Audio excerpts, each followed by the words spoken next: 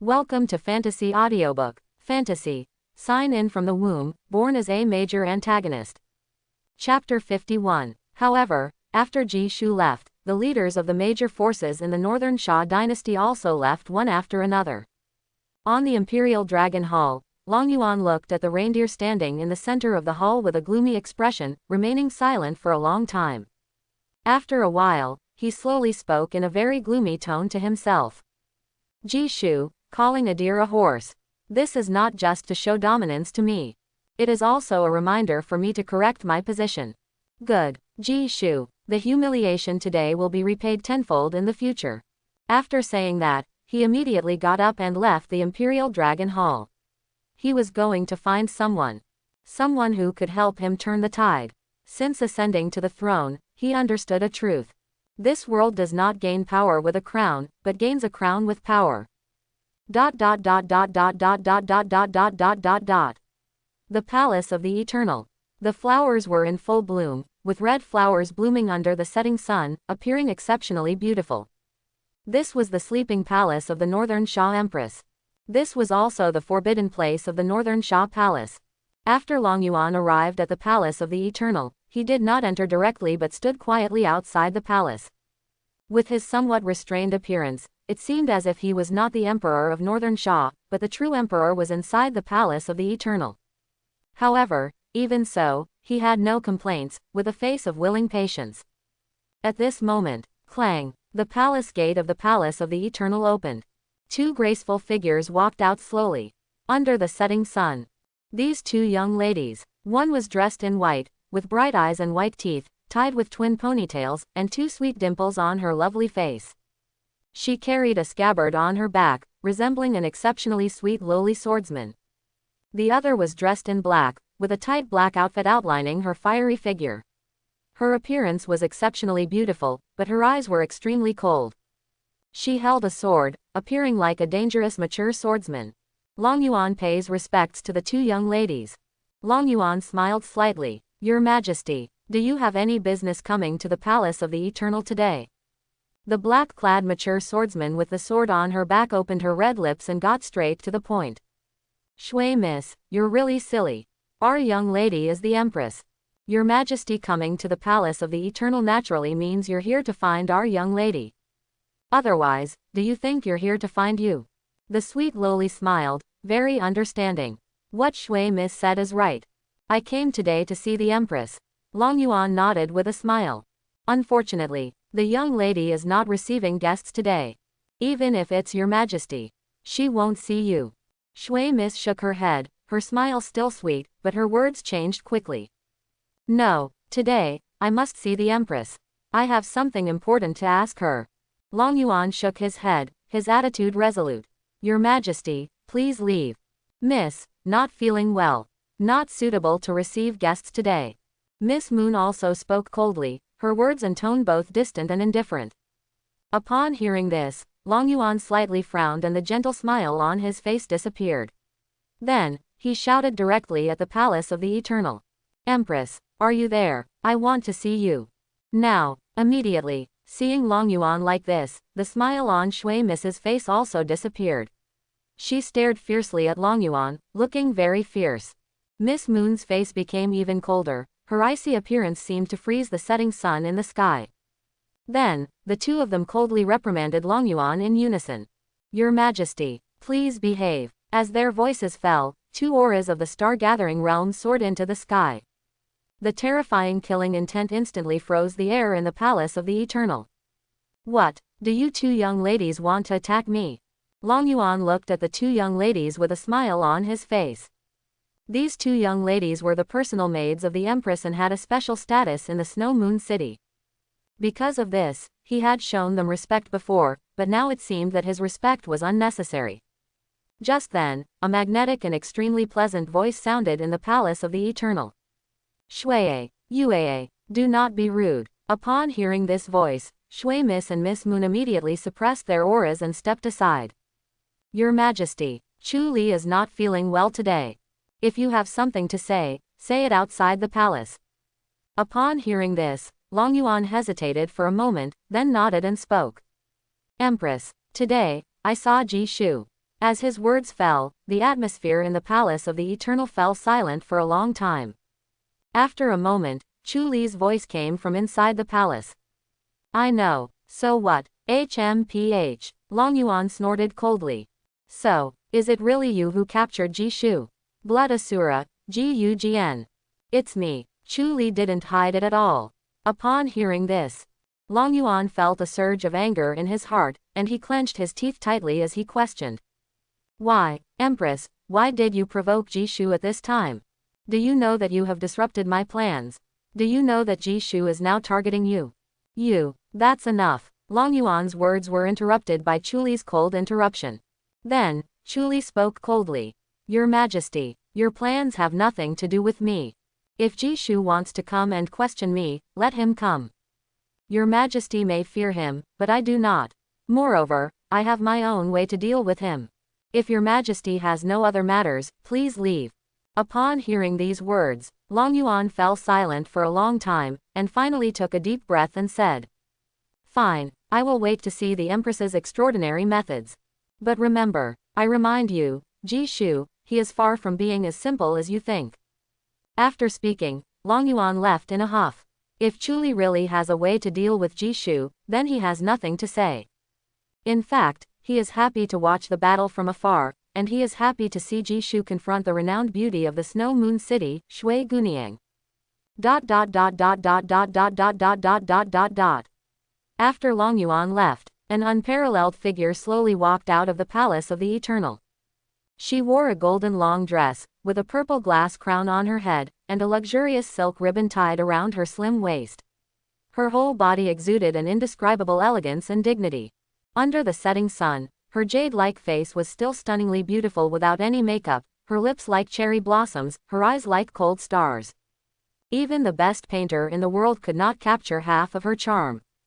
Just by standing here, she could captivate the world. Shui Guniang and the Moon Girl were equally beautiful. But standing by her side, they instantly appeared dim and dull.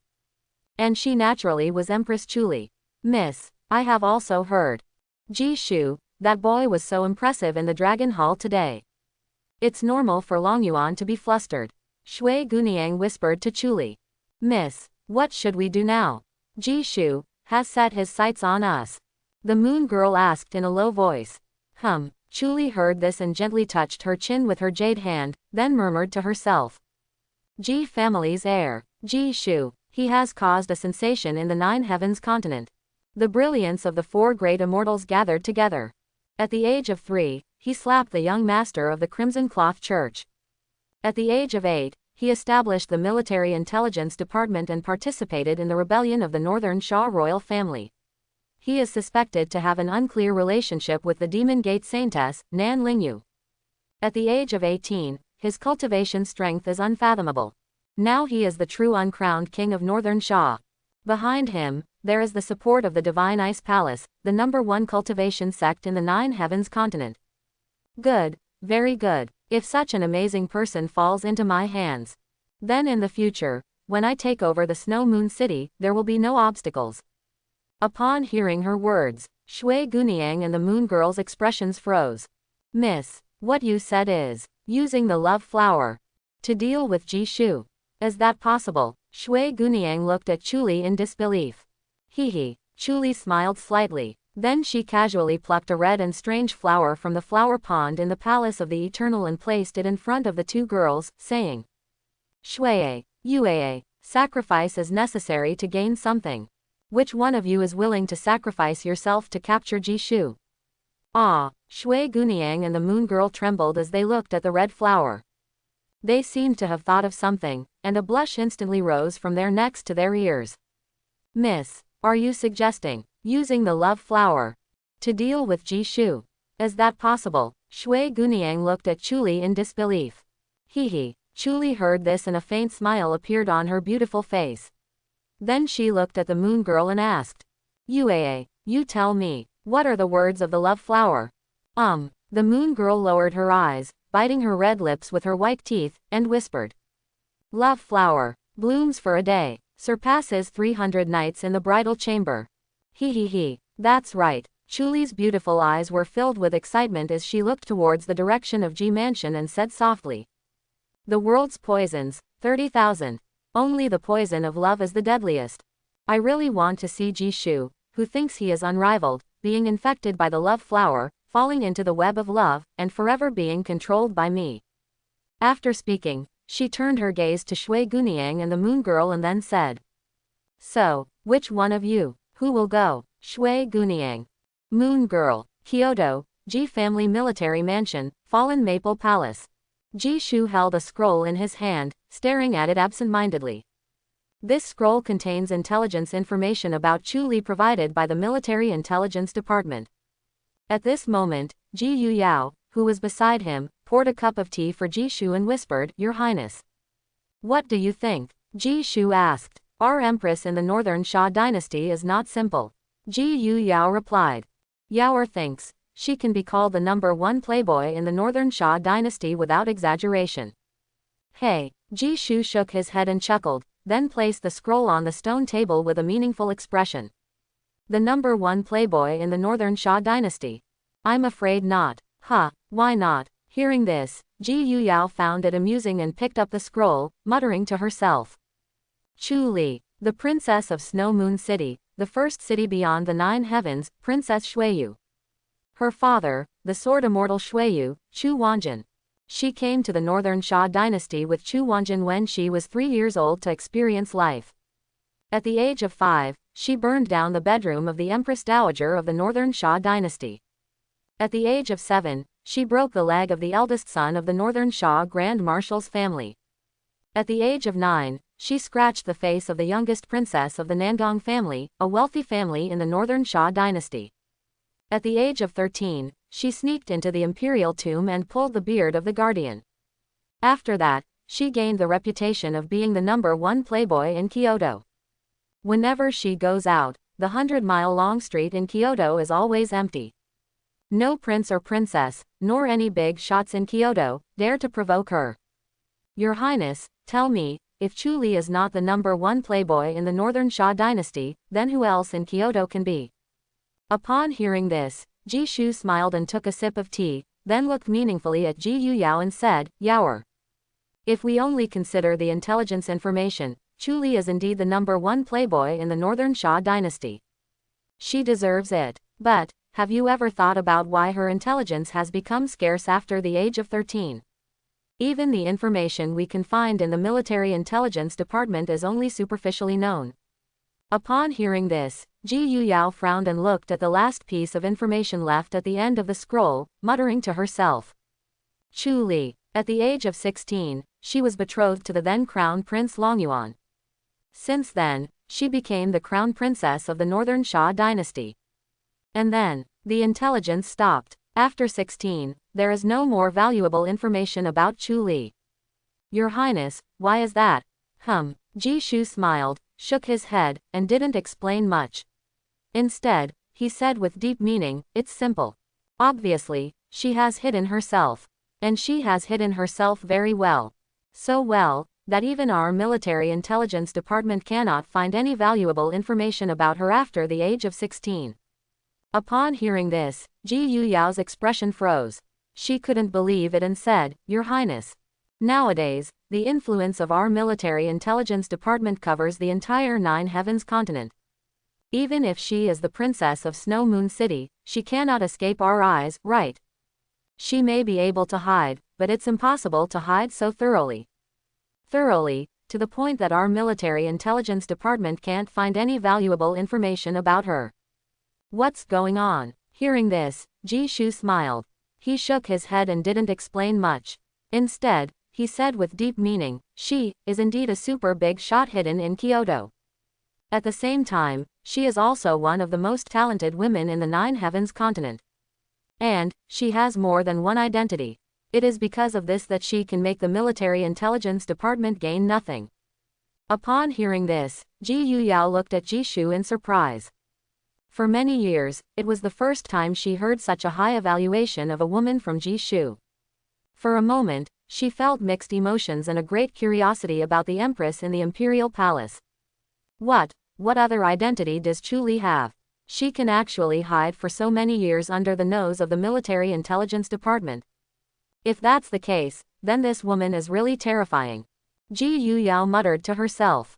Just as her thoughts reached this point, she suddenly realized something and grabbed Ji Shu's sleeve, her eyes turning red as she spoke.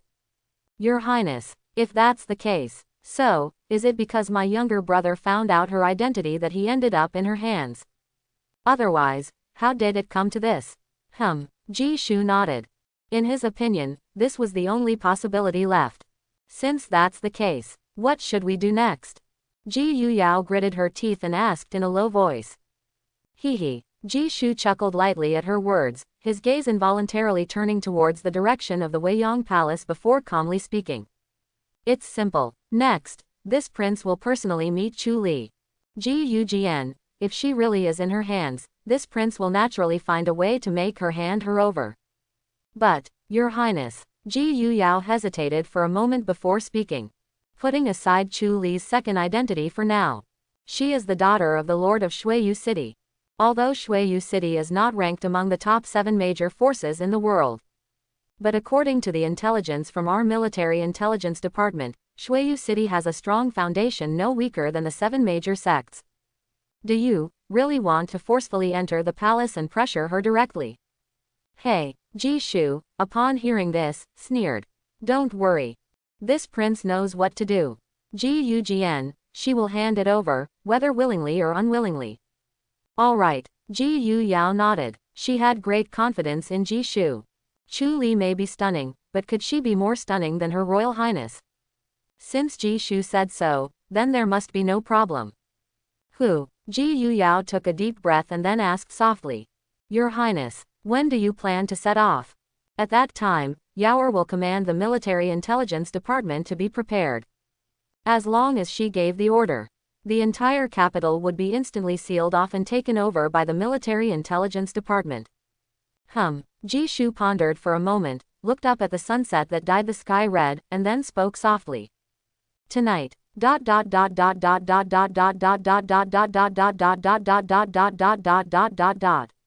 The sun set, and the bright moon shone. The bustling city of Kyoto, with 3,000 lights.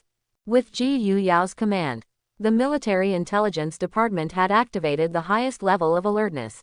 The gears hidden in the darkness silently began to turn. The entire vast city of Kyoto was silently controlled by the military intelligence department with Ji Yuyao's command.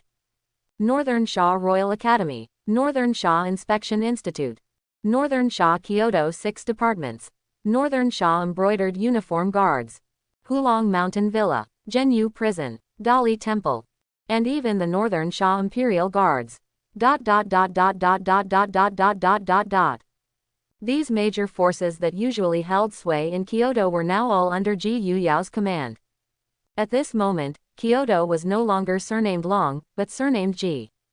And Ji Shu, wearing a black embroidered uniform, smoothly made his way through the palace to the front of the Weiyang Palace.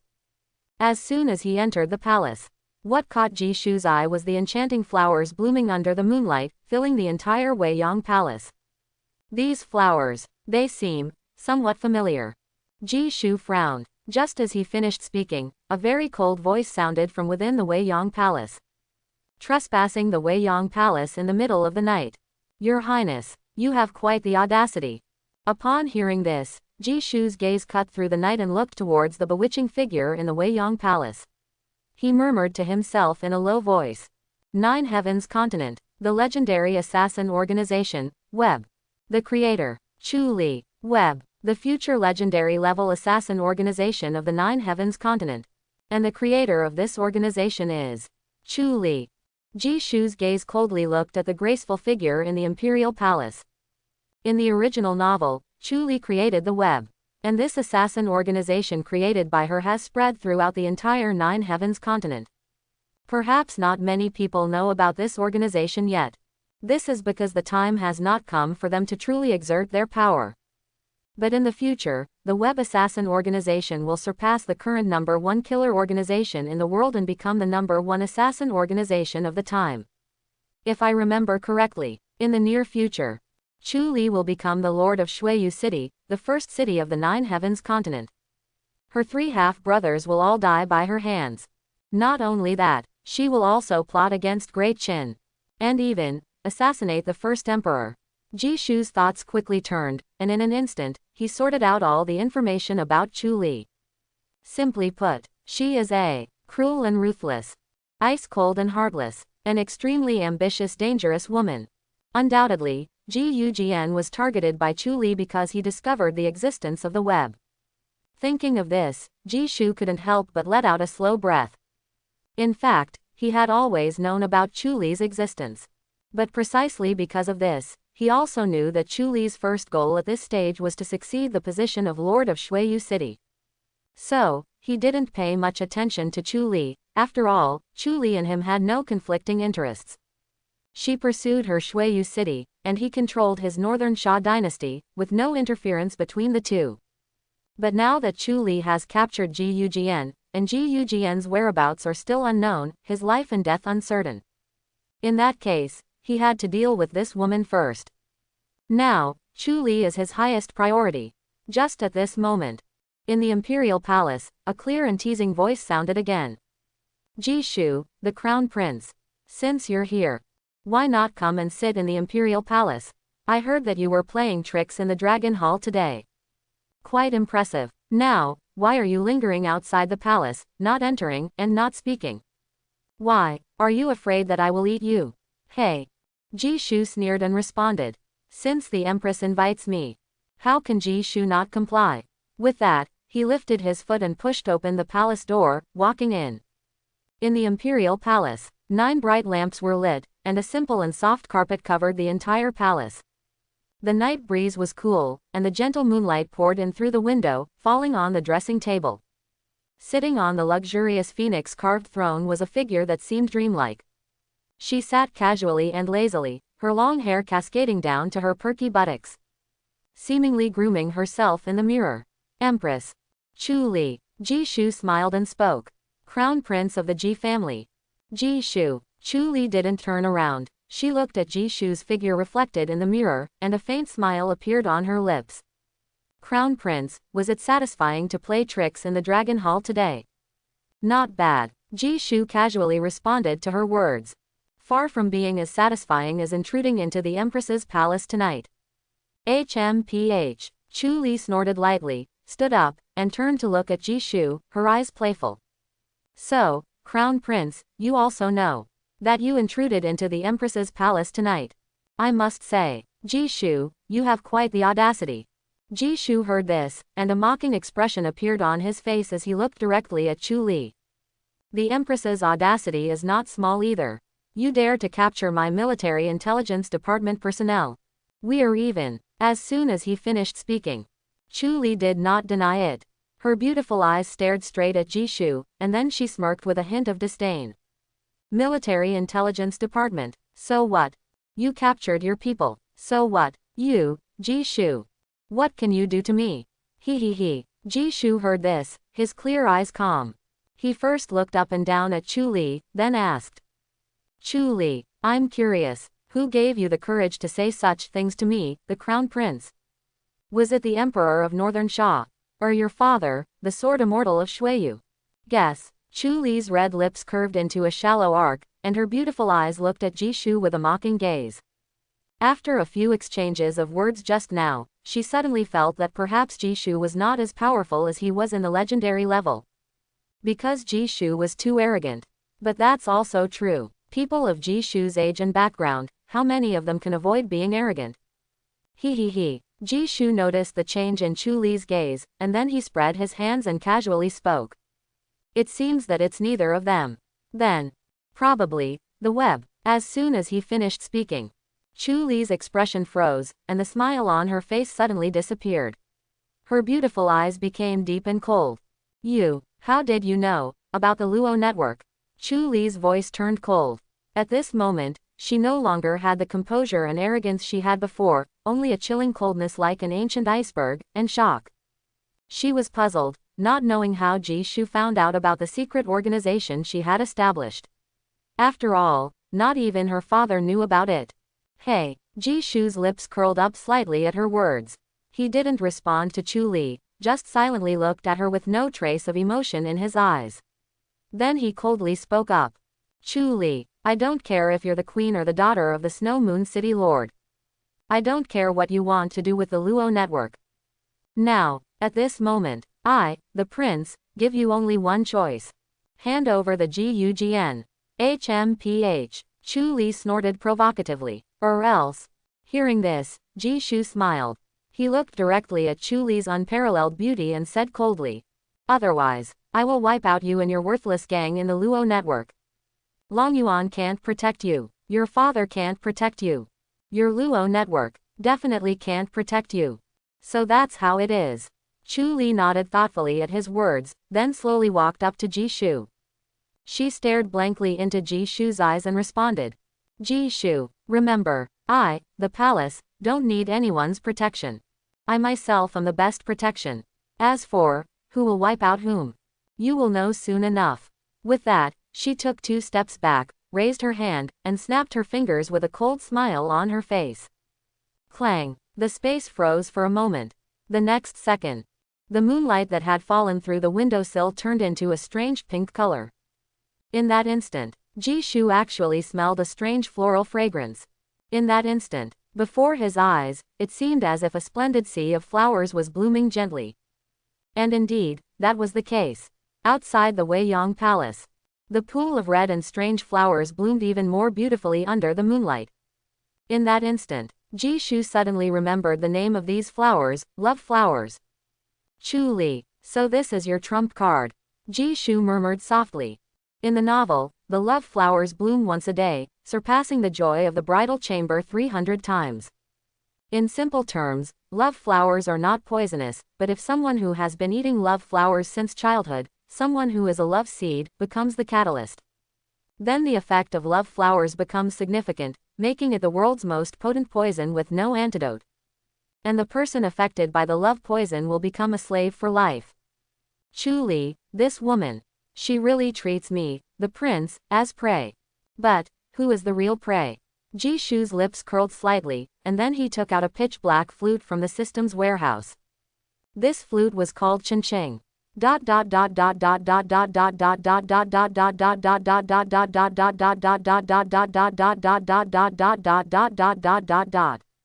Outside the Weiyang Palace, the love flowers were in full bloom.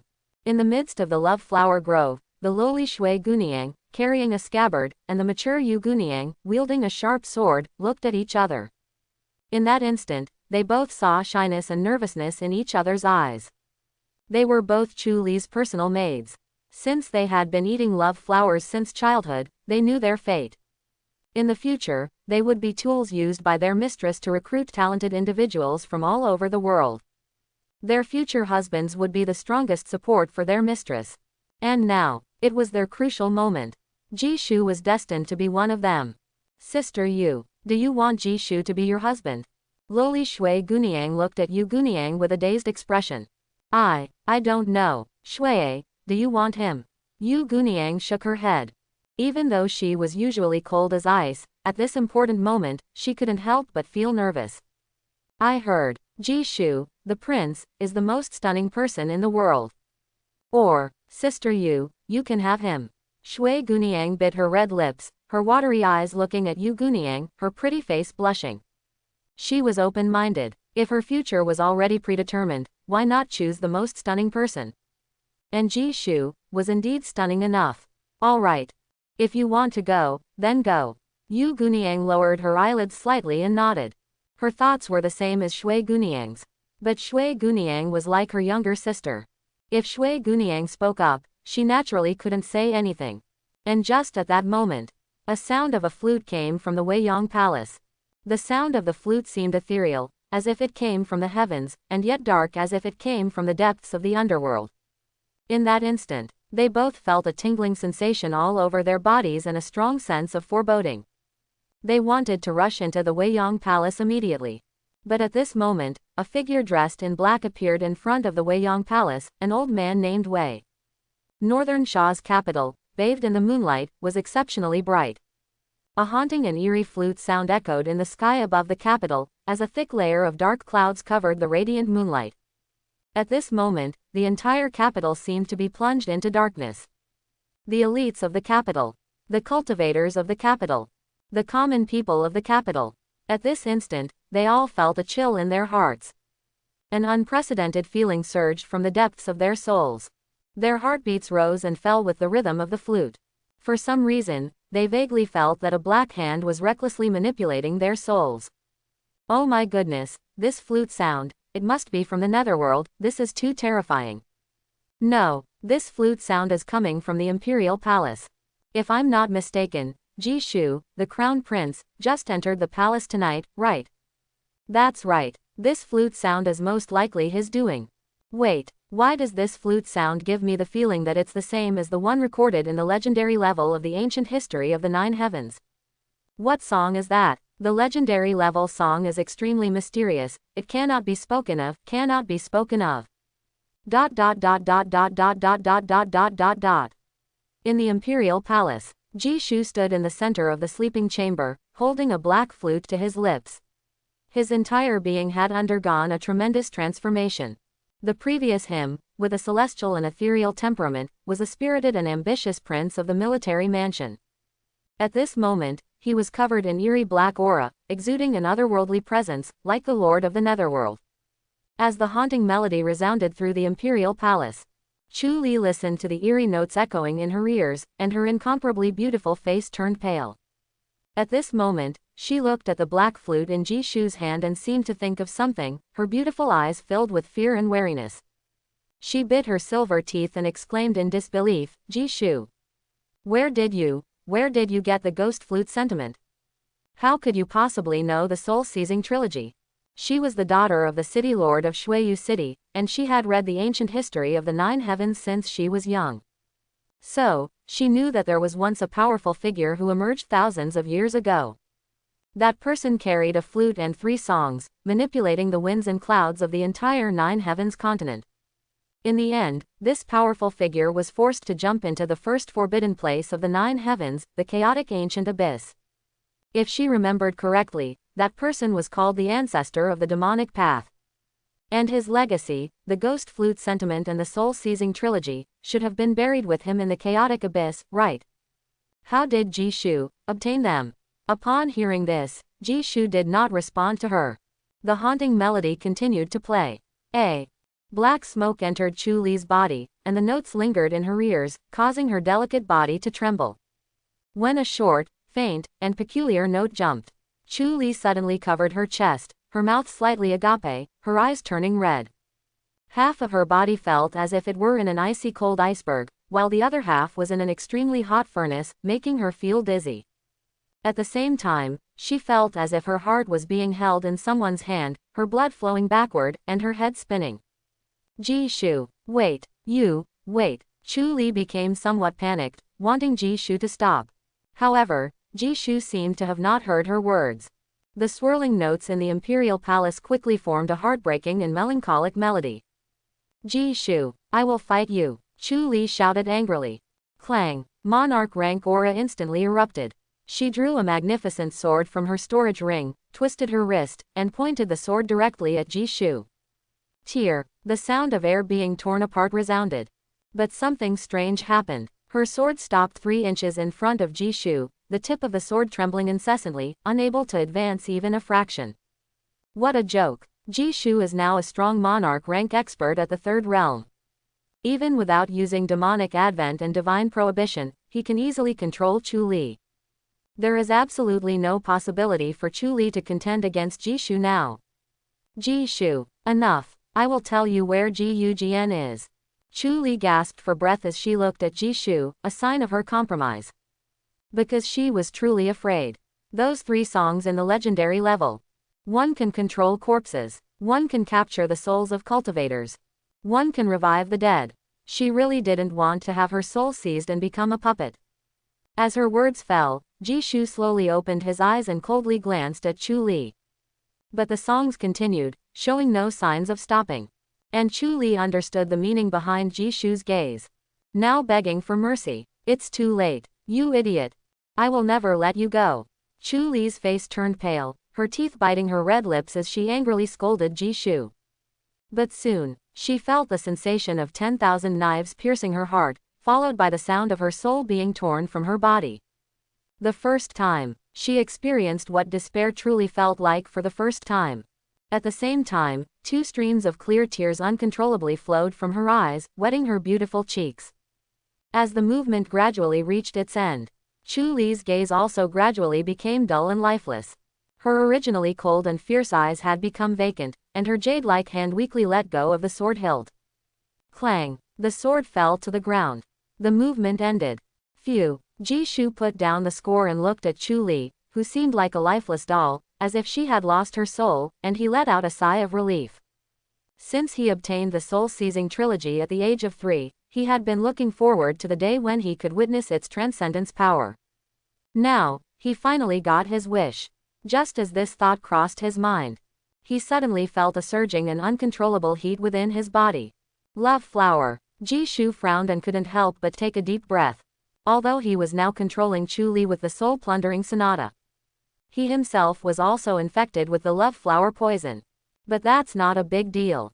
As long as Chuli's puppet doesn't come to plant the love flower on him, everything will be fine.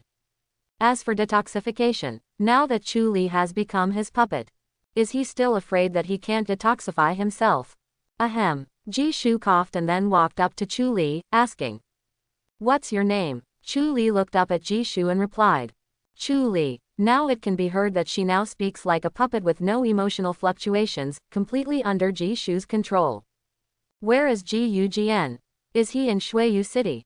Jishu continued to ask. "I don't know."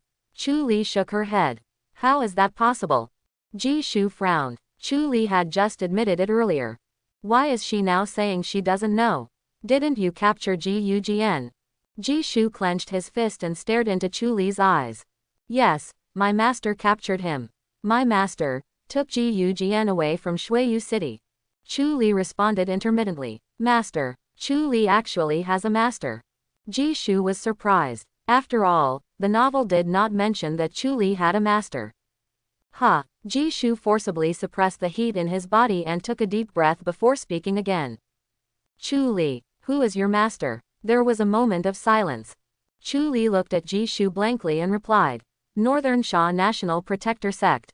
Yanfei." Upon hearing this answer, Jishu's eyebrows furrowed deeply. Yanfei, another unfamiliar name. In his memory, he couldn't find any information related to Yanfei. But it can be determined that Gugn is indeed in the hands of Chuli's master, Yanfei. "Chuli, where is your master?" Jishu asked with a frown. "My master went to Heavenly Demon Mountain," Chuli said hesitantly. "It's actually Heavenly Demon Mountain." Now things are getting interesting. Jishu's eyebrows raised slightly. Heavenly Demon Mountain is now the gathering place of the entire Nine Heavens continent. The princes and princesses of the 2 top empires. The saint children and saint women of the 7 top cultivation sects. They are all in Heavenly Demon Mountain. The big shots of the entire Nine Heavens continent have their eyes on Heavenly Demon Mountain. And his original goal was also Heavenly Demon Mountain. Since that's the case, the next target is clear. His thoughts stopped here. Jishu realized that his mouth was dry and his tongue was parched. The soul-plundering sonata poison was attacking his heart. "Chuli, soul-plundering poison, help me detoxify." He looked at Chuli with slightly reddened eyes and ordered. "This is how it should be. Whoever poisons should detoxify." Chuli poisoned, Chuli detoxifies, it's reasonable. "Yes, sir." Chuli came to Jishu and reached out her jade hand to embrace Jishu's neck, then kissed him directly. In this passionate kiss, Jishu felt a bit confused. But for some reason, Chuli's beautiful eyes gradually became clear and eventually returned to normal. "Ah!" Chuli exclaimed and pushed Jishu away, her eyes filled with disbelief. The memories of what just happened flashed through her mind. She actually voluntarily gave Jishu the answer he wanted. Not only that, she even kissed Jishu voluntarily. "Jishu, I am at odds with you." Chuli bit her lip and scolded angrily. Although her words were harsh, she also knew that Jishu's strength seemed to be far above hers. She didn't know what trump cards she had prepared for Jishu, and why the 2 girls from Shuiyu hadn't arrived yet. "Woman, it's not up to you to decide when it's over.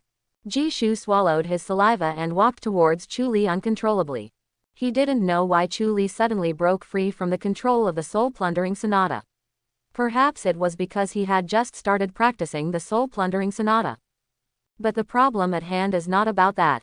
At this moment, he could sense that his sanity was slipping away, heading towards an uncontrollable direction. Jishu, you ungrateful scoundrel, stop right there. Chuli reprimanded coldly. As soon as she finished speaking, a hand directly pinched her smooth neck. And the Jishu in front of her, with red eyes and heavy breathing, was about to lose control. Seeing this Jishu, how could she not know what was about to happen? Jishu, I am the empress of Northern Sha. My father is the sword immortal of Shuiyu. If you dare to do anything to me, I will definitely. Chuli gritted her teeth and stared at Jishu angrily. But before she could finish her words, her voice abruptly stopped. Because her mouth was forcefully covered by Jishu. She stared at Jishu in disbelief. At this moment, she only had one thought: how dare Jishu do this? And her thoughts stopped there. Jishu and Chuli's bodies fell backward due to inertia. In that instant, flames ignited. At this moment, the moonlight was bright. The passion flowers outside the imperial palace were blooming splendidly and quietly. However, it must be said, the bedroom bathed in moonlight was quite noisy. The nighttime is always fleeting. As dawn arrives, a few gentle rays of morning light shine through the palace windows into the Palace of Eternal Peace. On the luxurious bed in the Palace of Eternal Peace, the curtains hang lightly, and two figures are intertwined intimately, inseparable. Ding! Congratulations to the host, Soul-Seizing Trilogy, Soul-Plundering Sonata, for advancing to the intermediate level. Ding! Congratulations to the host for accepting the baptism of the heavenly spirit Yin, with the progress of devouring the world-purifying demon flame reaching 17%. Ding! Congratulations to the host for reaching 17% progress in devouring the world-purifying demon flame, and advancing cultivation to the monarch rank 4th realm. Ding! Congratulations to the host for accepting the baptism of the heavenly spirit Yin and obtaining 10,000 essence of destiny points. Listening to the continuous sound of system prompts in his mind, Jishu slowly woke up from his sleep. He endured the feeling of fatigue in his body and slowly sat up. Just one night, soul-plundering sonata has advanced. The progress of devouring the world-purifying demon flame has increased by 2%. And my cultivation has reached the monarch rank 4th realm. This is quite unexpected. Thinking of this, Jishu couldn't help but scratch his head. He didn't expect this result. At this moment, he couldn't help but look at the woman lying beside him. Chuli seemed to still be in a deep sleep, and there were 2 clear tear marks on her stunningly beautiful face. Jishu took a deep breath and muttered to himself. Last night, this woman really dug her own grave. But her heavenly spirit's sacred body is really impressive. In the novel, Chuli, the founder of the Luo network, possessed an extremely special and powerful physique, the heavenly spirit's sacred body. This physique had the innate talent of transcendence. If developed to the extreme, it could control the spiritual energy of heaven and earth, and even mobilize the power of the origin of heaven and earth. The most special thing was that those with the heavenly spirit's sacred body could also transfer the energy of the origin of heaven and earth to others. Just like last night. So marrying a woman with the heavenly spirit's sacred body as a partner was the dream and supreme honor of all cultivators in the 9 heavens. However, Jishu wouldn't marry such a ruthless woman. After all, who could guarantee that she wouldn't stab him in the back when they shared the same bed in the future? But it had to be said that if he could control her and possess her, the benefits would be endless. But how to control her was a problem. This woman possesses the heavenly spirit's sacred body, and her soul is exceptionally strong. But my cultivation of soul-plundering sonata has only reached the intermediate level, so it's currently impossible to control her forever. However, given her personality, she might take the initiative to come to me. Jishu squinted his eyes and looked at Chuli's exquisite face, his thoughts stopping there. At this moment, Chuli's eyelashes trembled lightly, and she slowly opened her eyes. In that instant, she looked at the ceiling, and the memories of last night flooded her mind like a tide. "Ah!" Chuli exclaimed and suddenly sat up, only to see Jishu sitting calmly beside her, watching her. Last night, you, how dare you? Chuli questioned Jishu, biting her red lips. She was the daughter of the Lord of Snow Moon City. All the men who had seen her since childhood had to bow down to her. Even when she was married to the Emperor Longyuan of Northern Sha by her father's order, Longyuan didn't dare to be presumptuous in front of her. Not to mention any physical intimacy. But now, Jishu actually got on her bed and took her virginity. In a moment, she felt both aggrieved and angry. Her eyes glared angrily at Jishu, her silver teeth clenched, and her whole body trembled. If she could, she would have killed Jishu with a sword right here and now. But alas, last night she had already realized the gap in their cultivation and strength. Reason told her that if she dared to make a move against Jishu now, there would only be one outcome, death. Empress, the love flower was planted by you. The love flower bloomed because of you. And now, you dare to ask this prince. This prince also wants to ask you. Why doesn't this prince dare? Jishu looked at Chuli with a smile on his face. You're twisting the truth. You're going against the natural order. Chuli scolded angrily, her silver teeth almost shattered. Unfortunately, being born noble, she only had a few curse words to repeat. To be honest, she really had no power to harm Jishu. Jishu looked at Chuli helplessly and asked in return. Fine, even so, this prince is going against the natural order. So what? What can you do? At this moment, he responded to Chuli with her own words from last night. You scoundrel. Chuli's delicate body trembled with anger. She had never seen such a shameless person. Hey. Jishu laughed casually at her words, then calmly put on his clothes with his back turned to Chuli. Then he turned around and said calmly to Chuli. Empress, you have to admit, you can't kill me. Furthermore, the net you created is far inferior to my military intelligence department. Lastly, the bitter fruit you planted, you should eat it yourself. It's only natural, isn't it? After speaking, Jishu turned and left, acting as if he didn't care after putting on his clothes. Wait a minute, Chuli's face turned cold, and her red lips slightly opened, finally stopping Jishu. Upon hearing this, Jishu's mouth curled up with a smile of a successful conspiracy, and he stopped in his tracks. He was waiting for this sentence. He knew this woman, Chuli, very well. Her lifelong dream was to defeat her 3 brothers and become the lord of Shuiyu City. Now that she couldn't kill him, she would naturally want to negotiate with him and seek his assistance. Jishu, are you just going to leave like this? Chuli asked coldly. What else? Jishu turned around and looked at Chuli with a puzzled expression. You scoundrel, you did that to me. Do you want to leave now? What do you take me for? Chuli asked coldly, crossing her arms. There was no trace of emotion on her enchanting and unparalleled face, reaching the extreme of coldness.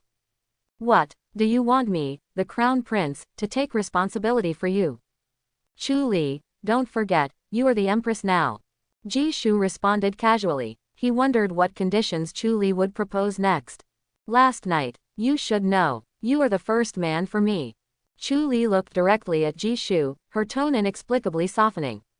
I know, but still, what about it? Jishu shook his head and asked. Of course, he knew he was Chuli's first man. Someone like Long Yuan, Chuli wouldn't even spare a glance, let alone touch the hem of her clothes. So, now I want you to help me. Chuli took a deep breath and looked directly at Jishu, very serious.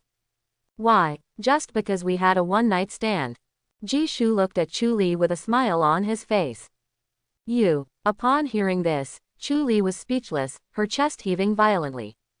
For a moment, she was suffocated by Jishu's words. But then Jishu changed the subject, deliberately asking.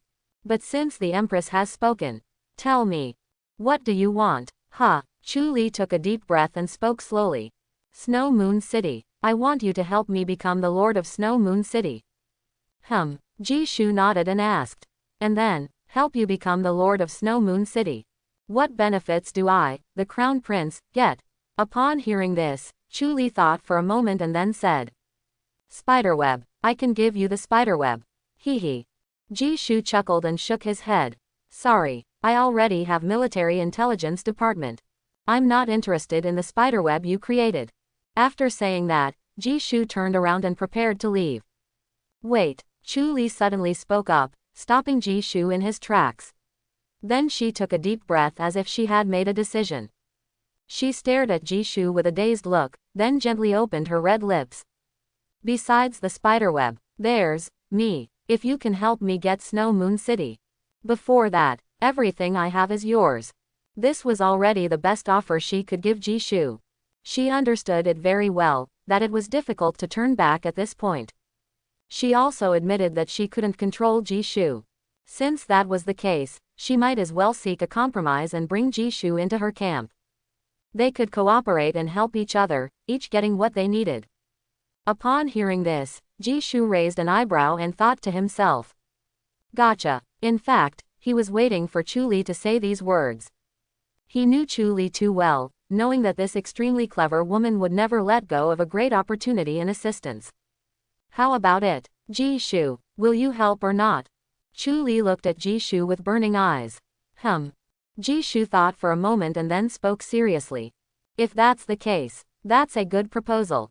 Within 3 years, I will help you seize Snow Moon City. And during these 3 years, you, Chuli, will be mine. 3 years. Chuli trembled involuntarily upon hearing this. In her plan, even if she joined forces with Jishu, it would take at least 5 to 10 years. But Jishu said 3 years. Is that true? Chuli looked at Jishu with a dazed expression. Of course it's true. Jishu smiled faintly. Chuli is 25 years old this year, if she remembered correctly. 3 years later, at the age of 28, Chuli would be able to kill her brother and seize the city with her own power, becoming one of the most powerful women in the 9 heavens. But the problem is, Chuli herself didn't know. That's Jishu's advantage. And during these 3 years, both Chuli and her spiderweb would be under her control, subject to her whims and desires. Tell me, where in the world can you find such a good deal? If you can really help me get Snow Moon City within 3 years, I, Chuli, will be yours. For the next 3 years, I will obey your orders. What do you want? Do as you please. Chuli solemnly promised, biting her red lips. And with the last sentence, her voice became weak and feeble.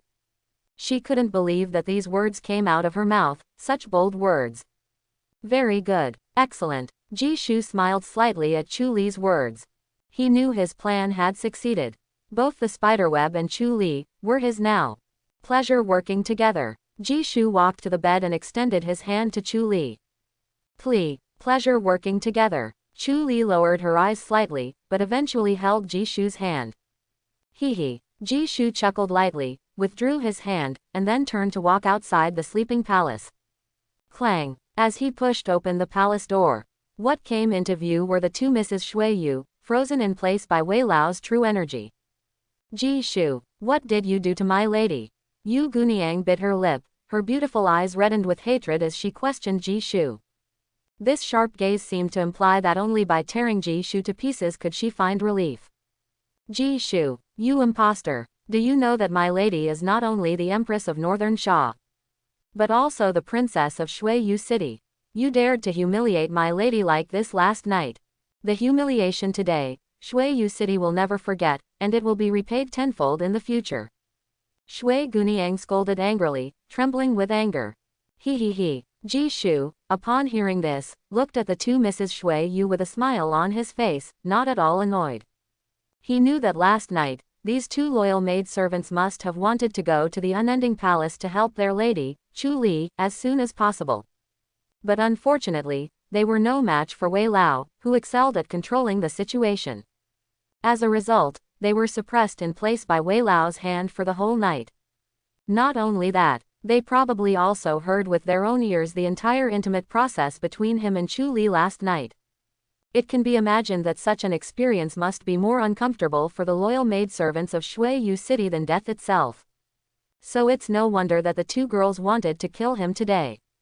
Kill me or not. As for repaying or not, we'll talk about it later. Now I really want to know which of the 2 ladies chose this prince last night. Jishu looked at this combination of lowly and mature beauty with a playful attitude. Obviously, these 2 were the trump cards that Chuli wanted to use to subdue him last night. He was also curious about which one of these two sisters wanted him more in their eyes. Yu Gunyang, upon hearing this, her pretty face changed, biting her silver teeth and remaining silent. Although she gave Jishu to her younger sister last night. But in her heart, she also chose Jishu. For a moment, she felt extremely ashamed. Nonsense. Who would choose you, this imposter? This lady, even if I die, I won't choose you. Only a pig would choose you. How dare you bully my lady? In the future, I will be at odds with you. Shui Gunyang scolded Jishu angrily, biting her lip. At this moment, she completely forgot the pitiful appearance of her tearful pleading to Yu Gunyang last night, asking her to give Jishu to her. But despite her words, she still felt inexplicably guilty in her heart. Oh, it seems that both ladies have a great fondness for this prince. Jishu smiled and shook his head, then nodded at Wei Lao. Received orders. Wei Lao raised his hand and directly released the seal on the two girls, Shuiyu and Yuei. At this moment, Shuiyu and Yuei exchanged glances, preparing to fight Jishu. But then, a cold voice sounded in the imperial palace. Shuiyu, Yuei, Jishu is a guest of this palace. Do not be disrespectful. If he wants to leave, do not stop him. Upon hearing their mistress's command, Shuiyu and Yuei were both stunned in place. What is going on? Let's go. Wei Lao. Jishu smiled helplessly, then left the imperial palace with Wei Lao. And as Jishu left, Shuiyu and Yuei rushed into the imperial palace. Meanwhile, Chuli had already put on the crimson golden gown again, standing in front of the mirror in a daze, speechless. At this moment, she had regained her former coldness and nobility. Such a lofty and noble appearance, completely different from last night. Miss, last night, did Jishu bully you? Shui Gunyang asked softly. Shui. Upon hearing this, Yu Gunyang quickly tugged at Shui Gunyang's clothes, signaling her to be quiet. They had heard everything clearly last night, so why ask again? Bringing it up at this time would only humiliate their mistress once again, wouldn't it? Sure enough, as soon as Shui Gunyang's question came out, Chuli's expression suddenly turned cold. She turned around, her beautiful eyes glaring fiercely at Shuiyu and Yuei, her lips slightly parted as she angrily scolded. Get out, all of you, get out of this palace. Ah, Shui Gunyang trembled, looking very aggrieved as she glanced at Yu Gunyang. And Yu Gunyang bowed to Chuli before quickly leaving the imperial palace with Shui Gunyang. Sister Yu, did Shui say something wrong? Outside the imperial palace, Shui Gunyang looked at Yu Gunyang with tearful eyes, feeling very wronged. You, so foolish. Yu Gunyang, upon hearing this, couldn't help but extend her jade finger and poke Shui Gunyang's forehead. She thought to herself that her sister was good in every way, except that her brain wasn't very sharp. Just then, Long Yuan arrived. With his hands behind his back, wearing a smile, he walked into the imperial palace courtyard and spoke. Empress, how is the situation? But before he finished speaking, a voice as cold as thousand-year ice sounded. You, get out too. Upon hearing these words, Long Yuan stood still, lost in thought, and muttered to himself. It seems like Jishu won last night. Indeed, this guy is still too difficult to deal with. Even the daughter of the Lord of Shuiyu City can't move him. The two girls from Shuiyu looked at Long Yuan as if they were looking at a pitiful creature. They thought to themselves, Jishu didn't just win, he completely dominated. Now, as Jishu returned to Ji Mansion Fallen Maple Palace, Ji Yuyao greeted him. Your Highness, the situation. Is my brother in the hands of the Empress? No. Jishu shook his head, then asked. Yaoer. According to the intelligence from our military intelligence department, does the Northern Sha National Protector Sect have someone named Yan Fei? Yan Fei. Ji Yuyao frowned, then shook his head. The 10 saint-rank powerhouses of the National Protector Sect all have intelligence information from the Military Intelligence Department. But they have never heard of Yan Fei.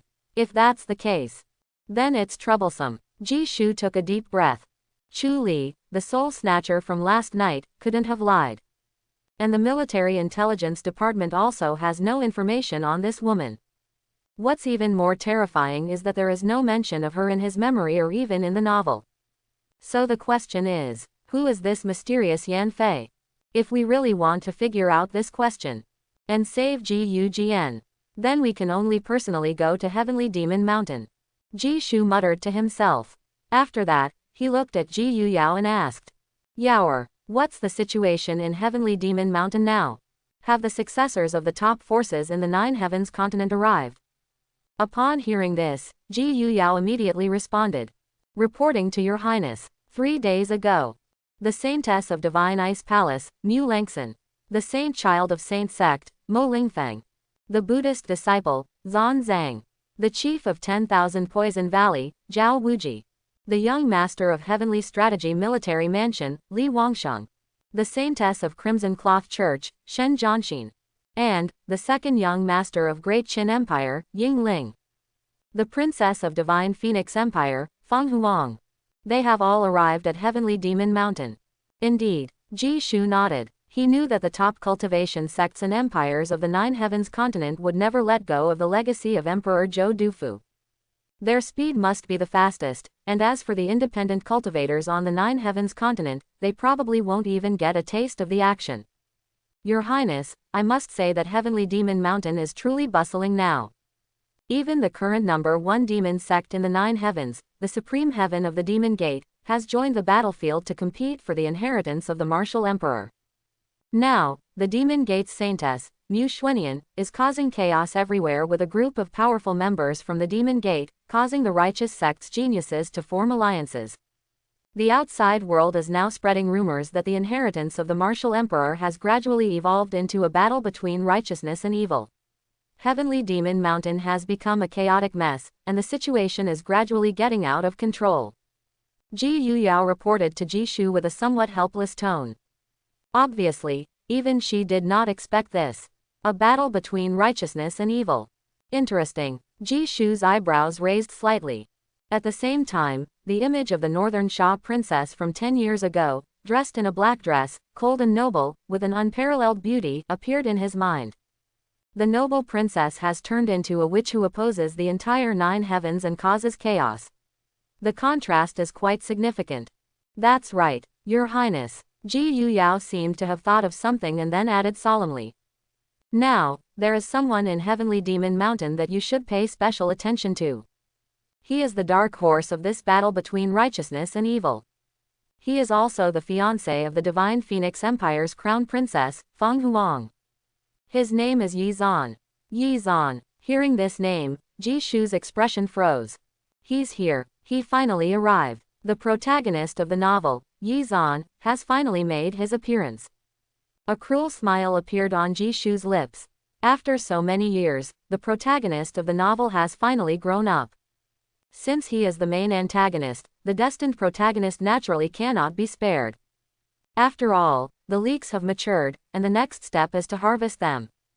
In addition, there are many mysteries in Heavenly Demon Mountain waiting for Jishu to unravel one by one. Is Ji Yu Jian still alive?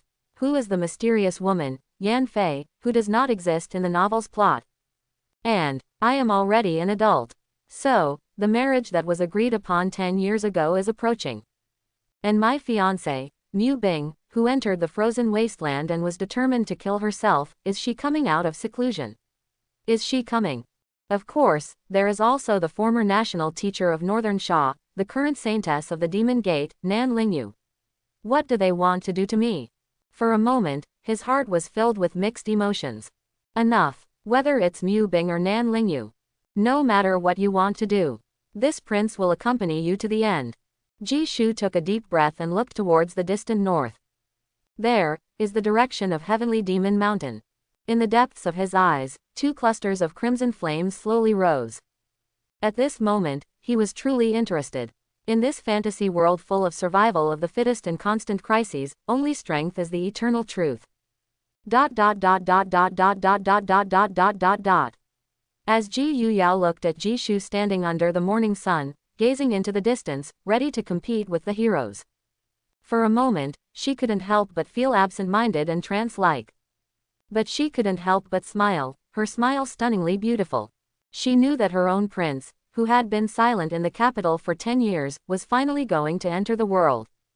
She also knew that those geniuses who were worshipped as gods by the cultivators of the Nine Heavens continent, thousands of miles away, were in trouble.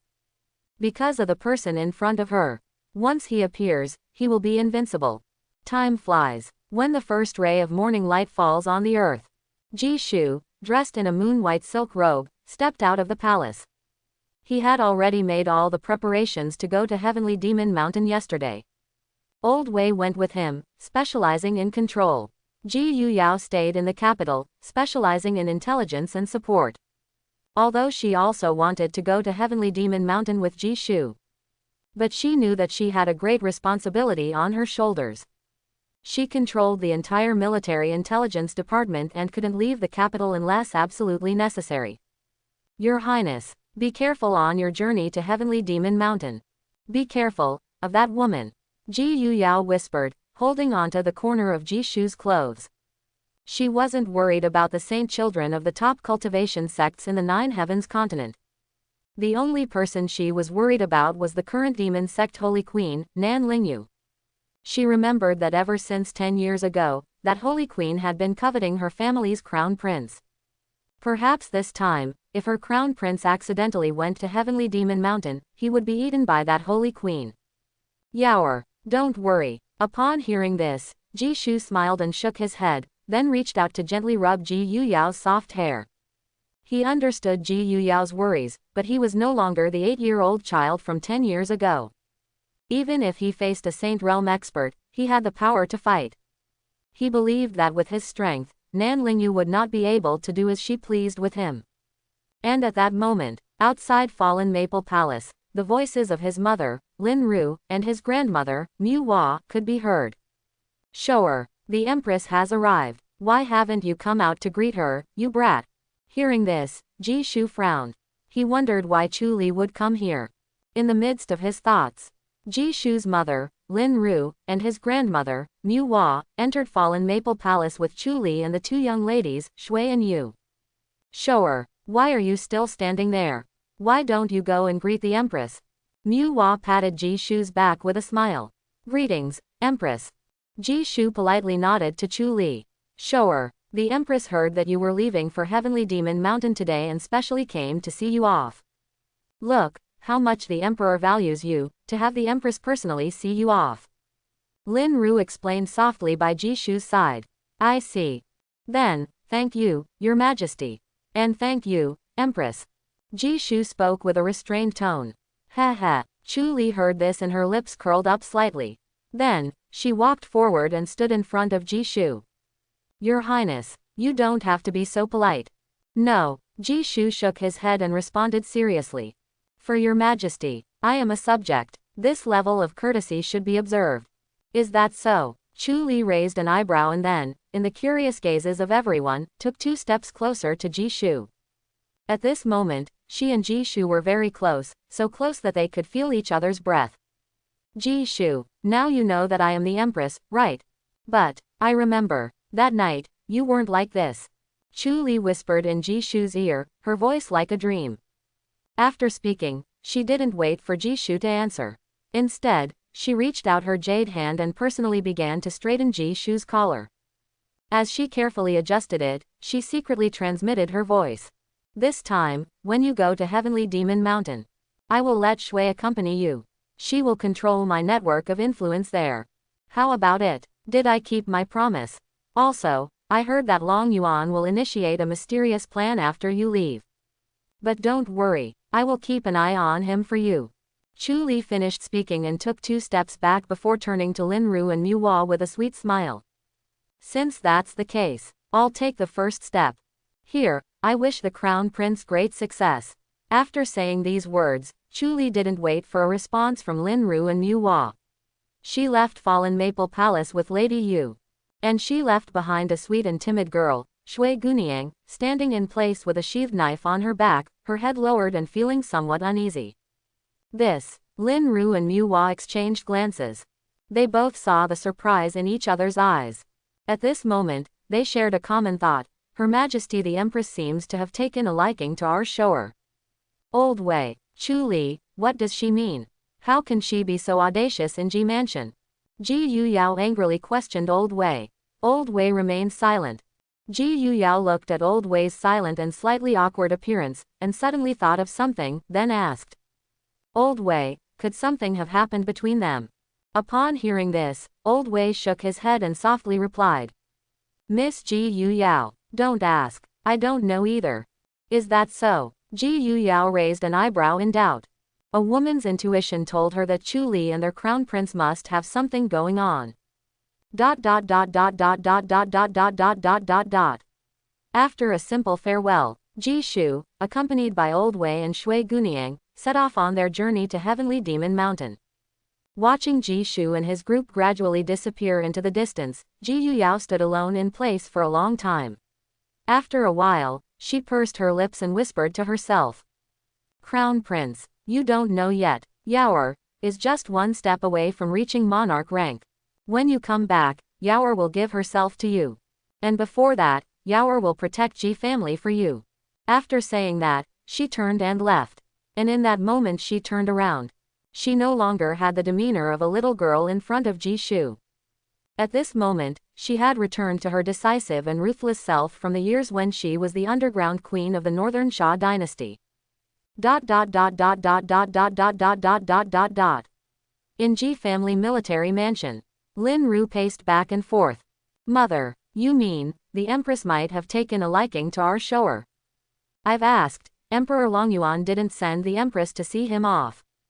After saying that, she felt even more that something was amiss. Can't you calm down? Even if the empress has thoughts about our precious shower, so what? If our shower doesn't want to, can she force him? Mu Wo looked at Lin Ru with a smile on her face. Although she said that, she actually felt that Empress Chuli was too intimate with Ji Shu. But she didn't believe that there was anything between Chuli and Ji Shu. No, absolutely not. Even if Shower is willing, I won't agree. This woman Chuli has a complicated background, and she's already the Empress of Northern Xia. Her status is not right, and her words are not appropriate. She can't compare to Mu Bing. Lin Ru shook her head, refusing. After saying that, she seemed to remember something and quickly asked Mu Hua. Mother, that girl Mu Bing, didn't she go into seclusion in the icebound land for cultivation?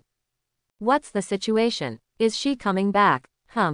Mu Hua, upon hearing this, smiled slightly and said. You, just rest assured. 3 days ago, senior sister already contacted me. She said that Mu Bing will be coming out of seclusion soon. It's really soon. However, a large black mysterious boat swiftly crossed the border and raced towards the direction of Heavenly Demon Mountain in the Northern Territory.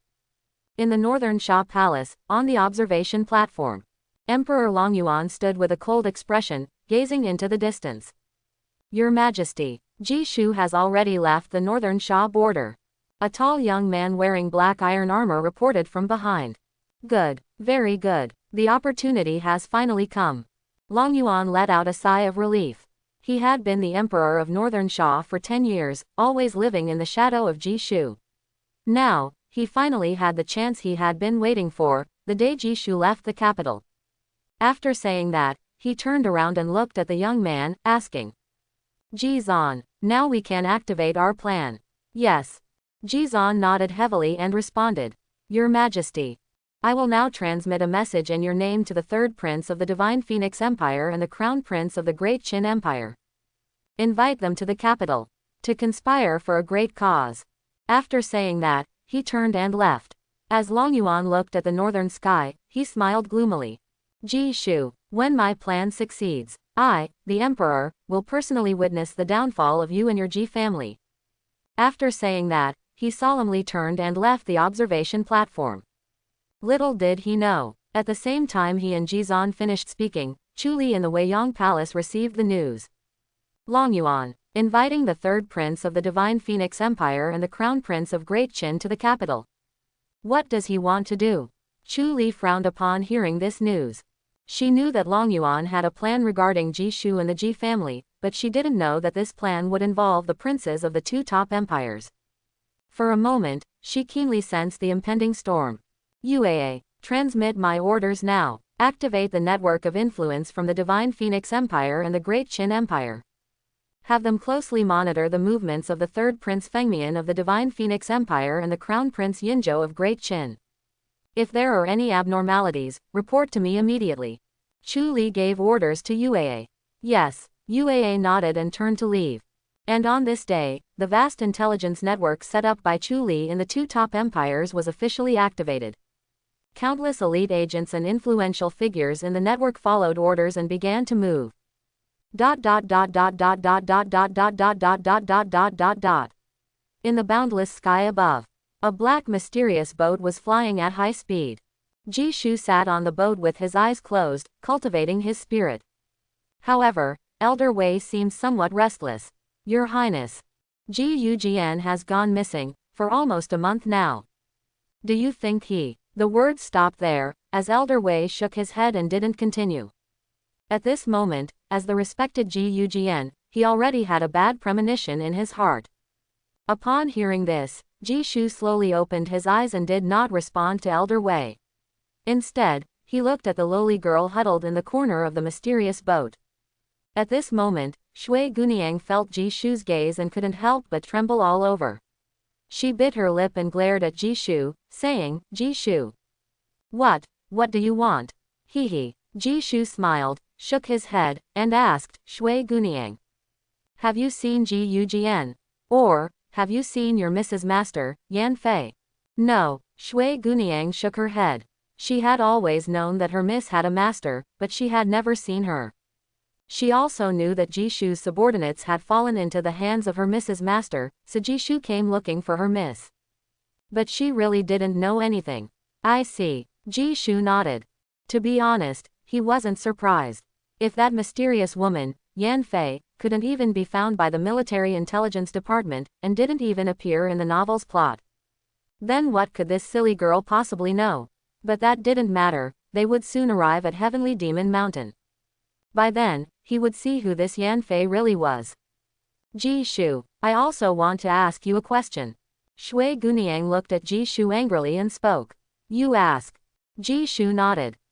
What exactly is going on between you and my miss? Why did you bully my miss, and yet she still helps you so much? Not only did she send me to your side, but she even told me to activate the Luo network forces in the Northern Territory to help you. Why do you have the right to do that? Shui Guniang gritted her teeth and asked, very dissatisfied. She had been thinking about this question all the way, but she still didn't have an answer. Jishu thought for a moment and then responded, if I say, just because your miss will be my woman for the next 3 years, would you believe it? No, Shui Guniang subconsciously shook her head. She knew best what kind of person her miss was. The most noble princess of Shuiyu City, a stunning goddess that was beyond compare. How could Jishu conquer her miss? But when she thought about her miss's behavior towards Jishu, which was contrary to common sense, she couldn't be sure anymore. No way, my miss can't really be in love with this guy, right? Could it be because of that night? Shui Guniang suddenly jumped up, her beautiful eyes fixed on Jishu without blinking. If that was the case, then Jishu would also become her master, wouldn't he? Hee. Jishu seemed to sense Shui Guniang's thoughts and jokingly said, Shui, your miss is already mine. So now, this prince should also be your master, right? Therefore, on this trip to Heavenly Demon Mountain, if you dare to be negligent, this prince will punish you properly. Do you understand? Upon hearing this, Shui Guniang's pretty face immediately turned red. She looked at Jishu's teasing gaze and couldn't help but swallow her saliva. At this moment, a ridiculous thought surged in her mind. Is this bad guy trying to bully her like he did to miss that night? With this thought, she couldn't help but cover her mouth and dare not look directly into Jishu's eyes. You little child. Jishu shook his head and chuckled. Boom. With a violent tremor of the Zan boat, Wei Lao suddenly stood up and looked towards the endless, towering, and densely clouded 10,000 mountains in front of the Zan boat, taking a deep breath. Jishu also slowly stood up, looking solemnly at the connected black mountain range in front of him and spoke softly. 9 Heavens Continent, Forbidden Zone of Life. Heavenly Demon Mountain. We've arrived. In the novel, Heavenly Demon Mountain is a place where various strange phenomena converge, containing one horror after another. God's Tomb, Chaotic Burial Mound. Cursed land, divine wood forest. Demons gathering, supreme heaven. Sacrificial place, Yellow Springs Palace. Bizarre boundary, Tower of Ascension. Every place on it is the most dangerous forbidden area in Heavenly Demon Mountain. And according to the intelligence from the Military Intelligence Department, Zhou Dufu's Emperor Wu's tomb is located in the endless snowfield after the divine wood forest, Zhou Yuan. Heavenly Demon Mountain, divine wood forest. The holy and pure snow drifted from the endless snowfield behind the forest. In the depths of the divine wood forest, there stood a huge ancient tree. The maple red leaves were spotless and extremely sacred. Specks of stardust fell with the snow, as if they came from above the heavens. Under the ancient tree, there was a stone stele with 2 large characters written on it, Zhou Yuan. In front of the stele sat a woman. She was dressed in a black long dress, with a delicate and bright moon imprinted on the dress. The camera zoomed in, only to see her delicate facial features, combined with her fair and tender skin like mud and fat jade, particularly captivating. Between her brows, there was once the noble and stunning aura of the former Northern Sha royal family, but at this moment, there was also a touch of coldness and ruthlessness. And she, naturally, was the former Northern Sha princess and the current saintess of the #1 demonic sect in the 9 heavens, Mu Xuanian. It is worth mentioning, under the ancient tree, Mu Xuanian was not alone. Standing beside her were hundreds of slightly exhausted experts from the demonic sect. Since the start of the battle with the Supreme Heaven, they have been fighting fiercely against the experts from the 7 major cultivation sects and the 2 top imperial dynasties. Both sides have suffered losses. However, the losses suffered by the Supreme Heaven were much heavier. But even so, everyone in the Supreme Heaven knows that Heavenly Demon Mountain is their territory. When the righteous cultivators come, they kill them. Even if they die, they must drive them all out of Heavenly Demon Mountain. Report to the Saintess. Blood Robe, died at the hands of Divine Ice Palace's Saintess Mu Langson. Trickery Master, pierced through the heart by Saint Sect's Saint Child Mo Lingfeng's sword. 9 Ghosts, also defeated by the Buddhist sect's Buddhist disciple Zan Zhang, life or death unknown. The 300 disciples of the Supreme Heaven, were all affected by the soul-devouring technique of the chief Zhao Wuji from the 10,000 Poison Valley and perished. Heavenly Strategy Military Mansion, Li Wangsheng. Crimson Cloth Church's Saintess, Shen Zhanxin. Great Qin Dynasty's second young master, Ying Ling. And Divine Phoenix Empire's princess, Fang Huang. They have all entered the Divine Wood Forest. In a few days, they will arrive here. A woman in a black robe reported the situation to Mu Xuanian with a serious expression. Mu Xuanian nodded at the words, but there was no change in her beautiful face. Holy Maiden, what should we do now? Should we ask the Empress to take action? Or seek help from Lord Luo Yuzhu, the Poison Emperor guarding the Supreme Heaven? The woman in the black robe asked in a low voice. No need. Our master is currently being held back by a woman. It's impossible to split our attention. She can't help us. As for Sister Yuzhu, she has her own things to do. She can't help us either. Mu Xuanian shook her head. But, if this continues, the Divine Wood Forest will definitely be lost. If these righteous geniuses pass through the Divine Wood Forest, it will be like entering Zhou Garden. Your Highness, the Holy Maiden, Emperor Wu Zhou Dufu will be buried in Zhou Garden. The woman in the black robe spoke with great emphasis. Don't worry, our master has a plan. Mu Xuanian spoke calmly. May I ask, Holy Maiden, what is the Empress's plan? The supreme experts of the Supreme Heaven all brightened their eyes and stood up to ask when they heard Mu Xuanian's words. Mu Xuanian smiled and spoke softly. Our master said. There is someone who will come. As long as he comes, everything will be fine. Who is it? How strong is he? Can he contend with these monstrous geniuses of the righteous path? The experts of the demon sect all looked at Mu Xuanian, their eyes filled with hope. At Mu Xuanian's words, she remembered a small figure from 10 years ago and couldn't help but purse her lips, as if lost in memories. After a long time, she shook her head and spoke. Back then, he was just a child. Now, who knows? As for who he is, you should all know. After all, he is a great figure of our Supreme Heaven. At her words, the experts of the demon sect all looked at each other. In their minds, they really hadn't thought of such a person. And at this moment, the woman in the black robe beside Machinations seemed to think of someone and couldn't help but tremble, exclaiming in surprise. Holy Maiden, could it be that person? That person who hasn't shown his face in 10 years, our Supreme Heaven's Holy Lord. That's right, Machinations' lips curled slightly, giving the experts of the demon sect a definite answer. After speaking, she turned her head and looked at the distant sky, whispering to herself. He is indeed the Holy Lord of the Supreme Heaven. Since 10 years ago, when our Master established the Supreme Heaven. That's who he is. Supreme Heaven, Holy Sovereign. That person who only exists in the legendary level is coming. As soon as this news came out, Machinations' hundreds of Supreme Heaven demonic cultivators stood up in unison. Since they joined Supreme Heaven, they knew that there was a figure in their demonic sect who could sit on equal footing with the Holy Empress. However, that figure had never appeared in 10 whole years, and no one in Supreme Heaven had ever seen the true identity of that figure. Perhaps, it was precisely because of this that the figure became the most mysterious and legendary person in Supreme Heaven.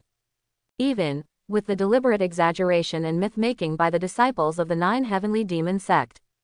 Now, all the cultivators in the entire 9 heavens continent know that besides the Holy Empress, there is also a Holy Sovereign in Supreme Heaven.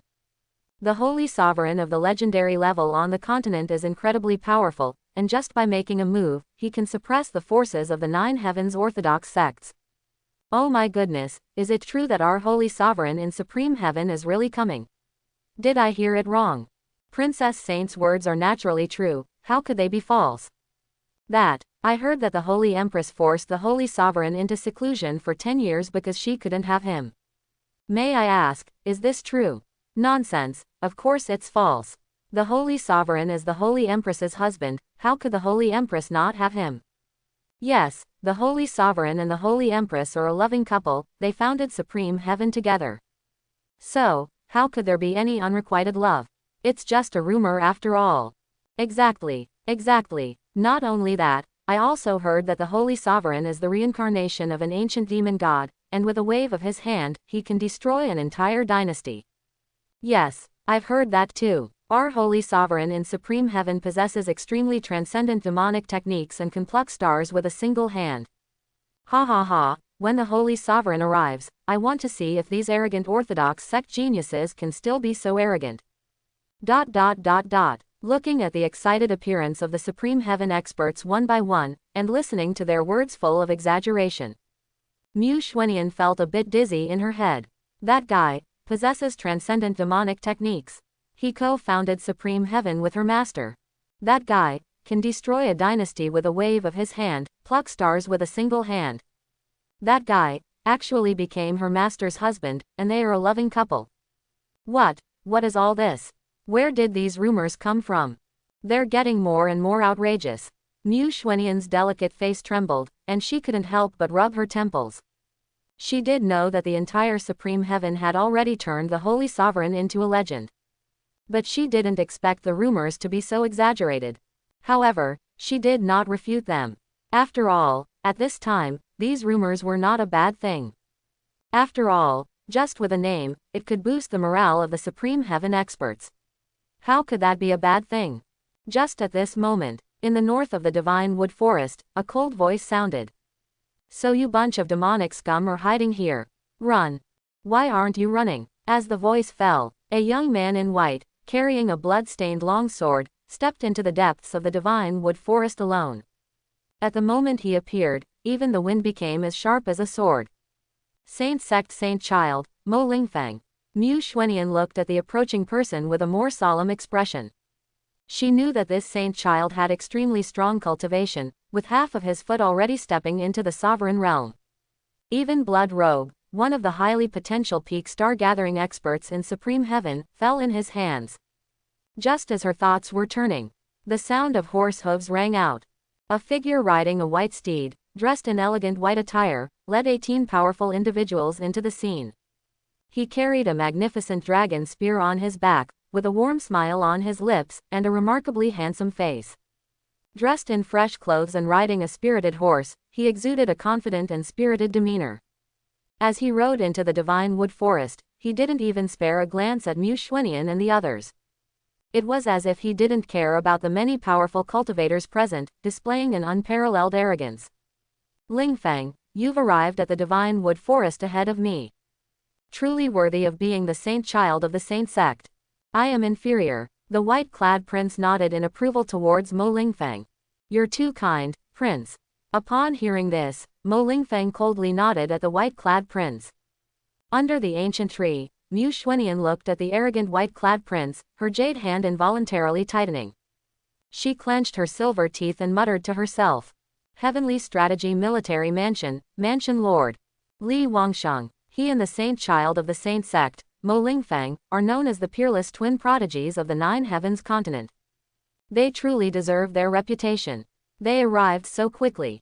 Just as this thought arose in her mind. Clang, clang, clang, clang. Several sounds of breaking through the air came from the sky. Above the heavens, 4 auroras streaked across the sky like meteors, descending upon the divine wood forest with lightning speed. Zan Zhang, a Buddhist disciple, wore a robe and held prayer beads. A touch of crimson cinnabar adorned his forehead, and his eyes emitted a sacred light that inspired awe. Mulanxin, the holy maiden of the Divine Ice Palace, wore a pure white moon gown and held the Divine Ice Palace's holy sword, Frost Cold. She brought with her gusts of wind and snow, colder than a sword. Zhao Wuji, the young valley master of the 10,000 Poison Valley, stood with his hands behind his back, dressed in black. Wisps of black energy clung to him, exuding an eerie aura. Shen Zhanxin, the holy maiden of the Crimson Cloth Church, wore a red robe and a ghostly mask. Her long hair flowed elegantly, and beneath the bronze mask, her eyes emitted a captivating charm. They've arrived. As expected, they've all come.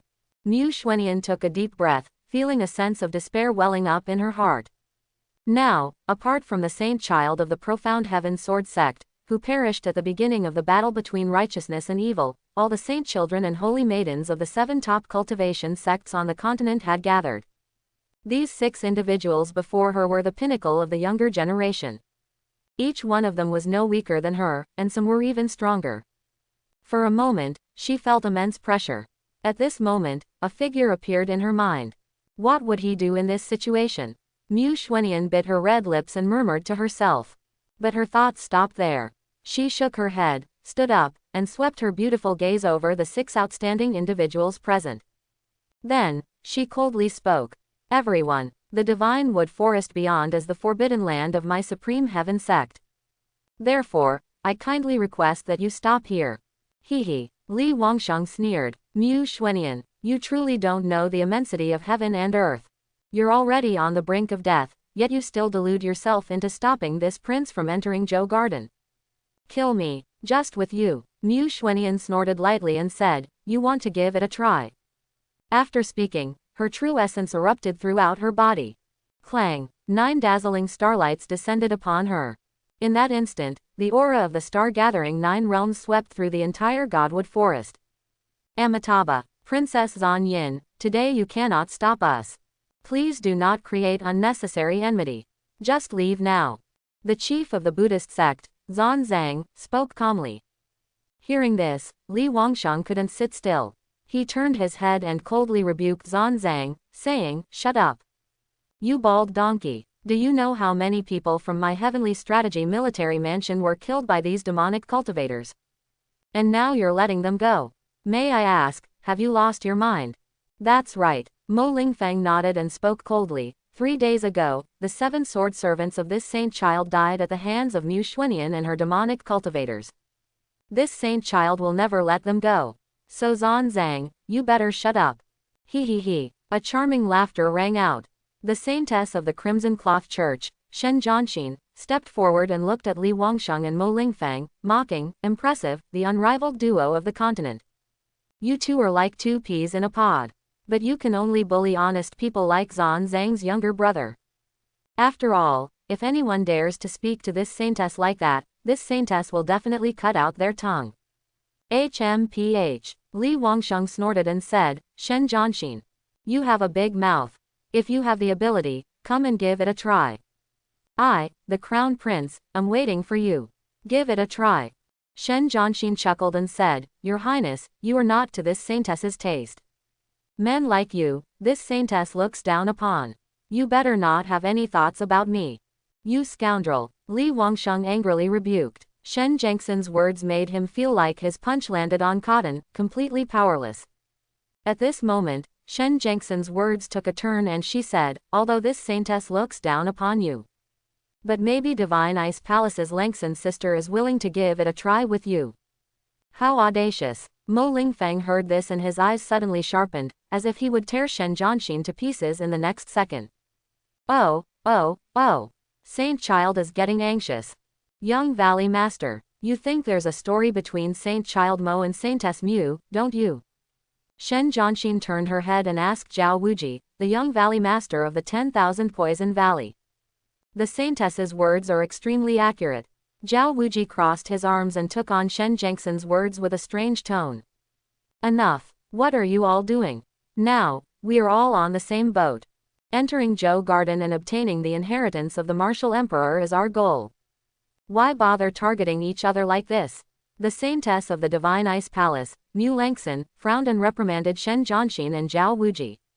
He. Langxin's sister. Sister heard that the women of the Divine Ice Palace are all pure and virtuous saintesses. But when you heard me mention your brother Lingfang, you became anxious. It seems, the women of the Divine Ice Palace are not as pure and virtuous as rumored. Shen Jianxin shook her head, lightly laughed and mocked, her beautiful eyes full of playfulness as she looked at Mu Langxin. Shen Jianxin, you've gone too far. Mu Langxin's voice turned cold as she rebuked Shen Jianxin. Mu Langxin could tolerate Shen Jianxin insulting her, but she couldn't tolerate her insulting her sect. Isn't that right? Before you joined the Divine Ice Palace, didn't you and your brother Lingfang have a childhood engagement? Shen Jianxin casually spoke. That's all in the past. Don't mention it again. All of us disciples of the Divine Ice Palace have severed ties with the mortal world and removed ourselves from worldly desires.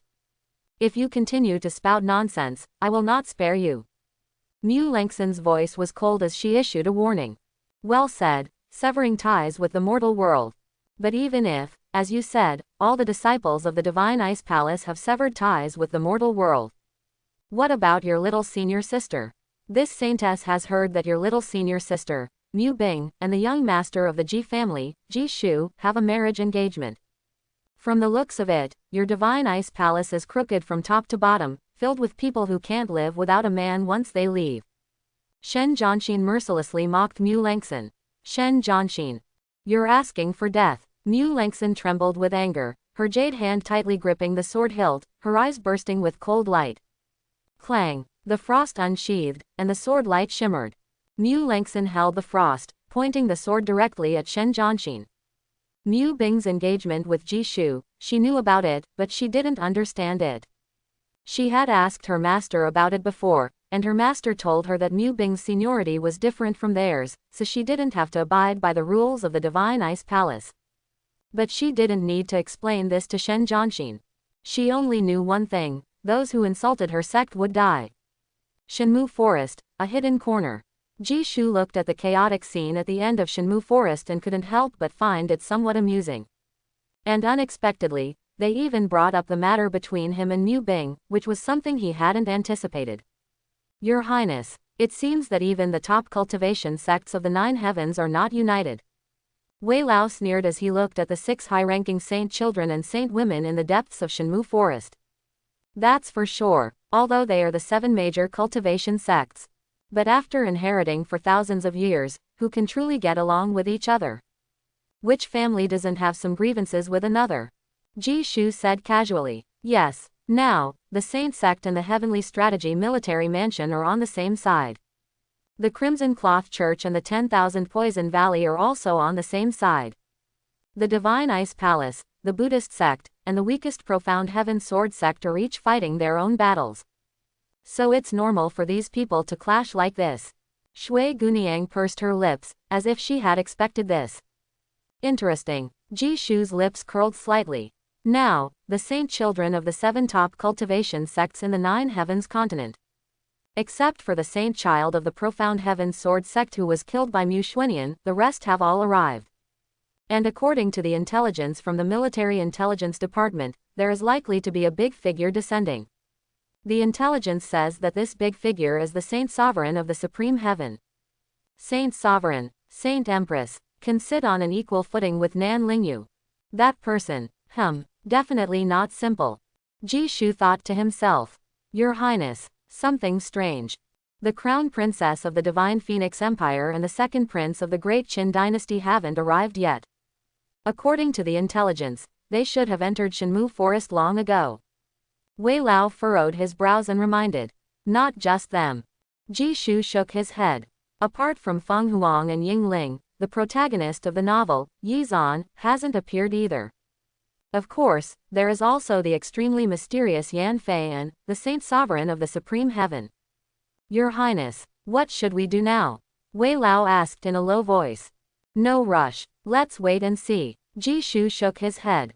From beginning to end, he never regarded these young cultivators who were worshipped as gods by the Nine Heavens continent as anything special. What he cared about was not these people at all. Yan Fei, Yi Zan, and Ji Yujian, who has been missing for almost a month. These are the people he cares about. Of course, if he could catch a glimpse of the Saint Sovereign of the Supreme Heaven and the powerful imperial law that abducted the martial emperor Zhou Dufu, the two-splitting sword technique. That would be even better.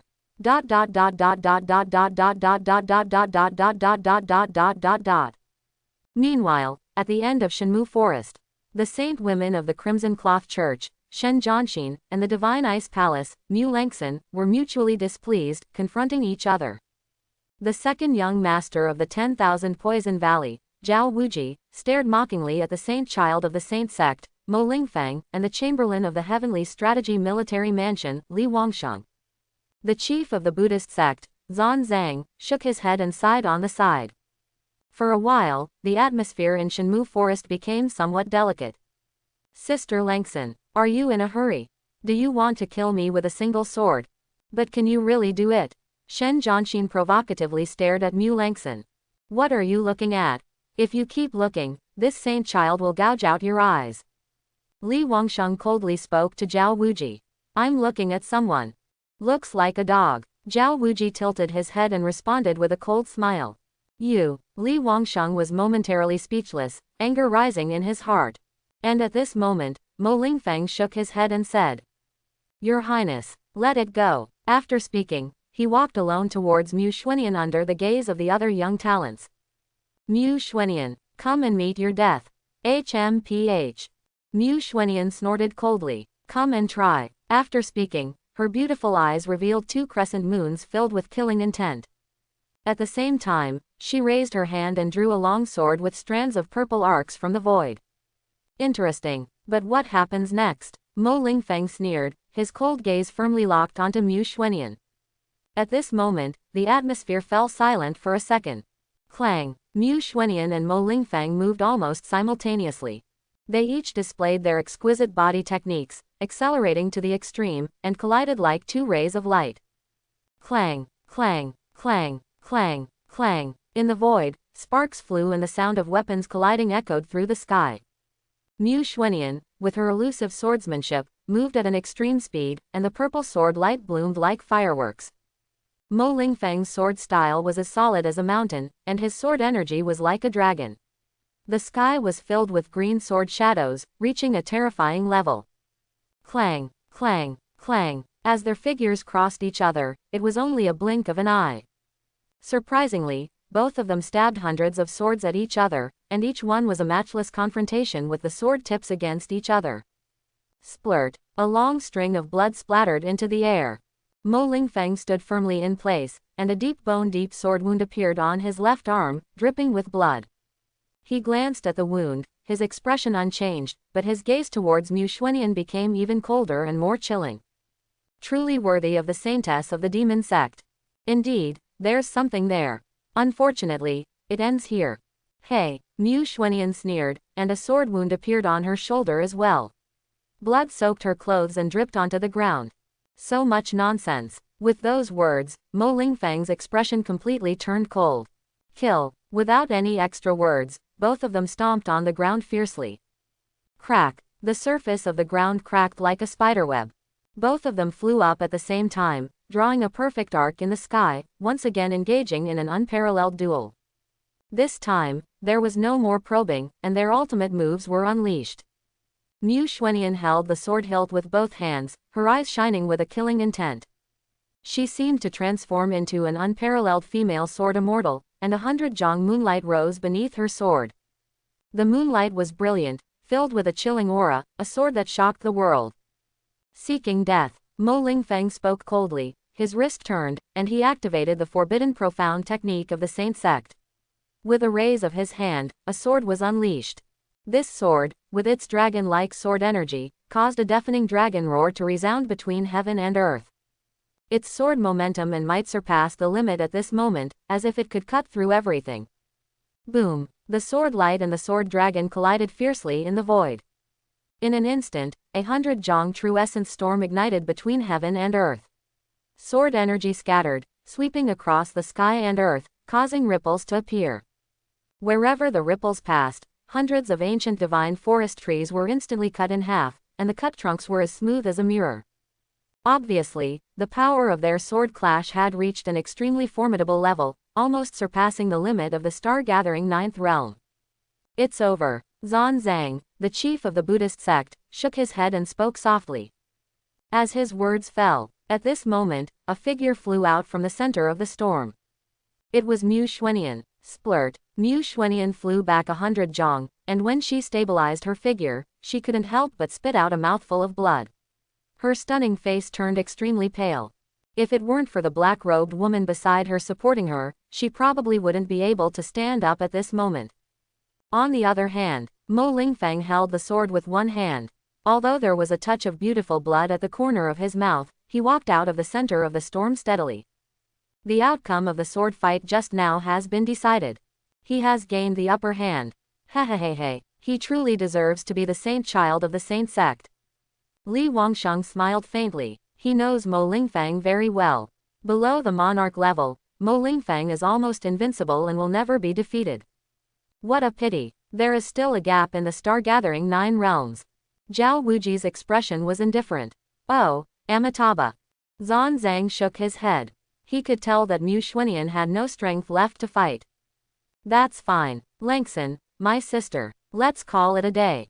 It seems that this sister from the demon sect can't hold on any longer. After my sister enters the Zhou Garden and learns the two-splitting blade technique, I will compete with you. Shen Zhanxin waved his hand at Mu Langson. They were about to enter the Zhou Garden. She wanted to conserve her energy to obtain the Great Imperial Law, the two-splitting blade technique. Therefore, she didn't want to waste her energy here with Mu Langson. I'll be waiting for you. Mu Langson sheathed her frost sword. She also knew that the two-splitting blade technique was the most important thing now. Now is not the time to fight Shen Zhanxin to the death. Hehehehe. Mu Xuanian looked at the group of outstanding individuals in front of her, feeling a sense of powerlessness in her heart. She lowered her eyes, her beautiful eyes filled with dimness, and whispered to herself. So, it's still not enough. Master is right, there is still a considerable gap between me and the top-notch geniuses of this era. It seems that I won't be able to wait for that person. And at this moment, a faint purple moon flashed between her eyebrows. At this moment, she keenly sensed a familiar aura. She suddenly raised her head, her beautiful eyes staring blankly at the north of the divine wood forest. Mu Xuanian's throat rolled, and then she bit her red lips and spoke with a hint of grievance. Ji Shu, you little fool, now that you're here, why don't you show yourself? Are you afraid to see me, or afraid to see my master? ... Divine Wood Forest, North Corner. Old Wei and Miss Shui Gunian were stunned when they heard Mu Xuanian's voice. Ji Shu, on the other hand, shook his head helplessly and smiled, then step by step walked towards the end of the Divine Wood Forest.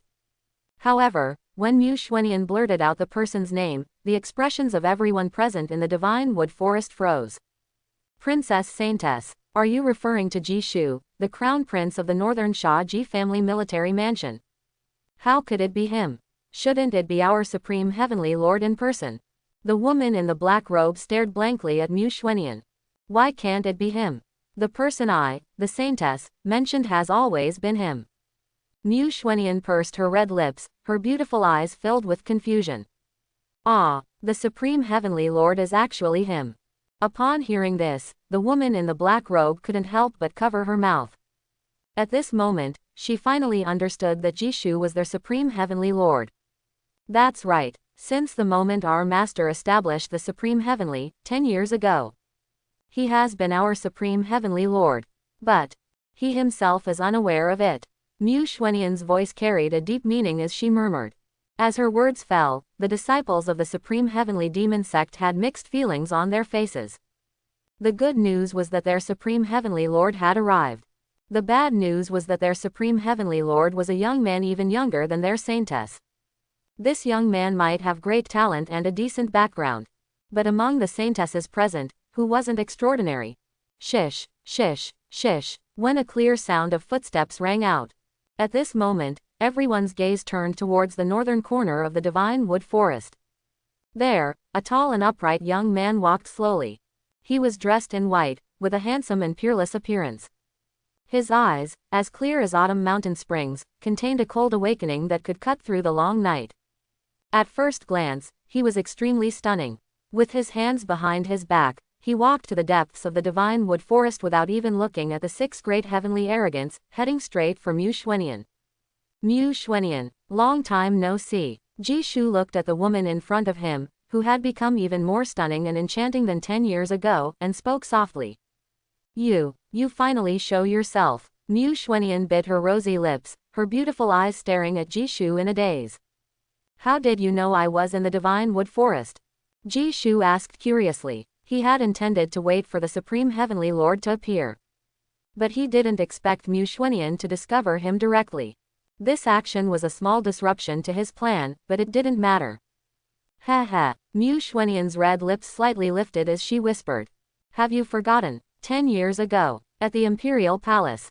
You became my master's person. How could I not know? Upon hearing this, an extremely beautiful face appeared in Jishu's mind, causing his throat to roll involuntarily. He thought, it made sense. After all, Nan Lingyu's methods were extraordinary. It was highly possible that she had left her mark on him at some point. But, what do you want now? Do you want me to save you?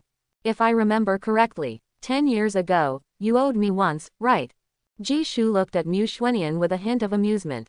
10 years ago, he helped Mu Xuanian kill Emperor Long Tian. At that time, Mu Xuanian repeatedly said that she owed him, but that debt had never been repaid. Of course not. Mu Xuanian's beautiful eyes sparkled as she suddenly asked Jishu in a soft voice. If I'm not mistaken, you also want the great imperial law of Zhou Dufu, the two-splitting blade technique, right? Jishu nodded. There was no need to hide this. The two-splitting blade technique of Zhou Dufu was indeed part of his plan. Good. Then let me tell you. The great emperor's tomb of Zhou Dufu is indeed located in Zhou Garden. Not only that, I can also tell you what the key to opening the great emperor's tomb is. Do you want to know? Mu Xuanian said, her beautiful eyes fixed on Jishu without blinking. Tell me. Jishu raised an eyebrow. He really didn't know that there was a key needed to enter Zhou Dufu's tomb. It's simple. To enter the great emperor's tomb, you need 9 keys. And those 9 keys are the 9 fragments of Zhou Dufu's two-splitting blade. Mu Xuanian's red lips slightly opened as she spoke softly. So, do you have these fragments? Jishu asked curiously. Only one, and this one was taken by our holy maiden from the Profound Heaven Sword Sect's saint child. Mu Xuanian spoke without hiding anything. If she really had 9 fragments, then the broken blade technique would have long been hers. After all, Heavenly Demon Mountain was her territory. In the past 10 years, she had countless opportunities to enter and leave Zhou Garden. So, the remaining 8 fragments are in the hands of these young elites, right? Jishu calmly asked. Undoubtedly, if even the weakest Profound Heaven Sword Sect saint child has a fragment of the broken blade, then the others must have them too. That's right. After Zhou Dufu disappeared when he entered the Forbidden Zone of Life. The 2 broken blades he used to suppress the Dragon Clan in Nane were also shattered into 9 fragments. And these 9 fragments fell into the hands of the top cultivation sects and dynasties in the 9 Heavens continent. In other words, now there are 6 fragments in the pockets of these 6 righteous geniuses. And the other 2 fragments are in the hands of Divine Phoenix Empire's Princess Fang Huang and Great Qin Empire's second Prince Yingling. Mu Xuanyan said this, her eyes flashing with danger as she looked at the 6 geniuses. I see. Ji Shu nodded, and after a moment of contemplation, he spoke seriously. Never mind. Since that's the case, let this prince save you once again. Mu Xuanyan couldn't help but scoff at his words, a blush appearing on her pretty face. She thought to herself, it's been 10 years and Ji Shu still speaks so directly without any shame, truly living up to his nickname of Gbu Shu, Ji Shameless. But then again, she was also curious about how strong Ji Shu, who had hidden himself for 10 years, had become. While she was lost in thought, Ji Shu had already stood in front of her. Northern Sha's crown prince, Ji Shu. Mo Lingfeng frowned as he looked at the tall and upright young man in front of him and muttered softly. For some reason, he felt a heavy feeling in his heart when he looked at Ji Shu. As if he was looking at an insurmountable mountain. He shook his head, hoping that it was just his imagination. Ji family, Ji Shu. The one rumored to have 4 divine lights upon birth, right? Li Wangsheng raised an eyebrow and unabashedly sized up Ji Shu with his eyes. He had heard of Ji Shu's name a long time ago. But because Ji Shu was too low-key, there was very little information about him in the 9 heavens. So even he didn't know how strong the Ji family crown prince in front of him was. Ji Shu, crown prince. This fellow Taoist. His cultivation seems unfathomable. Zan Zhang, the chief of the Buddhist sect, stared blankly at Ji Shu. His keen sense of battle told him that this young man in front of him was extremely dangerous. His cultivation and combat power might be far above his own. Ji Shu, this guy is interesting. It seems that his relationship with the demon sect's holy maiden is not simple. And, thinking about it, I have to thank him to some extent for the fact that our holy maiden was able to become the holy maiden. Shen Zhanxin stared at Ji Shu with interest. Many years ago, her competitor, along with her backer, died in the capital. It was said that it was the previous palace master of the Divine Ice Palace who did it. But she always felt that it was Ji Shu's doing. What? Your Highness, are you interested in this Ji family crown prince? Zhao Wuji teased Shen Zhanxin, who was staring at Ji Shu in a daze. Of course, our holy maiden is very interested in this guy. Shen Zhanxin responded without any hesitation. I see. He. I'm also very curious. What does Ji Shu want by appearing here at this moment? Could it be that he wants to save our demon sect's holy maiden, Mu Xuanyan, from all of us? If that's the case, today will be even more interesting. Zhao Wuji chuckled softly, and at this moment, his gaze towards Ji Shu was full of playfulness. If Ji Shu really wanted to save Mu Xuanyan, then he would show Ji Shu what true cruelty was. So, he is the fiancé of our junior martial sister. What's so great about this guy? He actually managed to break the rules of our Divine Ice Palace and make our junior martial sister marry him. Mu Lengxin bit her lip lightly, her pretty face covered in frost. And at this moment, Ji Shu swept his gaze over the 6 geniuses present and then smiled brightly. Everyone, now, this prince gives you 2 choices. First, voluntarily hand over the fragments of the broken blades to this prince. Second, today, you will all die here. As soon as his words fell, the expressions of everyone present turned extremely ugly. It turned out that Ji Shu not only wanted to save Mu Xuanyan, but also wanted to snatch the fragments of the broken blades from them. And in response to Ji Shu's words, some people were amused, some were disdainful, some were vigilant, and some wanted to kill. But everyone had one thought in their hearts: how could there be such a brazen person in the world? However, Ji Shu's arrogant words echoed in the Shenmu forest for a long time without stopping. The 6 great geniuses all locked their gazes coldly onto Ji Shu. You, Ji Shu, not only do you dare to think, but you also dare to say it out loud. This is truly something that the prince did not expect. I have to say, you are the most arrogant person the prince has ever seen in his life. But unfortunately, people like you in this world have short lives. Li Wangsheng's eyes stared coldly at Ji Shu. He was the crown prince of the Heavenly Strategy military mansion, how could he bear this anger? Ji Shu, just as the crown prince said. This saint child really wants to know, where do you get the audacity to give us choices? Do you know that arrogance comes with a price? Mo Lingfeng coldly warned. He knew that Jishu was strong, perhaps had some tricks up his sleeve. But he believed he was stronger. Below the monarch level, he considered himself invincible. Above the monarch level, if he was determined, he could also achieve a one-for-one exchange. Jishu, Crown Prince. The 2 broken blade fragments were given to me by my master. I cannot give them to you. I ask the Crown Prince to give up on this idea. Zan Zhang, the saint child of the Buddhist sect, shook his head and sincerely spoke.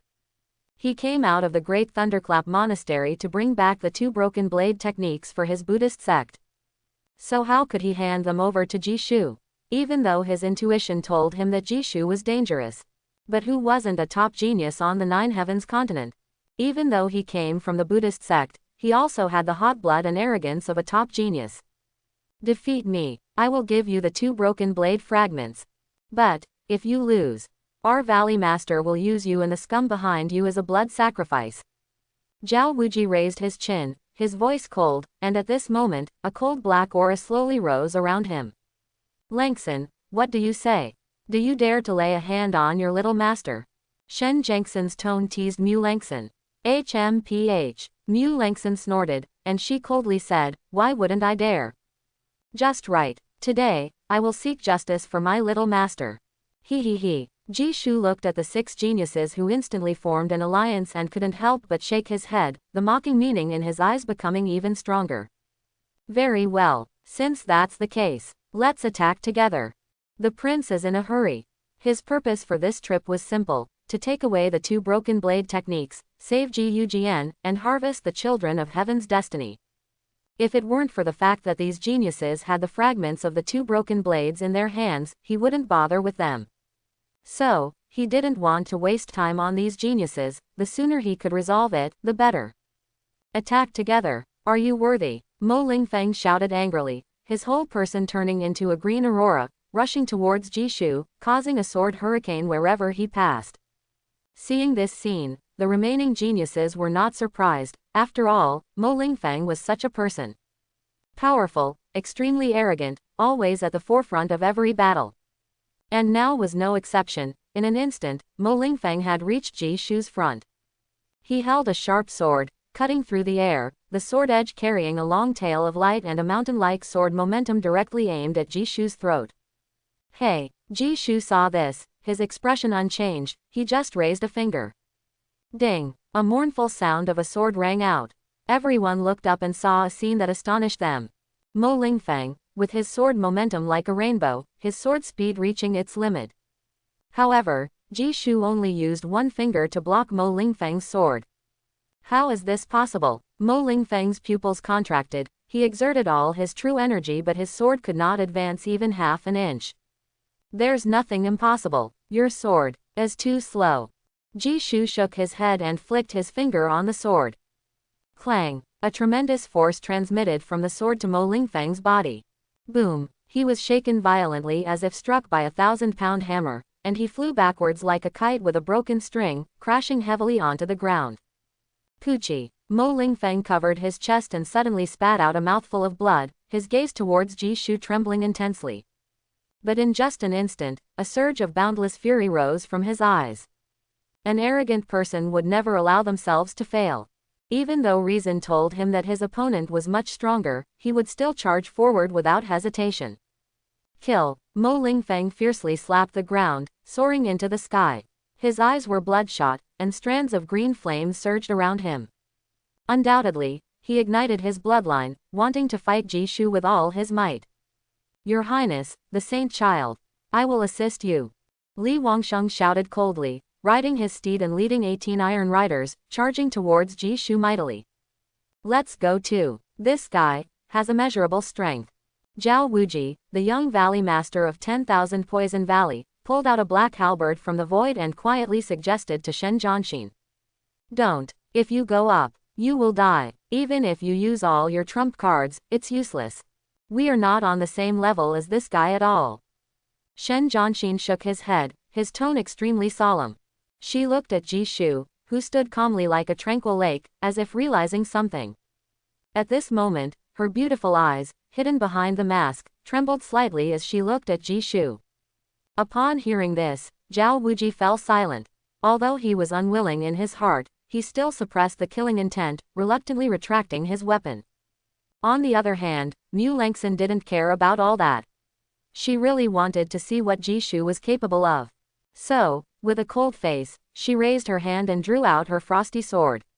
Her figure moved, and ice lotuses bloomed under her feet as she flew towards Jishu like a rainbow. Amitabha, this monk will also join. Zan Zhang took a deep breath, holding a golden staff in his left hand and a purple golden alms bowl in his right hand. His body emitted a brilliant Buddha light as he soared into the sky. Seeing this scene, Jishu remained calm, shaking his head and saying, "I, the young master, have already said, let's all attack together. Otherwise, you really have no chance." "Madman!" Mo Lingfeng roared, and his eyes turned blood red. His whole body was enveloped in a green flame. Clang! After his bloodline burned, an unparalleled power awakened within his body. Mo Lingfeng gripped the sword hilt with both hands, and his eyes emitted a dazzling star and moon brilliance. He locked his crimson gaze onto Jishu and gritted his teeth, saying word by word. Sinking, star, falling, moon, roar. A sword came from the west, its brilliance extremely dazzling, as if it carried the radiance of falling stars and moons, cutting through the realms of yin and yang. This sword's killing power is enough, but still too slow. Jishu shook his head and chuckled. In an instant, demonic flames rose in his eyes. Then, he raised his hand and, without looking, placed his palm firmly on Mo Lingfeng's chest. Puchi! Mo Lingfeng spewed blood from his mouth, flying backwards like a cannonball, crashing into dozens of large trees along the way, and finally falling weakly in a pile of ruins, his life or death unknown. Meanwhile, his sword fell from the sky and stood upright in front of Jishu on the ground. This scene stunned hundreds of supreme experts, even the powerful figures of the demon sect. Even Mu Xuanian couldn't help but cover her mouth, her beautiful eyes filled with astonishment as she looked at Jishu. One palm defeats Mo Lingfeng. Jishu then turned his gaze to the others. He looked at the arrogant geniuses coming from all directions and couldn't help but sneer. This is getting interesting. After saying that, he casually pulled out the sword that belonged to Mo Lingfeng, which was stuck in the ground. Star God Shattered Shadow activated. Immortal Devouring Demonic Technique activated. In that instant, Jishu's figure was like the light of shattered stars, hazy and difficult to capture. Jishu, don't you dare! Li Wangsheng's words were not finished. Jishu's figure flickered, and with a wave of his hand, a dazzling and astonishing sword light appeared. Puchi! The huge horse head that Li Wangsheng was riding on was directly cut off by Jishu's sword, and blood splattered 10 zhang high. In the midst of the blood rain, Li Wangsheng flew up, barely stabilizing his figure. But then, he saw a scene that terrified him. His 18 iron cavalry guards were all cut in half by Jishu's sword in an instant, and the crimson blood splattered the godwood forest. Facing Jishu, this group of iron cavalry guards who had followed him for many years and experienced countless battles had no ability to fight back at all. They were slaughtered like sheep. And the most terrifying thing was that he couldn't even see how Jishu made his move. All he could see at this moment were the scattered limbs and arms on the ground in the blood rain. And Jishu stood in the midst of this blood rain, looking at him calmly. Jishu, I, the prince, will not rest until you're dead today. Li Wangsheng roared, deciding not to hide his cultivation and his top-level combat power anymore. In that instant, the aura of a monarch rank burst out from his body.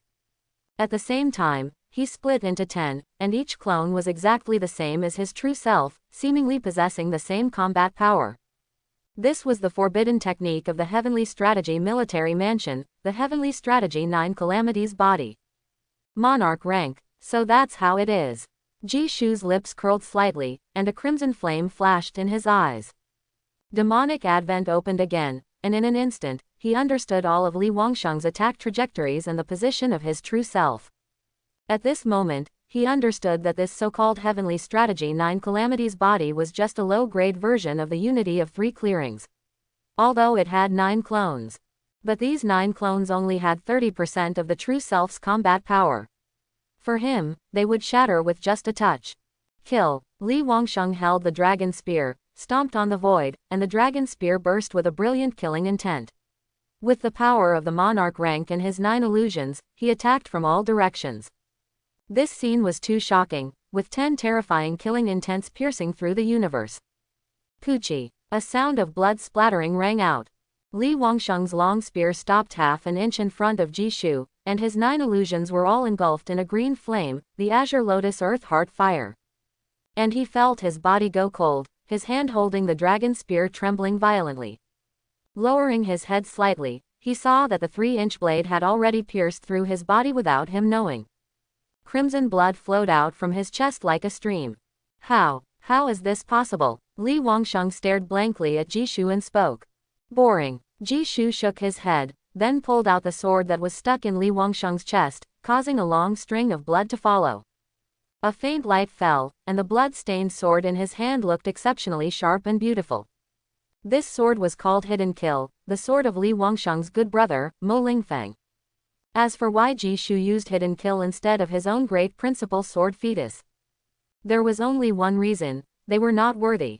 Poochie. Li Wangsheng vomited another mouthful of blood. The light of life in his eyes gradually dimmed, and he fell weakly to the ground, dead. At this moment, looking at the fallen Li Wangsheng, the fallen Mo Lingfang lying in the ruins, and the blood rain and scattered limbs on the ground, Shen Zhanxin and Zhao Wuji couldn't help but feel a chill, and they subconsciously took 2 steps back.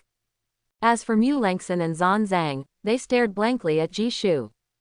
Jishu's power far exceeded their imagination. Sage monk.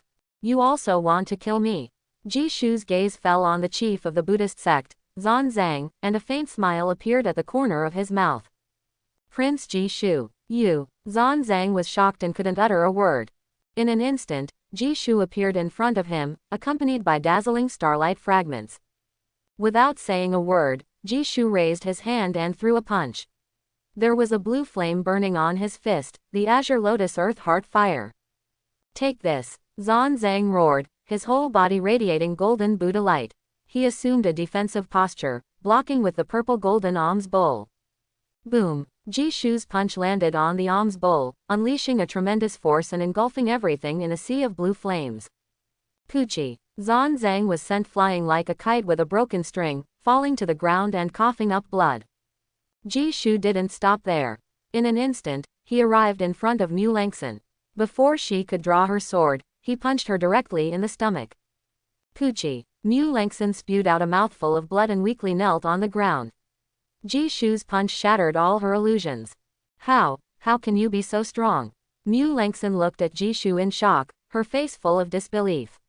Her hand holding the frost sword trembled involuntarily. One move severely injured Mo Lingfang, and Li Wangsheng was killed in an instant. Even herself and the chief of the Buddhist sect, Zan Zhang, were like toys in front of Jishu.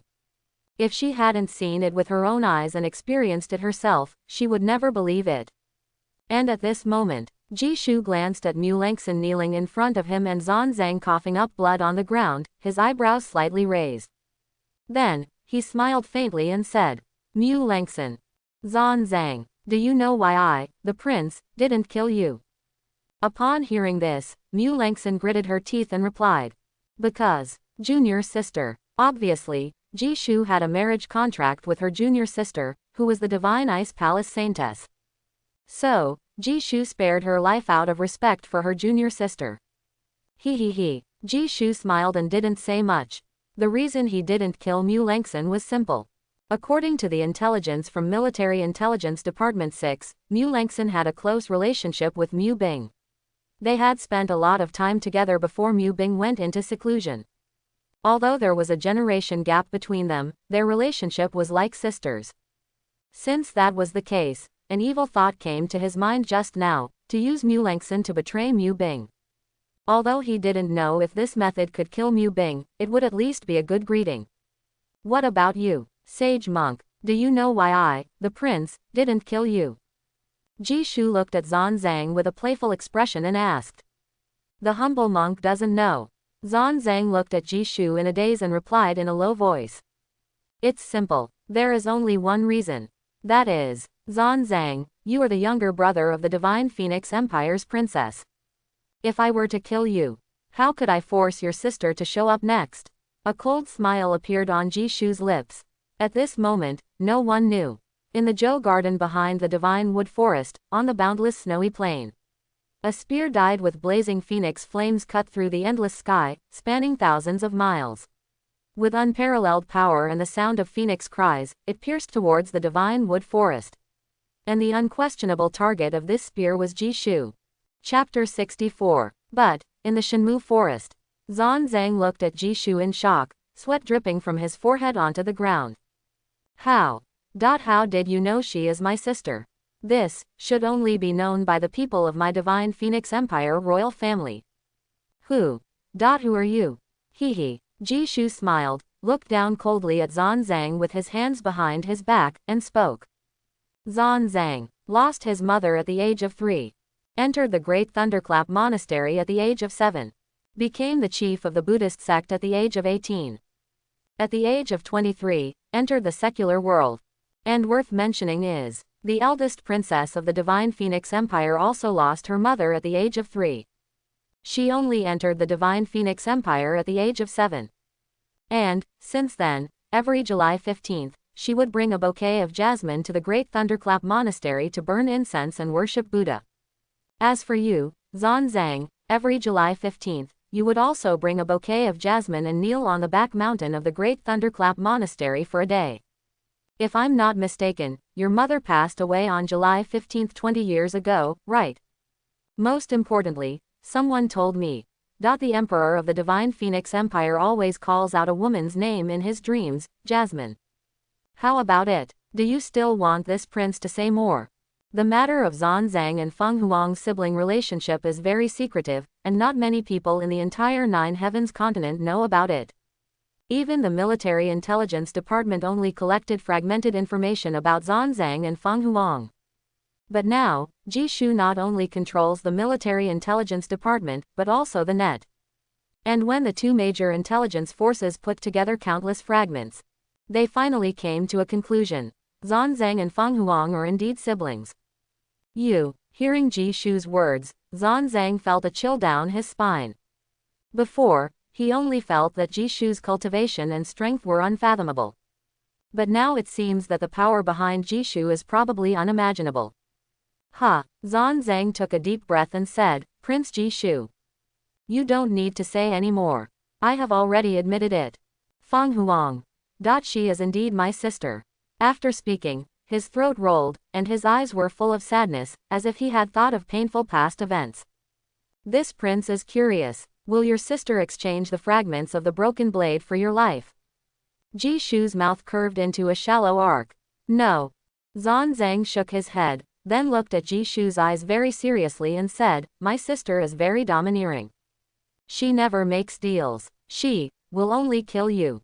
As soon as his words fell, a terrifying howling sound came from the distant sky, and a streak of red meteor pierced through the sky and headed towards the Shenmu forest. In that instant, Jishu frowned suddenly, and a cold and dangerous feeling spread throughout his body. Prince, be careful, watch out. Old Wei looked at the flaming spear piercing towards Jishu from the end of the sky, his pupils shrinking. He mobilized his true essence and flew towards Jishu, wanting to block the spear for him. Because he could sense the tremendous power of this spear flying from the end of the sky. It seemed to be able to kill anyone below the saint level. Unfortunately, he was still a step too late. The flaming spear, dyed with the flames of the phoenix, had already reached behind Jishu. Divine Prohibition Field. Activate. Jishu murmured to himself as if in a dream. In that instant, time and space seemed to freeze. He felt as if he had entered a mysterious and wonderful realm, becoming extremely agile. At the same time, a strange and extremely profound understanding spontaneously emerged in his mind. Time passes quickly, and in the end, only an invincible person remains. At this moment, time and space unfroze. A brilliant and dazzling chaotic holy light bloomed in Jishu's eyes. Clang! Jishu suddenly turned around and directly grabbed the flaming spear that had reached behind him in the void. Boom! With Jishu as the center, a terrifying true essence storm swept through the entire Shenmu forest. Terrifying flames splattered, and the surface of the Shenmu forest cracked like a spider web. All the supreme-level demonic powerhouses on the scene were lifted dozens of jong high by the splashing true essence waves. Not only them, even the several great geniuses in the Shenmue forest fell to the ground one after another in this terrifying true essence fluctuation. When the terrifying true essence storm slowly subsided, half of the Shenmue forest had turned into a sea of fire. At this moment, only two people could stand steadily in the Shenmue forest. Jishu and Old Wei. Prince, are you all right? Old Wei came to Jishu's front, his voice trembling as he asked. I'm fine. Jishu forcefully plunged the phoenix spear into the ground, then coldly looked towards the west of Joyuan and slowly spoke. Divine Phoenix Empire's princess, Fang Huang. What great divine power! 1,000 miles away, and she wants to take the life of this prince. This is simply too far-fetched. As his words fell, everyone stood up, their hearts filled with shock. No one had expected that Divine Phoenix Empire's princess would possess such formidable cultivation. This phoenix flame divine spear, which could almost annihilate everyone, was actually thrown from 1,000 miles away. Her power is actually above ours. Shen Jianxin spoke with a heavy tone. Her cultivation and combat power are probably on the same level as Jishu. Zhao Wuji took a deep breath, his eyes filled with fear and unwillingness. You see, he had thought that the group of geniuses on this continent should be on the same starting line. But first, there was Jishu, who went on a killing spree, treating them like toys in his hands. And then there was the Divine Phoenix Empire's princess, Fang Huang, who threw a spear from 1,000 miles away, a power that could annihilate all of them. For a moment, both he and Shen Jianxin felt a strong sense of defeat. Truly deserving of being called the reincarnation of the heavenly phoenix by the cultivators of the Nine Heavens continent. In the future, she will become the empress of the Divine Phoenix Empire. Mu Xuanian wiped away a trace of blood from the corner of her mouth and sighed softly. Are you all right? Jishu slightly turned his head to look at Mu Xuanian and asked. I'm fine, just some turbulent blood. Mu Xuanian shook her head and responded softly. Prince Heir, what should we do now? Wei Lao glanced at Shen Jianxin and Zhao Wuji, asking Jishu.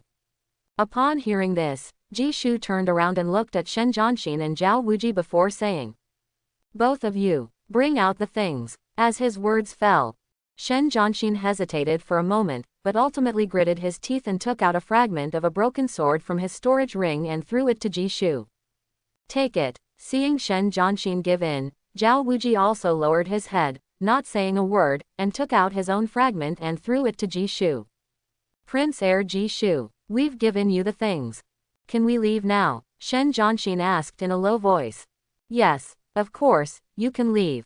Please go ahead. Jishu smiled slightly. Upon hearing Jishu's words, the tension in Shen Jianxin's heart relaxed. Let's go. It's already quite difficult to save our lives from this guy today. Shen Jianxin said to Zhao Wuji. Upon hearing this, Zhao Wuji nodded and a hidden look of cunning flashed in his eyes.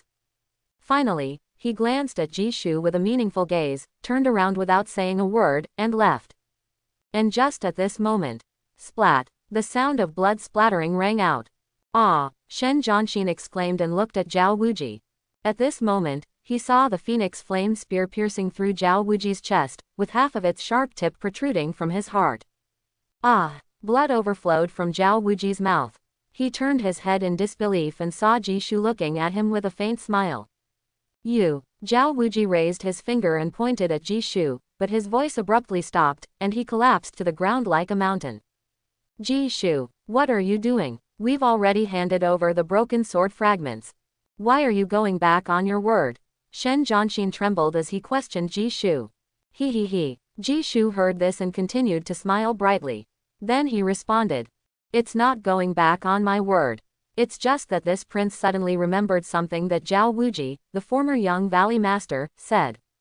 Didn't he say he wanted to use this prince and the demonic cultivators of the supreme heaven as blood sacrifices? This is not something to be said lightly. As his words fell, Zan Zhang shook his head and slowly closed his eyes. Jishu's level of bloodlust far exceeded his imagination. He killed someone just because of a threatening remark. This was too cruel. Even Mu Langxin, who was stunned in place, looked at the man in front of her with a chilling shiver. At this moment, she only had one thought. this guy is truly ruthless to the extreme. However, Mu Xuanyan saw this scene and a smile appeared on her stunningly beautiful face. It's been 10 years. This guy has finally grown up. After saying that, she gave a signal to the disciples of the Supreme Heaven. At this moment, the demonic cultivators of the Supreme Heaven all took off their cloaks and knelt down in front of Jishu, loudly shouting, "Disciples of the Supreme Heaven, we pay our respects to the Holy Lord. Supreme Heavenly Disciple, greetings, Lord Holy Emperor." A resounding voice echoed throughout the divine wood forest. Everyone present, except for Mu Xuanyan and the demonic disciples of the Supreme Heavenly, stood frozen in place. So it is Jishu. He is the Holy Emperor of the legendary level Supreme Heavenly. Zhan Zhang widened his eyes, looking at the shocking scene before him, unable to help but swallow his saliva. This guy, he is actually the Holy Emperor of the Supreme Heavenly. Wait a minute, the Holy Emperor in the legendary level is the husband of the Supreme Empress Nan Lingyu. How is this possible? Isn't Jishu the fiancé of the little junior sister? Mu Lan's beautiful eyes flickered uncertainly, and for a moment, she felt that her brain was not enough. So that's how it is. What a Jishu. What a Supreme Heavenly Holy Emperor. Shen Zhanxin took 2 steps back, and under the bronze ghost mask, her captivating eyes dimmed. She had said that how could Jishu dare to slaughter in the divine wood forest without considering the intimidation of the forces behind them. It turned out that Jishu had already planned it. Today, none of these top cultivation sects' saint children and saintesses could escape. Jishu wanted to take away the fragments of the 2 broken blades. He would not spare their lives either. At this moment, she did not know. Jishu was equally confused. Me, the Supreme Heavenly Holy Emperor. Jishu looked at the crowd of demonic disciples kneeling before him, his face full of confusion. He felt like his brain was a bit short-circuited. No, it's no wonder he is our crown prince. He has been planning since 10 years ago. Old Wei also widened his eyes and couldn't help but sigh. He swore that he didn't even know about this matter. He believed that Ji Yuyao, who was far away in the capital, wouldn't know either. Supreme Heavenly, Holy Emperor. This Jishu guy. He has deceived me and my young lady so much. Shui Guniang bit her red lips and muttered softly. She had said that her young lady, as the daughter of the city lord of Snow Moon City, how could Jishu be so audacious? It turned out that behind Jishu was the Supreme Heavenly, the #1 demonic sect in the 9 Heavens continent, and standing behind him was the renowned Holy Empress Nan Lingyu. Wait a minute, if he is the Supreme Heavenly Holy Emperor, doesn't that mean my young lady and I have also boarded Jishu's pirate ship? Thinking of this, Shui Guniang felt her scalp go numb. The Supreme Heavenly, the #1 demonic sect in the 9 Heavens, was the enemy of all righteous forces on the continent. If her young lady was with Jishu, wouldn't that mean that in the future, they would be against all the righteous cultivators in the 9 Heavens? Mu Xuanyan, explain yourself. When did I, the Crown Prince, become the Supreme Heavenly Holy Emperor? Jishu quickly came to Mu Xuanyan's side, grabbing her fair wrist and questioning her in a low voice. Jishu, you are really clueless. My master established the Supreme Heavenly 10 years ago. So naturally, since 10 years ago, you became my Supreme Heavenly Holy Emperor. Mu Xuanyan raised her chin slightly, her beautiful eyes filled with a playful look as she looked at Jishu. Jishu was speechless for a moment. He never expected that the Supreme Heavenly Holy Emperor he had been curious about was actually himself. But thinking about it, how could that woman Nan Lingyu easily let him go? She made him the Holy Emperor of the Supreme Heavenly, which meant that she had tied herself to him. What's wrong? Don't you want to be our Supreme Heavenly's Lord Holy Emperor? Crown Prince Jishu. Mu Xuanyan pursed her red lips, her beautiful eyes flashing with a cunning light that Jishu couldn't understand. Jishu's words were interrupted by Mu Xuanyan. It doesn't matter if you don't want to. Things have come to this point, there's no turning back. The Holy Emperor was personally appointed by the Master. As the Supreme Heavenly Disciple, seeing the Holy Emperor is equivalent to seeing the Master herself. This order was also given by the Master herself. But if you really don't want to, you can go find the Master yourself. See if she agrees. Hearing this, Jishu couldn't help but take a deep breath and let go of Mu Xuanyan's wrist. He thought to himself, Prince Ben is not stupid. If he foolishly goes to see Nan Lingyu, who knows what will happen? 10 years ago, that woman was already a Saint Realm powerhouse. Now, she must have become even more twisted. If he goes there, won't he be walking into a trap? And right now, he has something more important to do. Obtain the 2 broken sword techniques, find Yan Fei, and rescue Ji Yu Jian.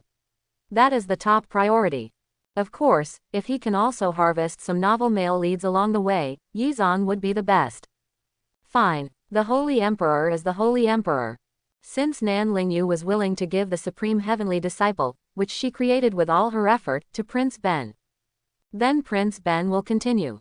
Ji Shu waved his hand. Regardless of whatever bad ideas Nan Lingyu might have, the most important thing is to get what he wants first. After saying that, he signaled to Wei Lao with his eyes. Wei Lao nodded and directly dragged the half-ruined Mo Lingfeng out of the ruins from a distance. Clang! Mo Lingfeng was casually thrown to the ground by Wei Lao. At this moment, Mo Lingfeng was covered in blood, and the hand holding the sword had some twisted bones. Obviously, he was seriously injured by Ji Shu just now. To put it bluntly, Mo Lingfeng may have never suffered such a serious injury in his life. Ah! Mulanxin looked at Mo Lingfeng's miserable state and couldn't help but close her eyes, sighing deeply. She and Mo Lingfeng were childhood friends, but they lost contact after she joined the Divine Ice Palace. But even so, she still felt sorry for Mo Lingfeng. With such serious injuries, even if he recovers in the future, his path of cultivation may be limited to the Lord stage. Wei Lao coldly glanced at Mulanxin, then directly took a piece of the broken sword fragment from Mo Lingfeng's storage ring and handed it to Ji Shu. Mu Xuanian, what about the piece of broken sword fragment in your hand? Ji Shu reached out to Mu Xuanian without any politeness.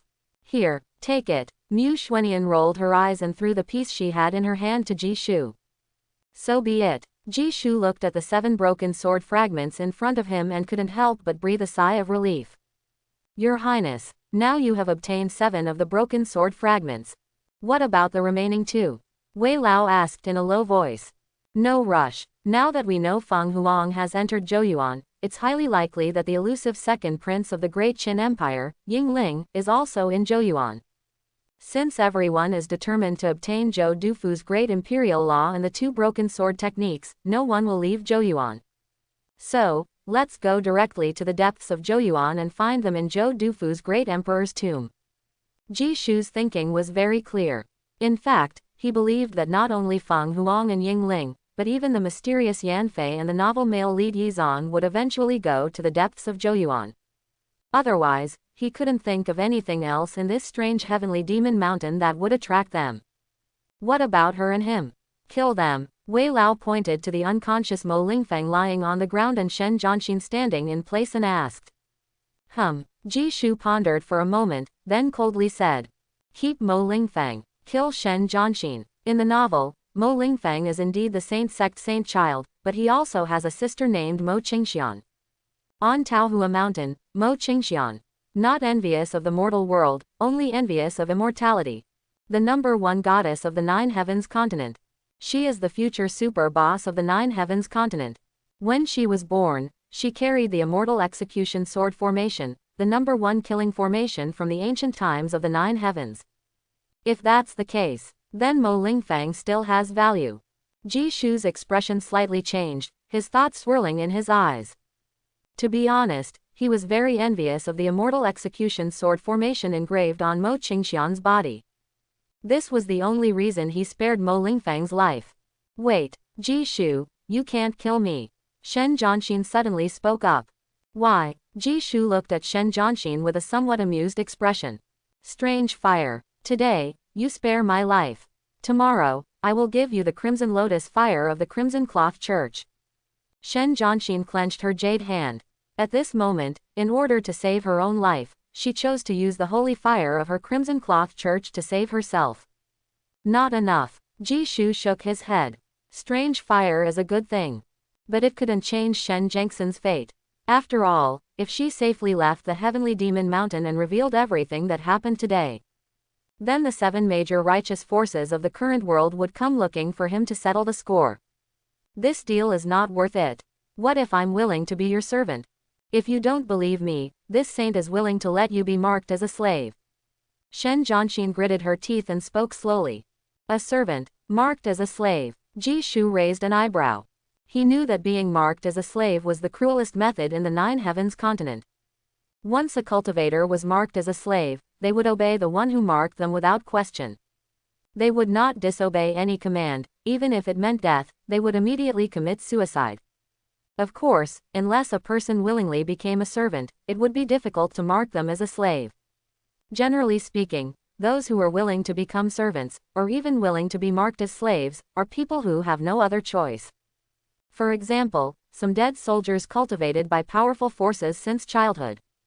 Or, the current Crimson Cloth Church's saint, Shen Jianxin. Do you really mean it? To be your servant? Ji Shu asked again with a serious expression. I do. Shen Jianxin's voice trembled as she responded. Ji Shu's ruthlessness, she saw it clearly. She also knew that besides this path, she had no other choice. She didn't want to die, she wanted to live.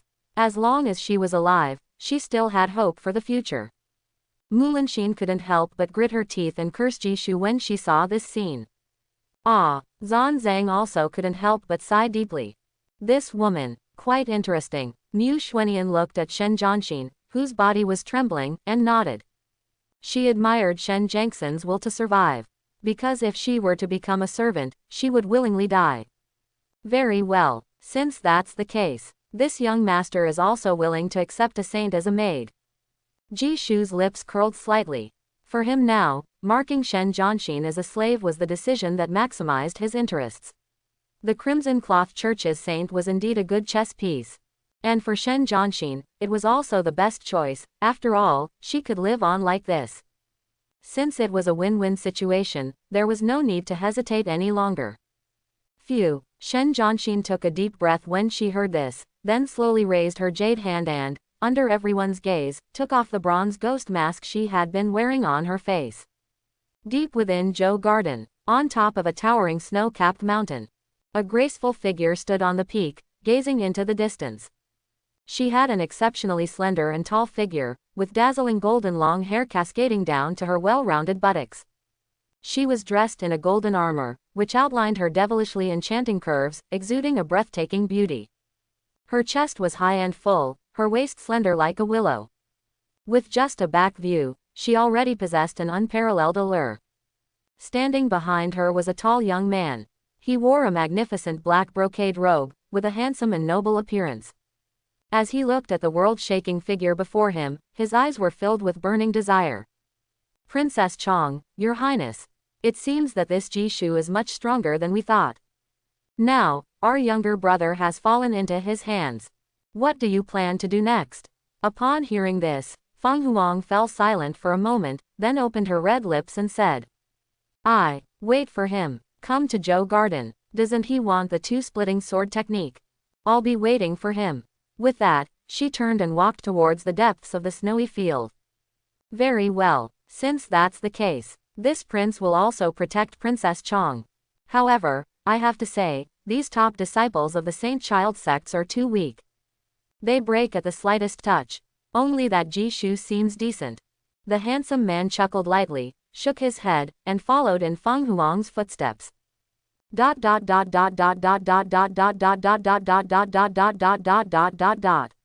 Eastern Zhou Garden. Under the cold moonlight, a tall figure walked through the depths of the snowy field. This person had a handsome and resolute appearance, with a pair of eyes that carried a hint of unruliness. And he was Yi Zan. Master, how much longer until we reach Zhou Dufu's tomb? Yi Zan asked in a low voice as he looked at the vast expanse of white snow in front of him. At your current speed, probably another 3 days. A gentle and elegant voice sounded. At the same time, a wisp of soul slowly floated out from the necklace around his neck. She was dressed in a simple and elegant long dress, with an extremely ethereal and graceful temperament, her silver hair fluttering in the wind. Under the moonlight, her beauty was so exquisite that it was beyond description. Just standing in this snowy night, it already had a breathtaking beauty. And she was Yi Zan's mysterious master, Ning Xiu. Master, no, I have to speed up. The two-splitting sword technique must not fall into the hands of others. Yi Zan clenched his fist and spoke seriously. You just want to see your fiancé a little faster, don't you? Ning Xiu's lips curled slightly as she mercilessly exposed Yi Zan's thoughts. Hee, it's not entirely like that. Yi Zan scratched his head somewhat embarrassedly. With that, he took a deep breath, fixed his gaze on the endless snowy field ahead, and then stomped heavily on the ground. Clang! He turned into a divine light and sped towards the depths of Zhou Garden, leaving behind a flurry of snow and wind. Seeing this scene, Ning Xiu shook her head and said, "In the end, he's still a child. Just like 10 years ago." With that, she turned her head towards the direction of the divine wood forest. At this moment, her beautiful eyes gradually became serious. After a moment, she let out a long sigh, lightly biting her red lips and murmured to herself, "Shuaner, can you really defeat that little guy named Ji Shu?" However, in the Shenmu forest, Shen Zhanxin raised his hand and slowly took off the bronze ghost mask that she had been wearing on her face. Moonlight poured down, falling on her delicate and enchanting face, shining with a shimmering radiance. What's worth mentioning is that her pair of pupils were actually a light golden color. Spirit Clan. Crimson Cloth Church's Saintess Shen Zhanxin is actually a member of the Spirit Clan. When Ji Shu saw this pair of eyes, his expression couldn't help but tremble. It is well known in the Nine Heavens continent that once Spirit Clan cultivators successfully awaken their bloodline, their pupils will evolve into a light golden color. And as they develop and maximize their potential, that touch of gold in their eyes will become even more intense. Golden pupils are the most prominent feature of Spirit Clan cultivators who have awakened their bloodline, the most powerful ones. What's wrong? As the Crown Prince surprised. Shen Zhanxin looked at Ji Shu expressionlessly and asked, "As someone with the bloodline of the Spirit Clan, you were able to become the saintess of the top cultivation sect on the continent step by step, despite being hunted by many forces. Shen Zhanxin, I have to say, you are indeed an amazing woman." Ji Shu nodded at Shen Zhanxin and praised her without reservation. Not only him, but even Mu Xuanian, Elder Wei, Mu Langxin, Zan Zhang, everyone present sincerely admired this woman in front of them. At the same time, everyone also understood why Shen Zhanxin had been wearing that bronze ghost mask all the time, never revealing her true face. It turns out that this was to hide her identity as a member of the Spirit Clan. After all, Spirit Clan members have always been the coveted prey of the major forces on the continent, so her actions were understandable. "It's just luck." Shen Zhanxin shook her head and then took a deep breath, saying to Ji Shu, "Let's begin." After speaking, she slowly closed her eyes and quietly waited for her fate to unfold. "All right," Ji Shu calmly spoke. After saying that, he slowly walked up to Shen Zhanxin and formed hand seals with both hands. Clang! Only to see a blood-red and eerie seal appearing in Ji Shu's palm. When the blood light shone, illuminating Shen Zhanxin's exquisitely beautiful face, she tightly bit her silver teeth, and her lips trembled slightly. But Ji Shu, looking at her like this, remained calm, without a trace of pity in his eyes. After all, a deal is a deal. He spared Shen Zhanxin's life. And Shen Zhanxin used her remaining life to repay him. This is fair, without any unnecessary and superfluous pity, even if she and his Yaoer are both members of the Spirit Clan. Next, you have to endure it. The process of accepting the slave seal may not be pleasant. Ji Shu's mouth curled up slightly as he reminded her. "Let's do it," Shen Zhanxin responded with a cold voice. As soon as her words fell, Ji Shu directly placed his palm on her forehead. Clang! At this moment, blood light bloomed. Strands of blood-colored halo dyed her forehead, piercing into her soul. "Ah!" Shen Zhanxin bit her rosy lips and let out a muffled groan. Her long eyelashes trembled slightly, and her full chest heaved violently. At this moment, she could feel something being engraved deep in her soul. At the same time, a sensation of ants crawling all over her body surged from the depths of her soul.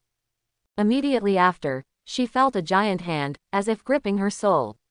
As long as that giant hand exerted a little force, her soul would be scattered in an instant. But soon, this feeling of being controlled by someone from body to soul disappeared, and her tense body slowly relaxed. The slave mark is complete. Ji Shu exhaled a breath and slowly withdrew his hand. At this moment, he could feel a special soul bond between himself and Shen Zhanxin. This bond seemed to completely control Shen Jianxin in his hands, allowing him to do whatever he wanted to this crimson cloth church saintess in the future. As his words fell, Shen Jianxin slowly opened her eyes. She glanced at everyone present, her gaze still icy.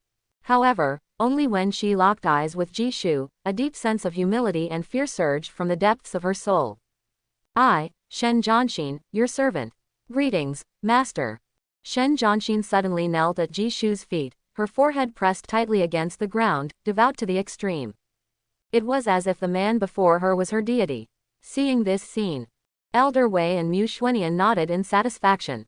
But Mu Lengxin and Zan Zhang both sighed deeply. Once upon a time, they, the descendants of the top cultivation sects, were revered as the pride of the heavens by the cultivators of the 9 heavens continent. But now, some were dead, some were injured. Shen Jianxin had been marked as a slave, becoming Ji Shu's servant, and they had also become Ji Shu's captives. For a moment, they felt a mix of emotions and a profound sense of desolation surged within them.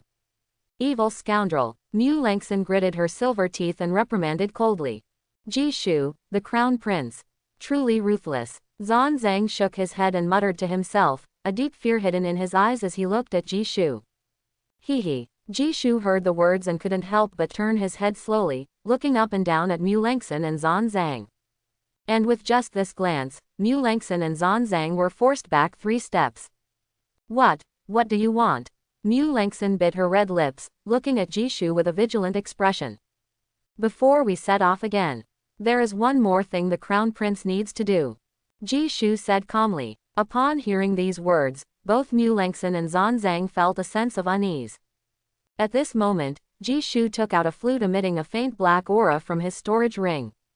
This is ghost flute sentiment. Shui Guniang widened her eyes as she looked at the flute in Ji Shu's hand. At that moment, she couldn't help but recall that night when the sound of the love flute echoed through the capital. As a result, her young miss lost her innocence. What is this guy planning to do again?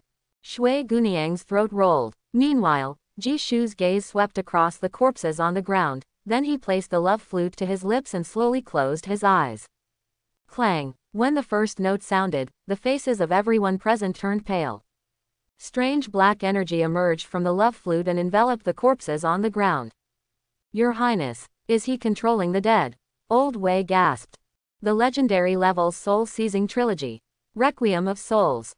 Shui Guniang swallowed nervously. Ghost flute. Love flute. Mu Xuanian, Zan Zhang, Mu Lengxin, and Shen Jianxin all recognized the origin of the black flute in Ji Shu's hand. And at that moment, when this eerie melody echoed through the world, a low and eerie roar came from the divine wood forest. The sound seemed to come from the depths of the 9 nether hell, sending shivers down everyone's spines.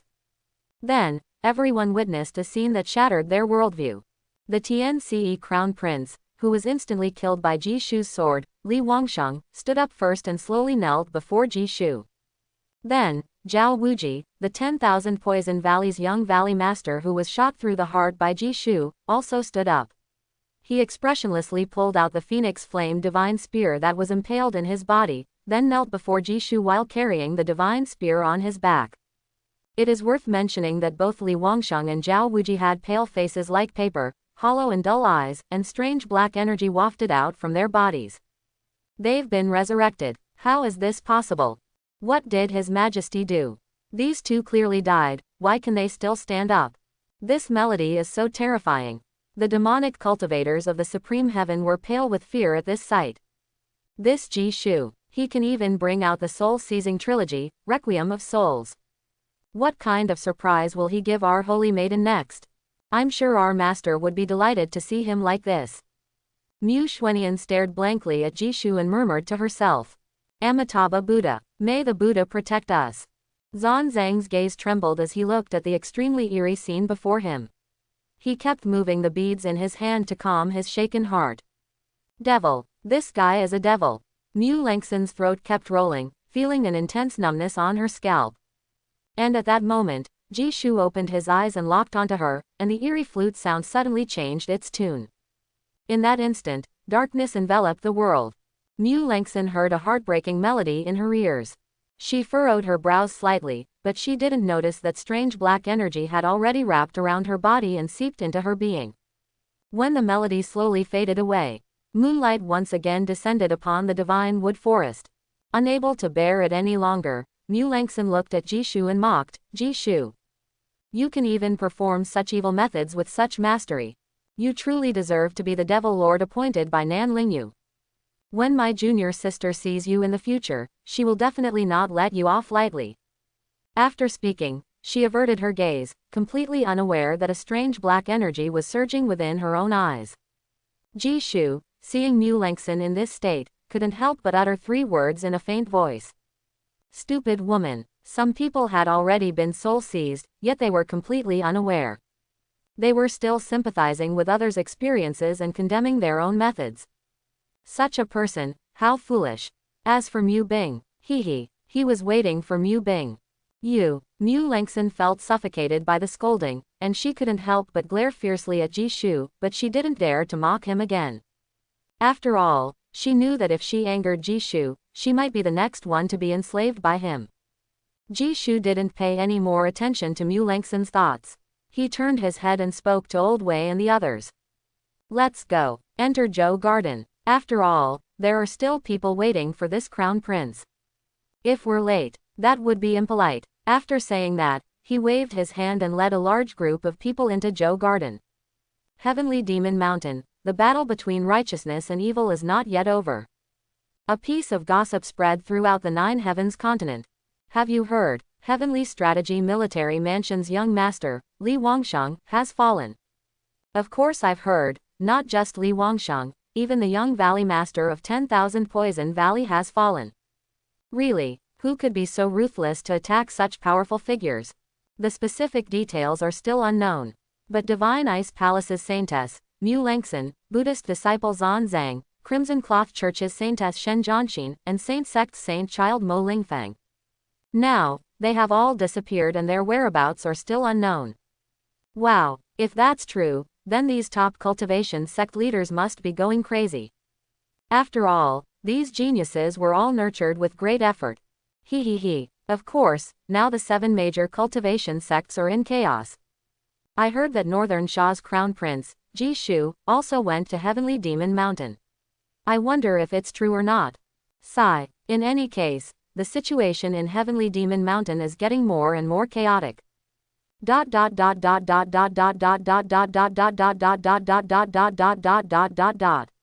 Heavenly Strategy Military Mansion, Council Hall. The atmosphere is extremely oppressive. The faces of the military leaders present are all grim. Because they have received terrible news, their young deputy master, Li Wangsheng, is dead. He died in the Divine Wood Forest in Heavenly Demon Mountain. The supreme power. Such great demonic power. He even dared to kill me, the young deputy master of Heavenly Strategy Military Mansion. Nan Lingyu, does she think she's invincible? A leader in the military angrily rebuked. There is great karma in the Divine Wood Forest. Once a saint-level expert enters, they will be cursed. So, it shouldn't be Nan Lingyu who did it. A rational leader in the council shook his head. Even if it wasn't her, Nan Lingyu, who personally made the move. Her hands are definitely not clean in Wangsheng's death. These heavenly demon cultivators have become more and more audacious in recent years. The military leaders slammed the table in anger, their eyes filled with fury. Enough. Everyone, shut up. My son is dead. As his father, I should seek revenge for him. Investigate. I want to see who exactly killed my son. If it's Nan Lingyu, then it's a declaration of war. If it's someone else, then there will be no end until they're dead. The head of the military, Li Yuan, issued his orders with a gloomy expression. Yes, the military leaders responded one after another. The same thing happened in 10,000 Poison Valley. When the leader of 10,000 Poison Valley saw Zhao Wuji's shattered life jade, he overturned the table and personally issued a death order. Whoever killed Zhao Wuji would face the endless wrath of 10,000 Poison Valley. Whoever killed Zhao Wuji, 10,000 Poison Valley would exterminate their entire clan. Not only that, he also demanded an explanation from Nan Lingyu. After all, Zhao Wuji died in the Divine Wood Forest in Heavenly Demon Mountain, which is under the control of the Supreme Power. If not, he would flatten the supreme power in one fell swoop.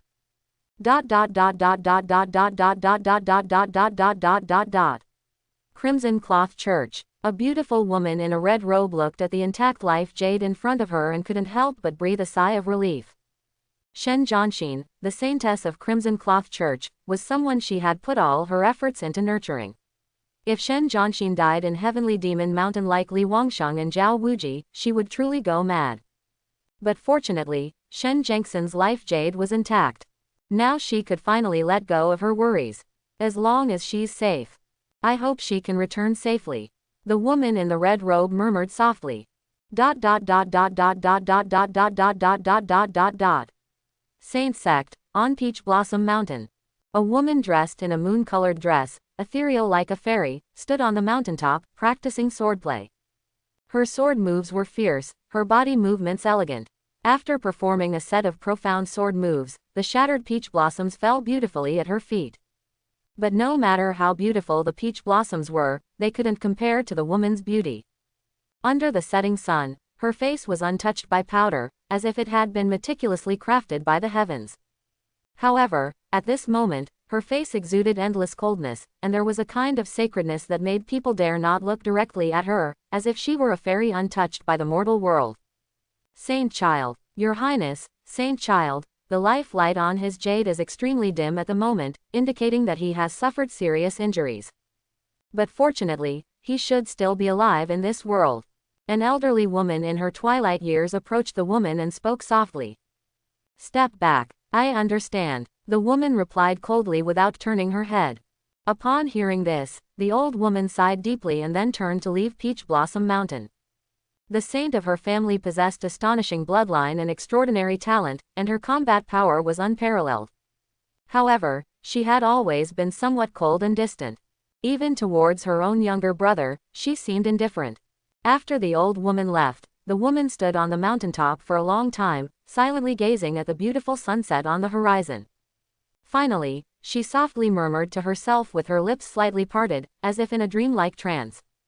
No matter how mediocre your talent may be, you are still my younger brother. If you're injured, I will heal you.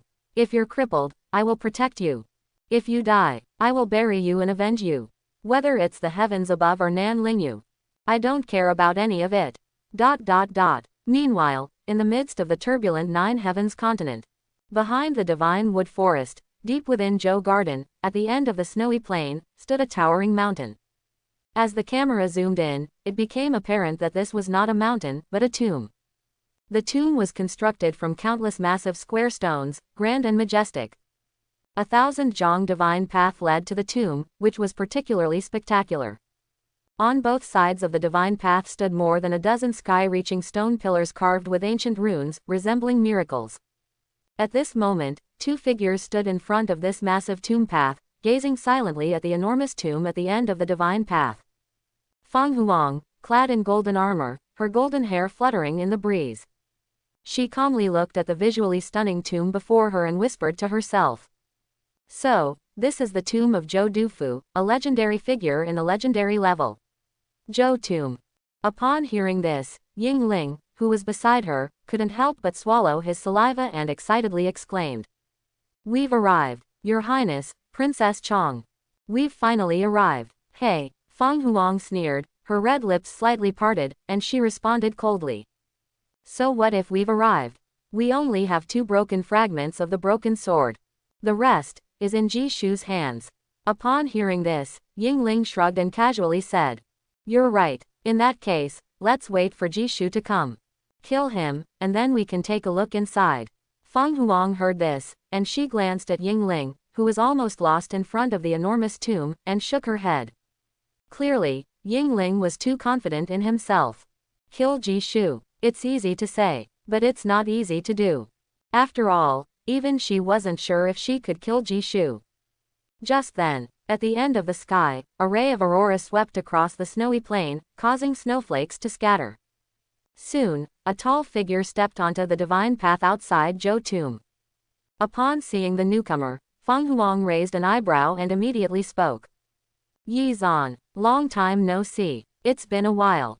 Hey. Yi Zan smiled warmly and bowed to Fang Huang. Yes, It has indeed been a long time. Princess Chong. As Yi Zan saw Fang Huang, Yingling stood beside her. For a moment, the atmosphere became somewhat awkward. Deep within Zhou Garden, Ji Shu calmly gazed at the massive tomb in the distance, a faint smile appearing at the corner of his mouth. They've all come, huh? Next, let the reaping begin. The chives are ripe, we can start harvesting. As this thought arose, a crisp sound of a system prompt echoed in his mind. Ding! Congratulations, host, for triggering a bounty mission based on the situation. Bounty Mission 1. Defeat Yi Zan, reward 30,000 Essence of Destiny in the Eye of All-Seeing. Bounty Mission 2. Kill Yi Zan, reward 50,000 Essence of Destiny in the Heaven-Defying 7-Demon Blade. Listening to the sound of the system prompt in his ears, Ji Shu raised an eyebrow. Triggered a bounty mission. This is an unexpected joy. For Ji Shu, defeating Yi Zan was simple. As for killing Yi Zan, it had a bit of difficulty. Of course, this difficulty did not lie with Yi Zan himself, but with the woman in Yi Zan's necklace. If I remember correctly, the woman in Yi Zan's necklace is Ning Shishi, the princess of the immortal family that has been passed down for tens of thousands of years in the 9 heavens. Although this woman is currently only in a soul state, her cultivation has reached the saint realm. Thinking of this, Ji Shu lowered his eyelids slightly and muttered to himself after a moment of contemplation. Anyway, let's give it a try. After all, the reward of 50,000 Essence of Destiny and the Heaven-Defying 7-Demon Blade is really tempting. Moreover, if I can gather 100,000 Essence of Destiny, I can buy a forbidden Imperial Law in the World Mall. In fact, there was a forbidden Imperial Law in the World Mall that Ji Shu had been coveting for a long time. His thoughts stopped here. Ji Shu began to give orders. Shen Zhanxin, you take Li Wangsheng and Zhao Wuji to test the waters first. Mu Xuanian, you take the Supreme Demons and guard Zhou. From now on, no one is allowed to leave. Yes, Shen Zhanxin nodded, and then she directly turned into 3 rays of light with the corpse slave, Li Wangsheng, and Zhao Wuji, and rushed towards Zhou. Good. Mu Xuanian smiled slightly, and then she also led hundreds of supreme demons towards Zhou, creating a particularly spectacular scene. Wei Lao, your task is to take care of Mu Lengxin and Zan Zhang. And, this Mo Lingfeng, the saint child. They are valuable chips in my hands. Ji Shu whispered to Wei Lao, his gaze sweeping over Mu Lengxin and Zan Zhang, and he also pointed at Mo Lingfeng on Zan Zhang's back. Yes, Wei Lao nodded. HMPH. Mu Lengxin snorted, glaring fiercely at Ji Shu. She had no intention of running away at all. After all, in the hands of this devil Ji Shu, where could she run to? Sigh. Zan Zhang also sighed. He had no intention of running away either. From the divine wood forest to the depths of Zhouyuan, he carried the unconscious Mo Lingfeng all the way, and his mind became clearer and clearer. If he ran away, then Mo Lingfeng would be a lesson for him.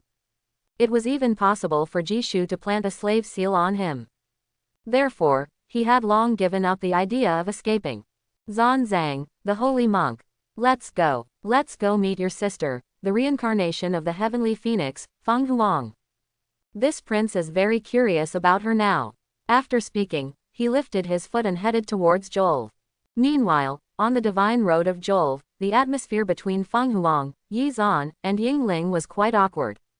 However, Fang Huang soon spoke, breaking the almost frozen atmosphere. It's been 10 years. You have actually reached the monarch rank too. Your strength seems pretty good. Fang Huang nodded at Yi Zan, acknowledging his 10 years of hard work. Your Highness, Princess Chong, your praise is too kind. 10 years ago, I also have to thank Princess Chong. It is because of Princess Chong that Yi Zan has the opportunity to stand here. Yi Zan took a deep breath and thanked Fang Huang. 10 years ago, he was 14 years old, with ordinary talent, and his family was in decline. But it just so happened that he had an engagement with the Divine Phoenix Empire's precious daughter. At that time, he experienced all the bitterness and hardships in the world, enduring countless people's disdain. Almost all the cultivators and people of the Divine Phoenix Empire mocked this 14-year-old boy for overestimating his abilities.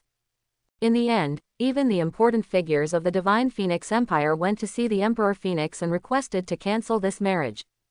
And in fact, the Emperor Phoenix did just that. He ordered Fang Huang to immediately cancel this marriage with the Yi family. But Fang Huang did not do so. With her kind heart, she came to the Yi family and did not cancel the marriage. Instead, she made a promise to the Yi family. 10 years. If Yi Zan could reach the sovereign rank within 10 years, the engagement would still stand. Not only that, she promised to exhaust all resources and help the declining Yi family regain its position as the first royal family of the Divine Phoenix Empire. And it was because of Fang Huang's promise that Yi Zan worked hard and, not long after, he met his master, Ning Xiuan. With Ning Xiuan's help, he went through 10 years of arduous cultivation and finally reached the sovereign rank at the age of 24, allowing him to stand proudly in front of Fang Huang. "Thank you. What are you thanking me for?" Fang Huang asked in a calm tone. In her eyes, Yi Zan's current cultivation was the result of his own efforts. "Thank you for your kindness 10 years ago. At that time, you preserved the only trace of dignity for a 14-year-old boy." Yi Zan responded solemnly to Fang Huang. "I see." Fang Huang nodded, understanding Yi Zan's meaning. Hearing their conversation, Ying Ling, who was standing by, walked to Fang Huang's side with a faint smile and casually said to Yi Zan, "First of all, congratulations, young Master Yi, on reaching the sovereign rank. But the sovereign rank is just the beginning. You are still not qualified to be on par with us, let alone discussing marriage with Princess Chong. What do you say?" "Hey." Yi Zan heard this and calmly looked at Ying Ling, asking, "Second prince, if I am not qualified, then I suppose you are obviously not qualified either. After all, you are not the great Qin crown prince, and your cultivation is only at the sovereign rank. But what about Princess Chong? She is the future empress of the Divine Phoenix Empire. I dare to ask, how are you worthy?" Upon hearing these words, Ying Ling's face turned cold, and he said in a stern tone, "You brat. You have a sharp tongue, don't you? I wonder if you'll still be so eloquent if I cut out your tongue. Will you still be able to speak so cleverly in the future?" "Hey." Yi Zan heard this and sneered, "Why don't you give it a try?" "Everyone, shut up." Fang Huang reprimanded Yi Zan and Ying Ling, then turned around and looked blankly at the distant sky. There, 3 auroras were tearing through the sky. Not only that, but there were also countless figures flying from all directions towards Zhou Ling. "Stop arguing. Ji Shu, he's here." Fang Huang took a deep breath and spoke softly. As her words fell, darkness suddenly descended upon the sky above Zhou Ling. At this moment, the world was at its darkest. The heavens and earth are in darkness, night has fallen. Boom, boom, boom. 3 figures arrived first on the Zhou Ling divine path. Shen Zhanxin, Li Wangsheng, Zhao Wuji. Fang Huang furrowed her brows and looked at the 3 people in front of her. She couldn't understand why these 3 top saint children of the 9 heavens continent's major cultivation sects were standing on the same side as Ji Shu. At this moment, her expression suddenly froze. She noticed the sword wound on Li Wangsheng's chest and the blood hole on Zhao Wuji's chest. They have already perished. Now, they are undead bodies. What have these 2 experienced before? Fang Huang furrowed her brows suddenly and murmured to herself. "Hey. Shen Zhanxin looked at Fang Huang and smiled charmingly. "Princess Chong, that shot in the divine wood forest was quite powerful. Truly worthy of being the future empress of the Divine Emperor Empire." HMPH. Fang Huang coldly snorted. The saint child of the Crimson Cloth Church actually obeys the command of a military aristocratic family's heir. "Shen Zhanxin, you have disgraced the face of the Crimson Cloth Church. Princess Chong, you don't understand." Shen Zhanxin shook his head. Whenever she thought of that person now, her beautiful eyes were filled with endless piety and reverence. "I don't understand, and I don't want to understand. What about Ji Shu? Tell Ji Shu to come out." Fang Huang opened her red lips and spoke coldly. Swish, swish, swish. Countless sounds of breaking through the void resounded. Over 100 supreme heavenly demon cultivators appeared around Zhou Ling. They were all dressed in black cloaks, and the cloaks rustled in the cold wind. The demon sect's saintess, Mu Xuanian, walked slowly to Shen Zhengxin's side, looking at Fang Huang with a playful expression. "The supreme heaven has also come. It seems. Ji Shu, the heir of the supreme heaven, has joined forces with the demon cultivators." Yingling reminded Fang Huang in a low voice, his handsome face looking grim. Hey, it's probably not just a simple alliance. Ji Shu is probably also a member of the Supreme Heaven. And, judging from the formation, he is a prominent figure in the Supreme Heaven. Yi Zan sneered. That's right, if I'm not mistaken. That legendary level Supreme King of the Supreme Heaven must be Ji Shu. Fang Huang took a deep breath and said slowly. As her words fell, Yi Zan and Yingling's expressions froze. If what Fang Huang said was true, then Ji Shu was the Supreme King of the Supreme Heaven. Then today, things were probably not that simple. Princess Chong, second prince, Jianxin is here on the orders of our master, to come to Zhouling and seize the two broken blade techniques. Please make it convenient for you to hand over the fragments of your two broken blades. If you hand them over voluntarily, perhaps you can still keep your lives. Shen Jianxin smiled slightly at Fang Huang and Yingling. What if this prince doesn't hand them over? Yingling's face darkened, and he spoke coldly. If you don't hand them over, then die. Shen Jiangxin's voice turned icy. At this moment, behind him, Li Wangsheng and Zhao Wuji stomped on the divine path's ground with force. Boom! The ground cracked open. The two of them flew out like bullets, heading towards Fang Huang and the others. Li Wangsheng held a dragon spear, while Zhao Wuji held a black war halberd. One person's spear was like a dragon, and the other person's halberd split the sky. Black chi lingered around them, their aura domineering and eerie. Seeking death, Yi Zan coldly snorted. He took out a black heavenly blade, the divine oracle, from his storage ring, then stepped on the void and single-handedly confronted Li Wangsheng and Zhao Wuji. Kill! Yi Zan roared, his killing intent palpable. He swung the divine oracle heavenly blade down with force. Clang, clang, clang, clang. Above the void, Yi Zan faced two opponents alone. The heavenly sword swept across the sky, its sword technique extremely domineering. With each strike, there was a resounding thunderous explosion in the empty space.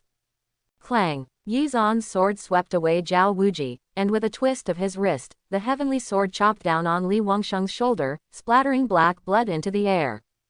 However, Li Wangsheng's expression remained unchanged, his eyes empty as if void. He raised his hand and the dragon spear pierced through. Clang! The dragon spear pierced through Yi Zan's body. But something strange happened. Yi Zan's body slowly became ethereal, then disappeared. Such powerful swordsmanship. Evasive body technique. This Yi Zan is not simple. Shen Jianxin frowned. He has obtained an extremely high level of inheritance, possibly from the heavens above. Li Wangsheng and Zhao Wuji are no match for him.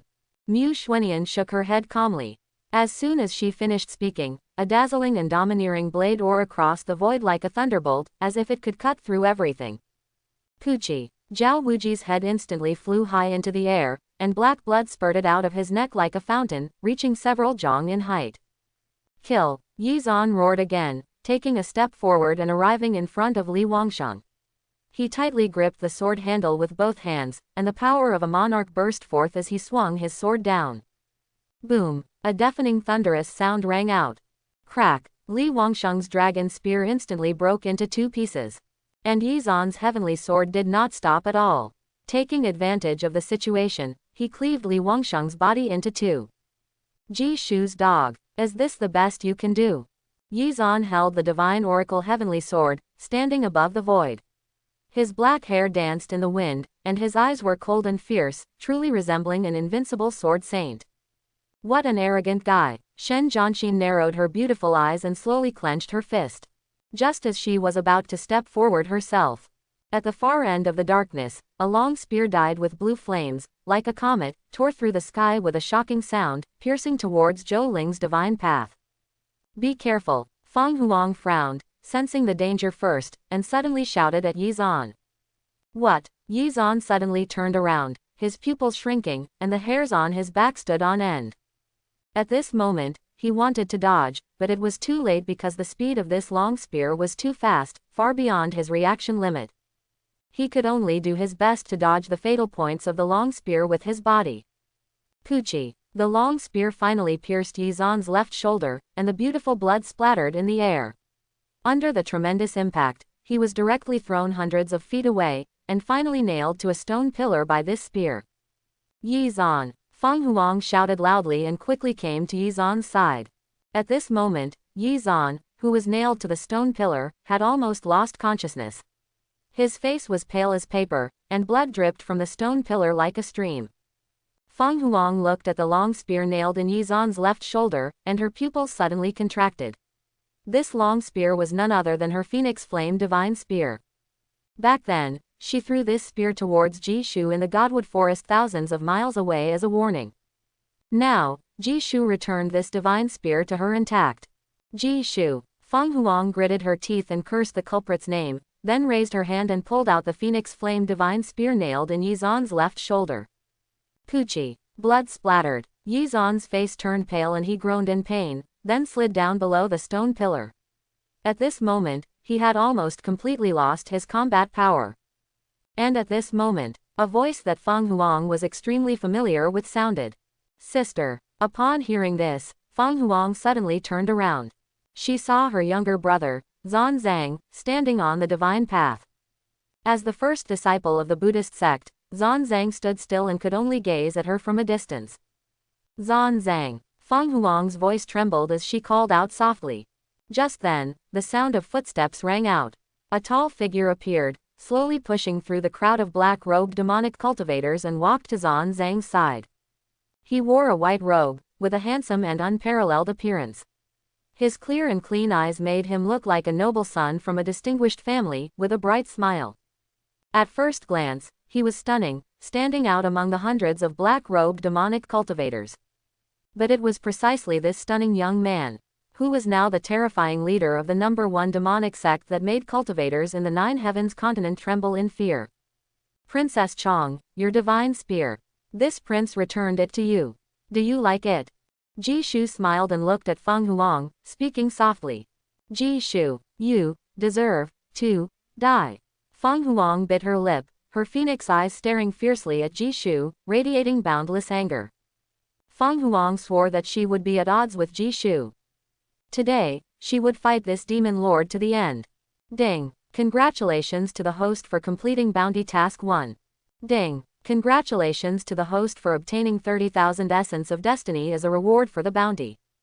Ding. Congratulations to the host for obtaining the reward skill, Eye of Omniscience. Listening to the sound of the system prompt in his ears, Jishu's mouth curved into a pleased smile.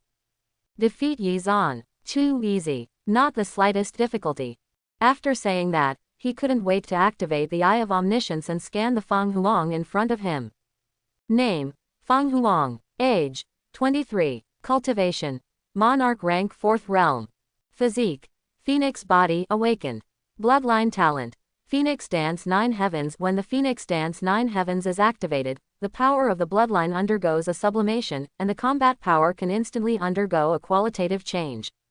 Combat power evaluation: Monarch rank 9th realm. Essence of Destiny potential: 200,000. Hint: the host can currently excavate 40,000 Essence of Destiny. Looking at the information in front of him, Jishu couldn't help but raise an eyebrow and whispered to himself. So this is the Eye of Omniscience. Not only can it display the basic information of the person being scanned, but it can also evaluate their combat power. The most important thing is that this Eye of Omniscience can actually view the Essence of Destiny potential contained in others' bodies. Not bad. It's quite decent. His thoughts stopped there. Jishu closed the Eye of Omniscience and looked at Fang Huang with a subtle expression in his eyes. Because, at this moment, Fang Huang was like a gold mine waiting to be excavated, extremely precious. Princess Chong, your gaze is so terrifying. I bet you want to tear me apart right now. Jishu casually spoke. At this moment, he could see the raging anger in Fang Huang's eyes. But so what? Jishu, you wanted the fragments of the twin severing blades, right? Then come and fight. As long as you kill me, you will have everything. Fang Huang coldly spoke to Jishu, and in her beautiful eyes, a blazing phoenix flame rose. Fair enough. You want to fight? Then let's fight. Jishu shook his head and took a step forward. Sister, be careful. Zan Zhang watched Jishu take a step forward, his heart tightening. He knew that his sister, Fang Huang, was very strong. But in his eyes, Jishu was no longer describable as strong. My junior sister once said, the top among the younger generation of the Nine Heavens continent. The first is Mo Qingxian. The second is Fang Huang. I hope Princess Chong can really defeat this bad guy. Mu Lengxin bit her red lips, her eyes filled with hope. She hoped that Fang Huang could defeat Ji Shu. After all, she always believed that good would triumph over evil. Kill! Fang Huang shouted coldly, and the phoenix flame instantly floated out of her eyes. A tremendous aura swept through the heavens and earth, and an unparalleled killing intent engulfed the sky. She held the phoenix flame spear in one hand, took a step forward, and her body transformed into a terrifying killing star, tearing through the void, and rushed towards Ji Shu. Fang Huang, you can't do it. Ji Shu looked at the overwhelming phoenix flame in front of him and shook his head. Then, a brilliant chaotic holy light burst forth from the depths of his clear eyes. The second stage of his bloodline, divine prohibition, was activated. At this moment, Ji Shu stood alone under the night sky, his clothes fluttering, his state of mind clear and peaceful. Only he knew that he was now in a mysterious and indescribable realm, beyond words and description. When strands of immortal radiance bloomed on his body, his temperament instantly became ethereal and elusive. At this moment, Fang Huang attacked. Clang, clang, clang, clang. Fang Huang held the phoenix flame divine spear, and in an instant, the divine spear carried an almost space-shattering power as it stabbed Ji Shu hundreds of times. However, something strange happened. Although it seemed like Fang Huang's attacks hit, they actually completely missed. The phoenix flame divine spear pierced through illusions. But what was shocking was that Ji Shu was indeed standing in the same spot, not even moving a single step. How is this possible? Wen Ling, who was watching from the side, couldn't believe his eyes. He was well aware of Fang Huang's strength. Below the saint level, she was almost invincible. Even saint-level powerhouses couldn't dodge Fang Huang's powerful attacks like Ji Shu did. What level of body technique is this? Zhan Zhang swallowed hard, his face turning pale.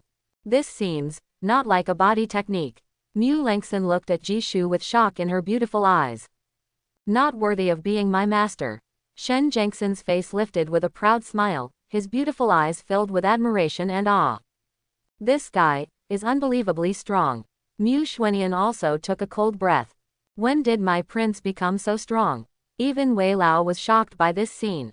He was the one with the highest cultivation level, the broadest knowledge, and the most piercing gaze.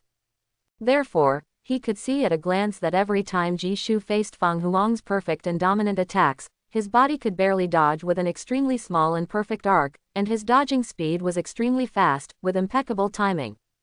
It was precisely because of this that visually, Ji Shu seemed to be standing still in everyone's eyes, without moving, but Fang Huang's attacks seemed to hit Ji Shu every time, but in reality, they hit nothing but the empty and shocking scene of missed attacks.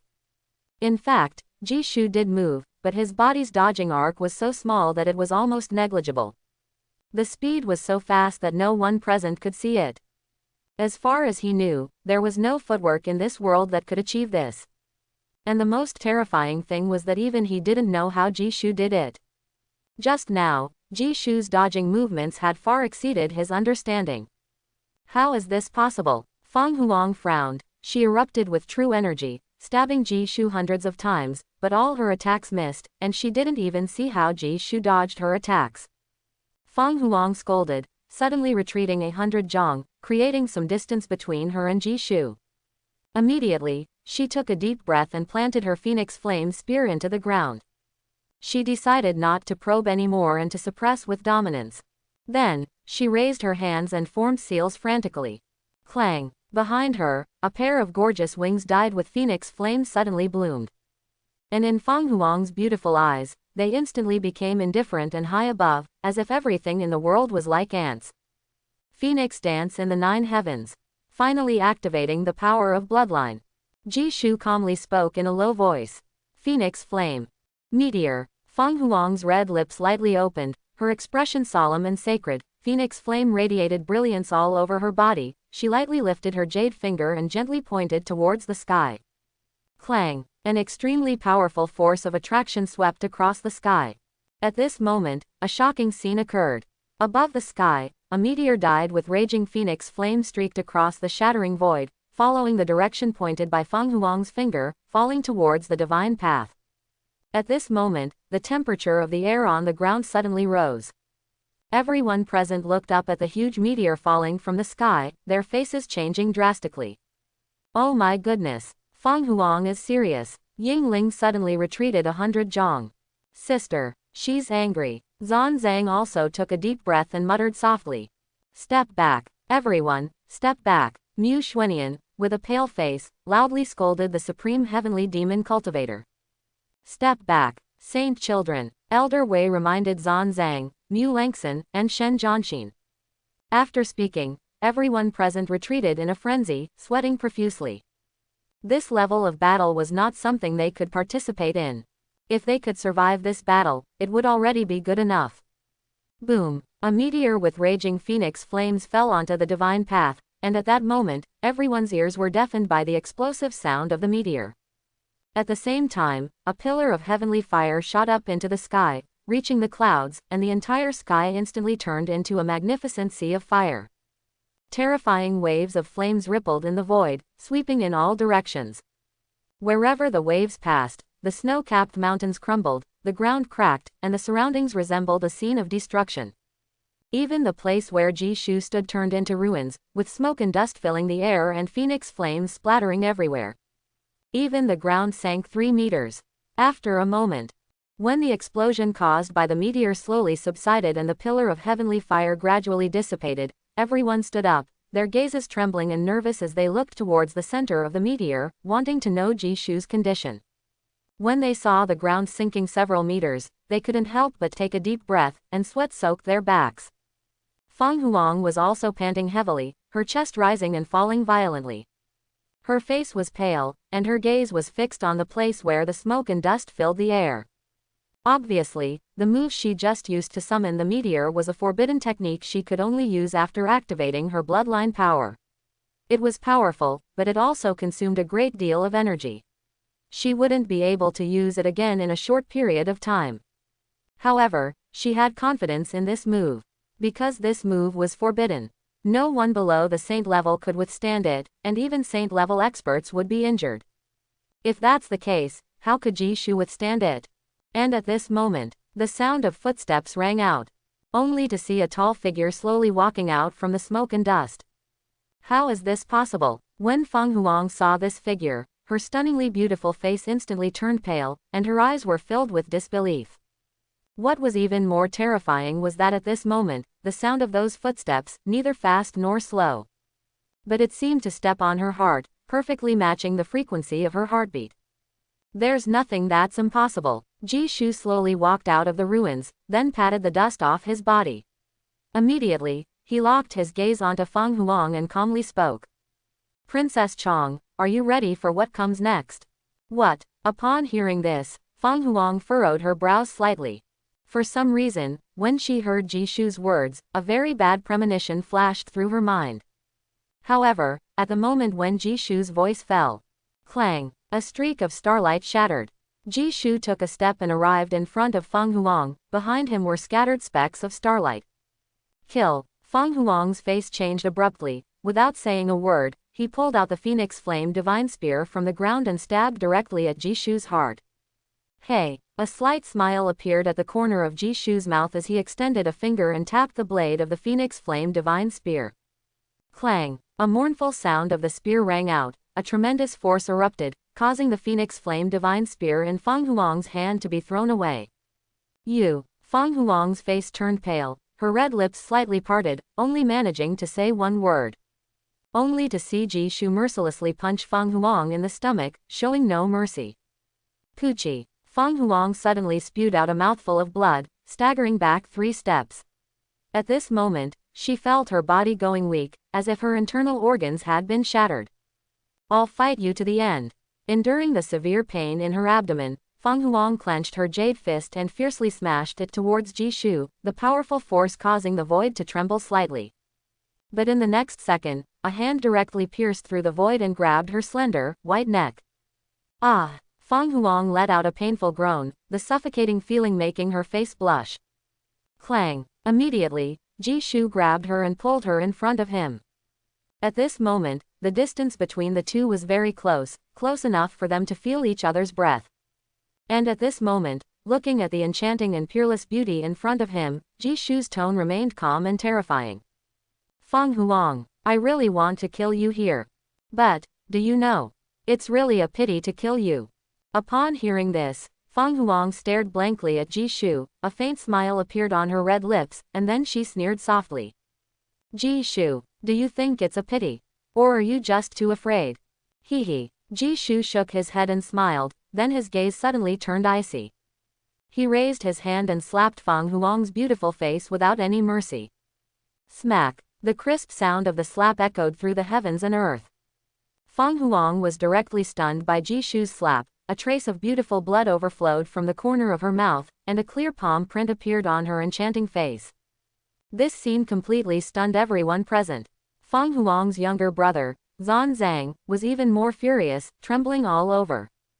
Yingling wanted to make a move, but at this moment, he looked at Jishu's figure and felt as if his feet were firmly rooted to the ground. Fear prevented him from making any move. As for Yizan, lying under the stone pillar, his face turned purple, his fists clenched tightly. Perhaps due to exerting too much force, his nails pierced into his palms, and drops of blood fell to the ground. His Bai Yu Guang, the noble and stunning phoenix princess, was being toyed with by Jishu as if she were a plaything. As for Fang Huang herself, she had thought that Jishu might kill her directly, but she never expected that Jishu would give her a solid slap. Jishu, what is this? Is it humiliation? Fang Huang looked at Jishu with sorrow in her eyes. At this moment, the flames of the phoenix around her had dissipated to some extent, but her eyes remained stubborn. Humiliation. Jishu shook his head and said lightly, at best, it's just a small lesson to make you understand your current position. But, according to this prince, you should understand now and be prepared. Prepared for what? Fang Huang hadn't had time to fully comprehend the meaning behind Jishu's words when she saw him reach out and grab the brilliant flames of the phoenix wings behind her. As the wings were held in his hand, they felt warm and soft, and he could clearly sense the extremely powerful energy flowing through his palm. Jishu, you. Fang Huang's face changed dramatically, as if she realized something, but she didn't finish her sentence. Jishu gave a cold smile, then pulled with force, and a cracking sound was heard. Ah! Fang Huang let out a painful cry, her delicate body trembling violently like a flower in a storm. An intense pain spread from her back to every part of her body. This pain, seemingly coming from the depths of her soul, almost made her faint. Her once unparalleled beautiful face turned deathly pale, and her originally stubborn eyes became slightly white and scattered. At this moment, there was only one thought in her mind: pain. The pain was unbearable. Immortal Devouring Demonic Technique. Activate. Jishu activated the Immortal Devouring Demonic Technique. In an instant, half of Fang Huang's wings turned into divine radiance and entered his body. Ding! Congratulations to the host for activating the Swallow Heavenly Demon Technique, devouring the Divine Phoenix Wings, and successfully advancing to the 5th level. Ding! Congratulations to the host for devouring the Divine Phoenix Wings and obtaining 20,000 Essence of Destiny. Ding! Congratulations to the host for devouring the Divine Phoenix Wings, and the assimilation progress of the World Purifying Demon Flame has reached 20%. Ding! Congratulations to the host for successfully advancing cultivation to the peak of the Sovereign Realm, 5th stage. Listening to the continuous sound of system prompts in his ears, Jishu only felt comfortable in his heart. He released Fang Huang. Fang Huang weakly fell to the ground, her lips slightly parted, breathing heavily. At this moment, she was extremely weak, and her proud beautiful eyes were filled with a sense of pity that was hard to resist. Demon. Zhang looked at Fang Huang, who was lying on the ground covered in blood, and a raging anger surged from his heart. His gaze towards Jishu was filled with killing intent. At this moment, he wanted to fight Jishu to the death. And Jishu seemed to sense Zhang's gaze, and he turned slightly to glance at Zhang. Interesting, he's not a bad seed. In the novel, Zhang was the chief of the Buddhist sect, but in the end, he became a bloodthirsty demonic monk under Nan Lingyu's command, causing fear in everyone. As for the reason, it was because his sect, the Great Thunderclap Monastery, was annihilated by a long-lived family in the heavens. And unfortunately, the righteous forces who were full of principles were all silent, so he abandoned Buddhism and turned to demonic cultivation for revenge. Jishu's original plan was to find Fang Huang and then kill Zhang, but now it seemed that there was another way to go. The immortal devouring demonic technique has advanced to the 5th level. Then, the young master now has the power to demonize others. Zhang is the best candidate. Jishu looked at Zhang, becoming more and more satisfied. The first few levels of the immortal devouring demonic technique were all about tempering the body, cultivating the meridians, and nurturing the demonic soul. But the 5th level underwent a qualitative change, and now he possessed true demonic power. Jishu, I won't let you live. Zhang gritted his teeth and scolded Jishu. He was already prepared to die with his sister in Zhouling. Young monk, don't speak too soon. Jishu mysteriously smiled at Zhang. As soon as he finished speaking, he placed his hand directly on Zhang's shoulder. Zhang's expression changed, and when he turned around, he only saw the endless coldness in Elder Wei's eyes. And at this moment, the true essence in his body had been frozen inch by inch. A familiar scene. Shui Guniang looked at Zhang, who was frozen in place, and couldn't help but shiver. Back then, she was frozen by Elder Wei outside the Weiyang Palace for a whole night. Hee. Jishu glanced at Zhang and then lowered his head to look at the weak Fang Huang at his feet. Jishu, you better kill me today. Otherwise, in the future, I won't spare you. Fang Huang used all her strength to raise a jade hand and grab Jishu's ankle, her red lips trembling as she spoke intermittently. Fang Huang, the young master said, killing you would be a pity.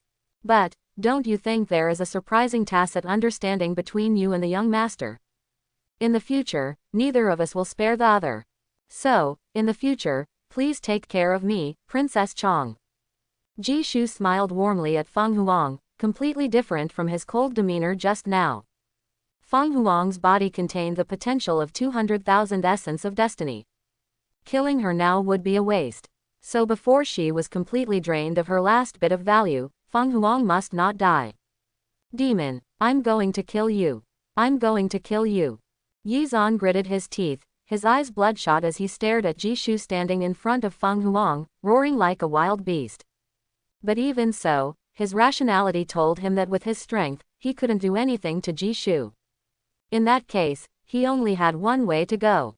Master, help me, please, help me. Yizan reached out and tightly grabbed the necklace around his neck, abandoning his dignity and pleading non-stop. It should be noted that in 10 years of arduous cultivation, he had never asked Ningxian for help. It can be imagined that Yizan was now in extreme pain and despair. After a moment, a gentle voice sounded in his ear. Sigh, fine, today, I will lend you my power. But this won't happen again. As soon as the voice fell, Yizan felt a surge of power in his body, reaching an extremely powerful level. This power surpassed the monarch realm. Boom, an aura that could overlook the world instantly swept through the entire Zhou garden. Everyone looked at Yizan, who slowly stood up from under the stone pillar, in shock and exclaimed. Saint Realm, this is the power of the Saint Realm. Feeling the suffocating pressure between heaven and earth, Jishu turned around and calmly looked at Yizan, who had bloodshot eyes, was panting heavily, and exuded the pressure of the Saint Realm. It seemed that he had already anticipated this scene. At this moment, he slowly lifted the corners of his mouth, whispered with a hint of playfulness. Yizan, you finally used the power of your master. It seems, things are starting to get interesting. Saint Realm, how did this guy suddenly reach the Saint Realm? Prince of Great Qin looked at Yizan, who had surpassed the sovereign realm, in astonishment and took 3 steps back. He couldn't help but want to slap himself in the face when he thought about the words he had mocked Yizan with earlier. How could he mock someone at the Saint Realm, a level beyond the sovereign realm? Saint Realm, this guy is actually a Saint Realm expert. Such a young Saint Realm expert. Shui Guniang felt the terrifying pressure emanating from Yizan and her face turned pale. She had been by her Lady Chuli's side for many years and considered herself to have seen Saint Realm experts before. But a Saint Realm expert at Yizan's age? She had never heard of such a thing. This guy is acting strange. Old Wei, quickly take the master away. Now that Yizan has reached the Saint Realm, the master is in danger. Shen Jian anxiously said to the Old Wei beside him. Shut up, the Crown Prince has his own plans. Old Wei reprimanded coldly and took a deep breath. Based on his understanding of Jishu, he believed that Jishu would have planned and prepared for anything he did. He didn't know why Yi Zan suddenly possessed the power of the Saint Realm, but he knew that Jishu must have been prepared for it. He even seemed to have been looking forward to it for a long time. Facing the Saint Realm, why is this guy so calm? What does he want to do? Mu Xuanian stared at Jishu in astonishment, noticing the same thing as Old Wei. And looking at Jishu, who stood with his hands behind his back, his eyes fixed on Yi Zan. Name: Yi Zan. Age: 24. Cultivation: Saint Realm First Stage. Combat Power Evaluation: Peak of Saint Realm First Stage. Source of Combat Power: 9 Heavens Upper Realm, Ning Family of the Changsheng Clan, Ning Xuan. Essence of Destiny Potential: 250,000 Destiny Points.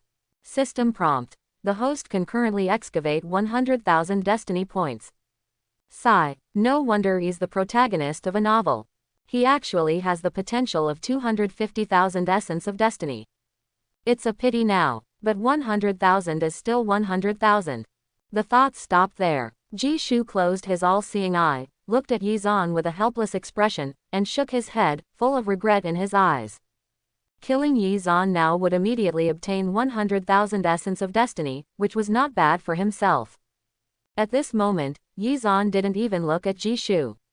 He lowered his head and looked at the weak Fang Huang lying on the ground, speaking extremely gently.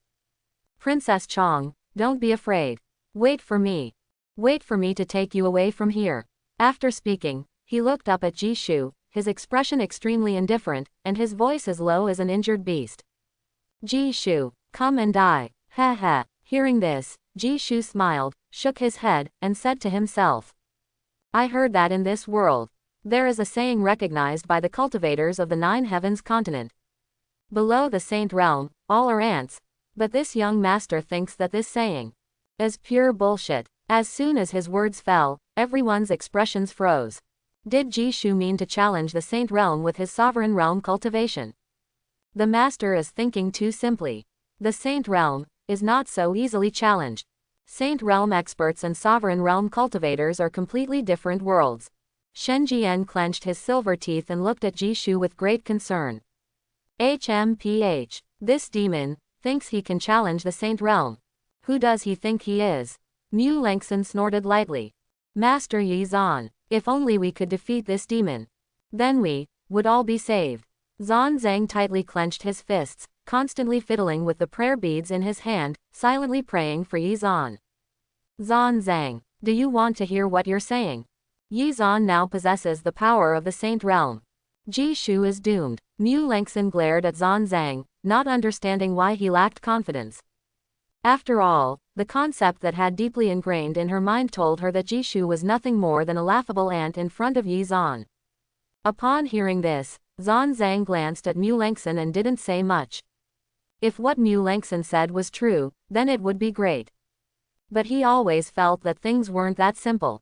At this moment, he looked at Jishu's back and his throat couldn't help but roll. For some reason, he felt like he was staring into an abyss when he looked at Jishu. The scene shifted. Yi Zan stood with his hands behind his back, looking at Jishu with an indifferent expression. He didn't say much, but took a step forward. Boom! Terrifying Saint Realm power swept out, causing the space to tremble violently, lightning flashing in the sky, and an immense pressure permeating the entire area. Kill! Yi Zan calmly uttered a word, kill, and holy light bloomed in his eyes, tearing through the darkness, locking onto Jishu. At this moment, he threw a punch, and the immense aura of the Saint level surged like a bursting flood, erupting like a galaxy explosion. The Saint level is indeed the Saint level. This power has truly undergone a qualitative change. After Jishu finished speaking, the brilliance of Chaos Immortal in his eyes reached its peak. He suddenly took a step forward and also threw a punch. Boom! The collision of the two fists caused a terrifying true yuan storm that swept through the sky. The ground where Jishu and Yi Zan stood cracked like a spider web. The terrifying power shocked everyone present, causing them to retreat hundreds of feet. Even the experts at the monarch level would be seriously injured under the aftermath of this power. When they stabilized their figures, a jaw-dropping and eye-shocking scene unfolded. Stomp! Stomp, stomp, stomp. A figure stumbled back 17 steps from the true Yuan storm. This person was not Jishu, but Yi Zan. How is this possible? Mu Lan was dumbfounded. In her impression, a saint-level expert could easily kill a monarch-level cultivator with a wave of their hand, and a monarch-level cultivator would not have the slightest power to resist. But now, this scene completely shattered her understanding. This guy, his combat power is actually comparable to the saint level. Zan Zhang's mouth widened, as if it could hold an egg. Jishu, this guy is defying the heavens. Yingling gasped for breath, her eyes almost popping out. Well worthy of being the crown prince. Wei Lao breathed a sigh of relief. He knew that Jishu must have had confidence to fight against a saint-level expert. After saying that, Mu Xuanian and Shen Zhanxin also secretly breathed a sigh of relief. How is this possible? Yi Zan frowned tightly. At this moment, he felt that his right fist, which had just clashed with Jishu, was trembling slightly, and he was even at a disadvantage just now. After activating the divine prohibition, my combat power can indeed rival the saint level. In that case, there's no need to be polite. Jishu muttered to himself, then his body swayed and he took the initiative to attack Yi Zan, raising his fist without mercy. Kill! Yi Zan roared, turning into a demonic star, and collided fiercely with Jishu on the divine path. Boom, boom, boom, boom. Jishu and Yi Zan engaged in an extreme close combat battle, exchanging punches and elbows. Both of their body movements were extremely exquisite. Star gods shattered shadows, stars scattered in the sky, layers of star shadows. Changsheng family's swift wind 9 steps, ethereal and without a trace. For a while, on the divine path, countless illusory figures filled the sky, making people's eyes dazzled. Boom, boom, boom. In the clash of power at the saint level, the terrifying sound of sonic booms reverberated through the void. Jishu and Yi Zan collided like two stars, and this unprecedented battle completely shocked everyone present. In that instant, everyone understood. Jishu not only could truly fight against a saint-level expert, he could even overpower Yi Zan, who possessed the power of the saint level. Yi Zan was forced to retreat step by step. The saint level, that's all. Jishu sneered. Master, how could it be like this? Yi Zan staggered back again, stabilizing himself only to feel a strong surge of qi and blood. Xuaner, hold on, Ning Suyan's gentle voice sounded. Soon after, Yi Zan sensed the surging saint realm power within his body once again increasing. Second stage of the saint realm. Third stage of the saint realm. Fourth stage of the saint realm. Fifth stage of the saint realm. ... In just a few breaths, Yi Zan's aura directly went from the first stage of the saint realm to the fifth stage. Thank you, Master. Yi Zan will never let you down. With that, Yi Zan raised his hand and drew his divine oracle sky blade, stomping on the void with absolute confidence, carrying the saint realm power that had been raised several levels again, and once again attacked Jishu. You really don't care about your face. Since that's the case, then let's end it. Jishu sneered, and a hint of eerie black flame surged deep in his eyes. In an instant, the temperature in the void quietly rose, and a power of ultimate destruction emanated silently from Jishu's body. Jishu, accept your fate. Yi Zan stood in the void, his gaze locked onto Jishu, and the sky blade descended with force. Ignite. Jishu's face expressionless, he spat out a word, then extended his left hand, crossing his middle finger and thumb, snapping his fingers. Boom! A black and extremely eerie crimson flame burst out directly from Jishu's body. Xuaner, be careful, Ning Suyan's voice echoed in Yi Zan's ears. However, it was already too late. The terrifying demonic flame directly sent Yi Zan flying hundreds of feet, every part of his body blooming with beautiful blood flowers, and his body convulsing incessantly under the ravages of the demonic flame. But it wasn't over yet. Jishu stepped on the shattered shadows of the star god, instantly appearing in front of Yi Zan. Without saying a word, he raised his right hand, covered in demonic flame, and slapped it directly on the back of the divine oracle sky blade. Clang! A sharp and mournful sound of the blade rang out. Immediately after, a shocking scene occurred. The black sky blade that seemed capable of cutting through everything directly shattered into pieces. The divine oracle sky blade was actually shattered by Jishu's slap. Then, Jishu lifted his foot and ruthlessly stomped on Yizan's chest. Poochie. Yizan spewed out a mouthful of blood, his chest cavity caved in, and his body crashed to the ground like a falling star, raising a cloud of dust. The flame, world-purifying demon flame. Fang Huang, lying on the ground, had a pale face and a trembling voice. She never expected that Jishu would possess the third-ranked world-purifying demon flame on the strange fire list. How could this be? This guy's combat power is comparable to a saint rank. He actually possesses the world-purifying demon flame. Mulan's delicate body trembled, her beautiful eyes shook violently, and she felt dizzy. The world-purifying demon flame, wasn't it in the hands of Nan Lingyu, the supreme heavenly saint? Zan Zhang was also shocked, and his sweat had soaked through his clothes. He. Mu Xuanian sneered and shook her head. If everyone thought that the world-purifying demon flame was in the hands of her master, then everyone was wrong. After all, 10 years ago, even her master was tricked by Jishu. The true owner of the world-purifying demon flame was not her master, Nan Lingyu, but Jishu. World-purifying demon flame. You actually possess the world-purifying demon flame. Yizan staggered to his feet, his voice trembling with disbelief. At this moment, his body was covered in blood, and his chest was charred black. He could sense the power of the world-purifying demon flame rampaging through his body, and his own power was gradually disappearing. But even so, he still clenched his fist and wanted to fight Jishu. Go, Shuaner, quick, run, Ning Xian's anxious voice echoed in Yizan's ears. Just now, she had to retract some of her power to suppress the demonic poison in Yizan's body. But in reality, she couldn't suppress it for much longer. Master, disciple is unwilling. Yizan gritted his teeth and spoke with a trembling and sorrowful voice. His hand holding the broken divine oracle heaven blade also trembled slightly. Just now, his Tao heart was almost shattered along with the divine oracle heaven blade by Jishu's slap. If he left like this, he would probably leave an indelible shadow in his heart. Shuaner, listen to your master. Run. As long as there's a green mountain, there's no need to worry about firewood. Only by staying alive is there hope. If you insist on fighting him again, there's only a dead end. Hearing this, Yizan's mind instantly became clear, and he gritted his teeth and nodded heavily. Then, he glanced at Fang Huang lying on the ground, his eyes filled with reluctance and guilt. But he also knew that he couldn't hesitate anymore, so he firmly made up his mind to escape from Zhou Ling. At this moment, a tall figure stood in front of him.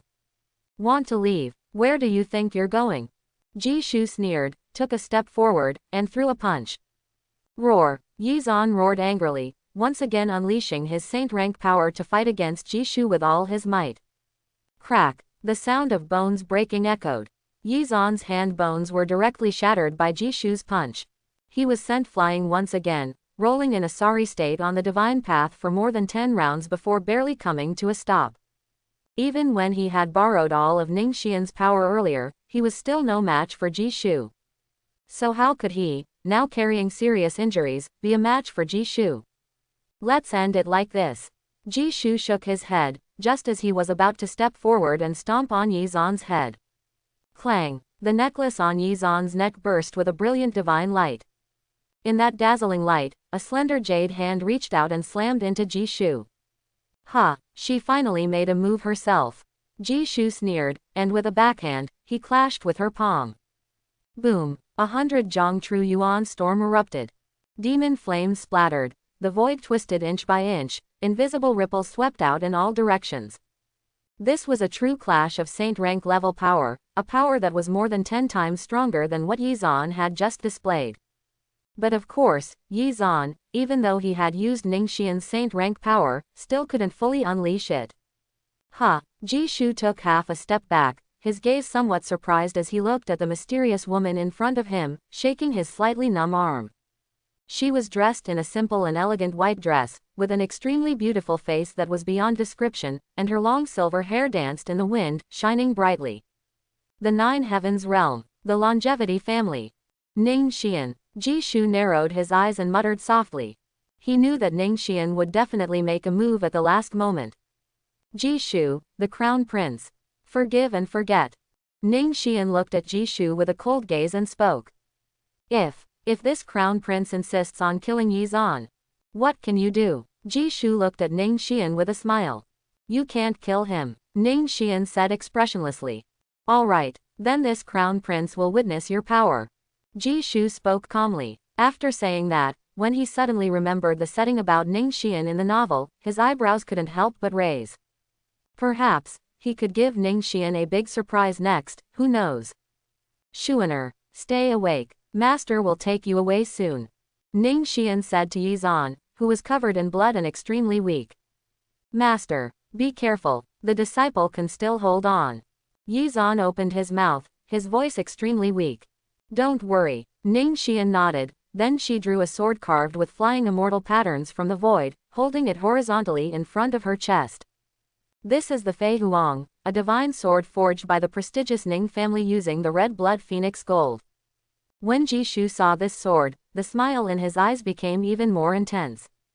It must be said that this Fang Huang seemed to have been crafted specifically to counter the great principal sword fetus. Since you want to fight, then let's fight. Ji Shu shook his head helplessly, then a flash of light appeared in his hand, revealing an ancient and simple sword fetus.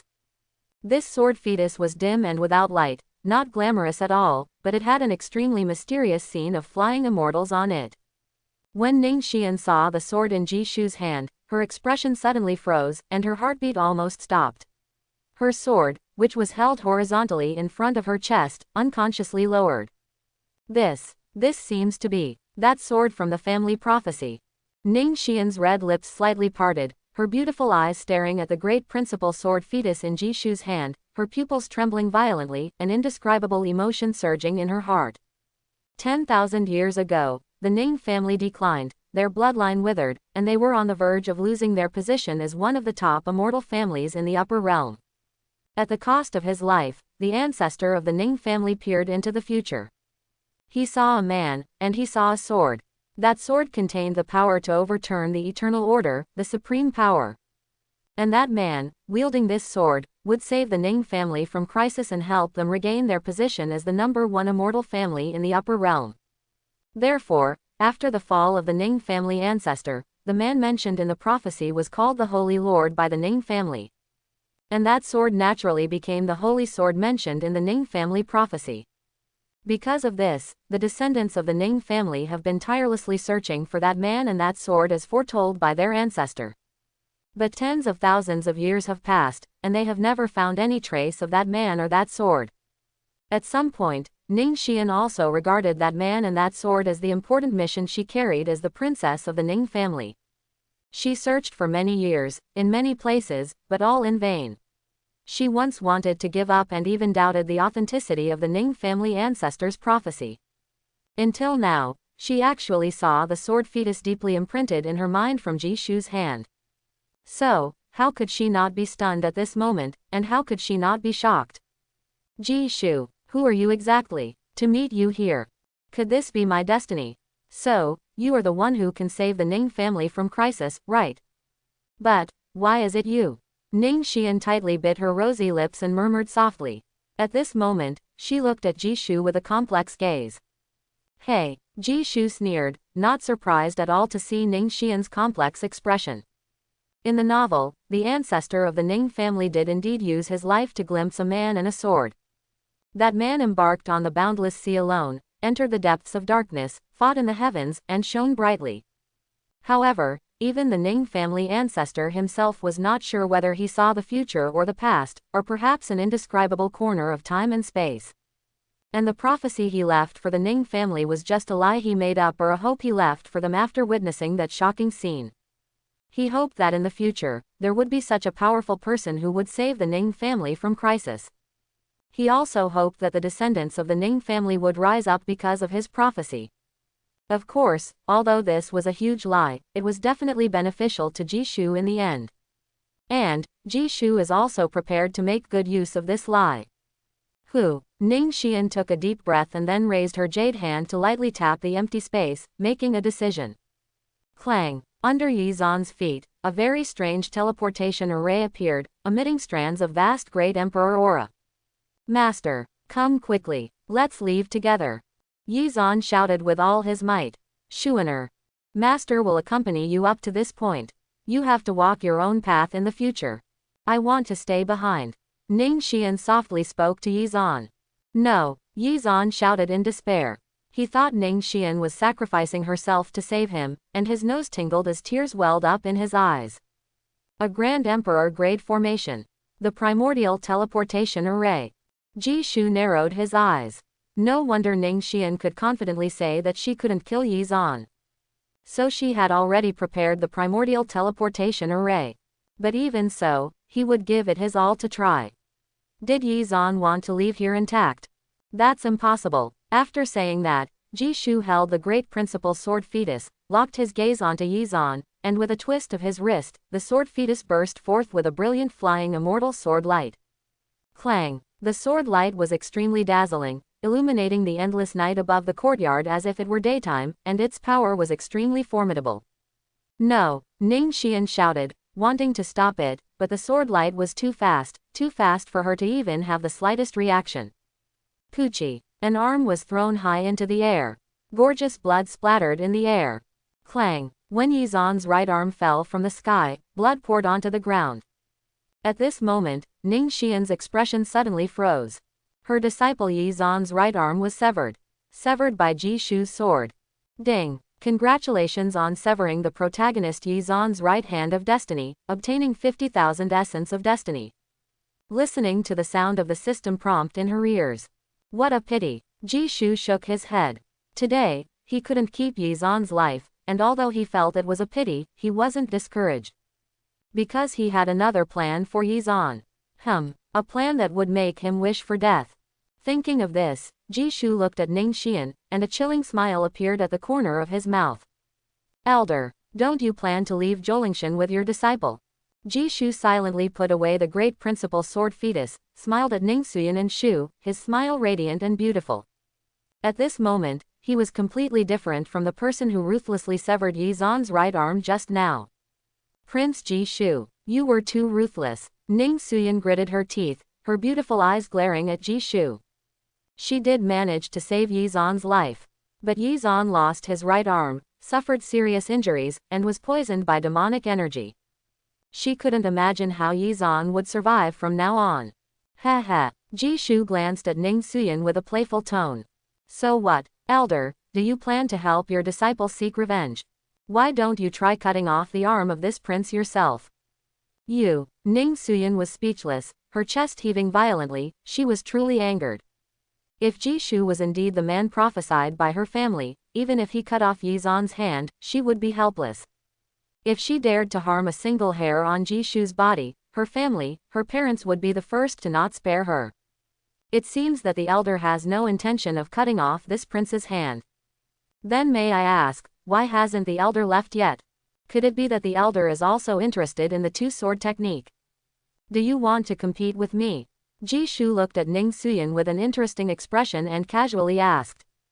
You're thinking too much. I have no interest in the two-sword technique. Ning Xian responded expressionlessly. She was the young miss of the Ning family, a noble family from the Nine Heavens upper realm. Even though the Ning family had declined now, a camel is still bigger than a horse. A cultivation technique of emperor grade wouldn't make her like this. Since that's the case, what else does the elder find interesting? Is it the snow falling in this Zhou garden? Or the breathtaking scenery before us? Or, me? Ji Shu knowingly asked, his gaze fixed on Ning Xian's eyes.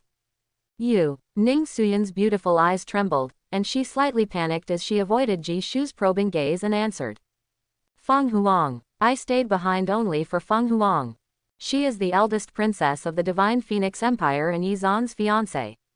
I absolutely won't allow you to harm her. Ha ha ha. So that's how it is. Ji Shu shook his head and chuckled lightly. Then he approached and respectfully lifted Fang Huang. The scent of jasmine instantly filled his nose, bringing a pleasant mood. Let me go. Fang Huang weakly spoke, wanting to struggle, but the weakness in her whole body made it difficult for her to even move a finger, so she could only let Ji Shu do as he pleased. Shut up. Ji Shu coldly reprimanded Fang Huang, then walked up to Mu Xuanian and handed Fang Huang over to her. Princess of the Holy Maiden Palace. Now, the eldest princess is under the control of this prince. You must take good care of her. Of course. If she regains her strength and wants to escape, don't hesitate, just break her legs. Jishu smiled slightly at Mu Xuanian. You rascal. Mu Xuanian looked at Jishu with a somewhat amused glance. She realized that Jishu, who had grown up, was becoming more and more to her liking. Demon. Fang Huang gritted her teeth and glared fiercely at Jishu. Hey. Upon hearing this, Jishu chuckled lightly, not getting angry at all.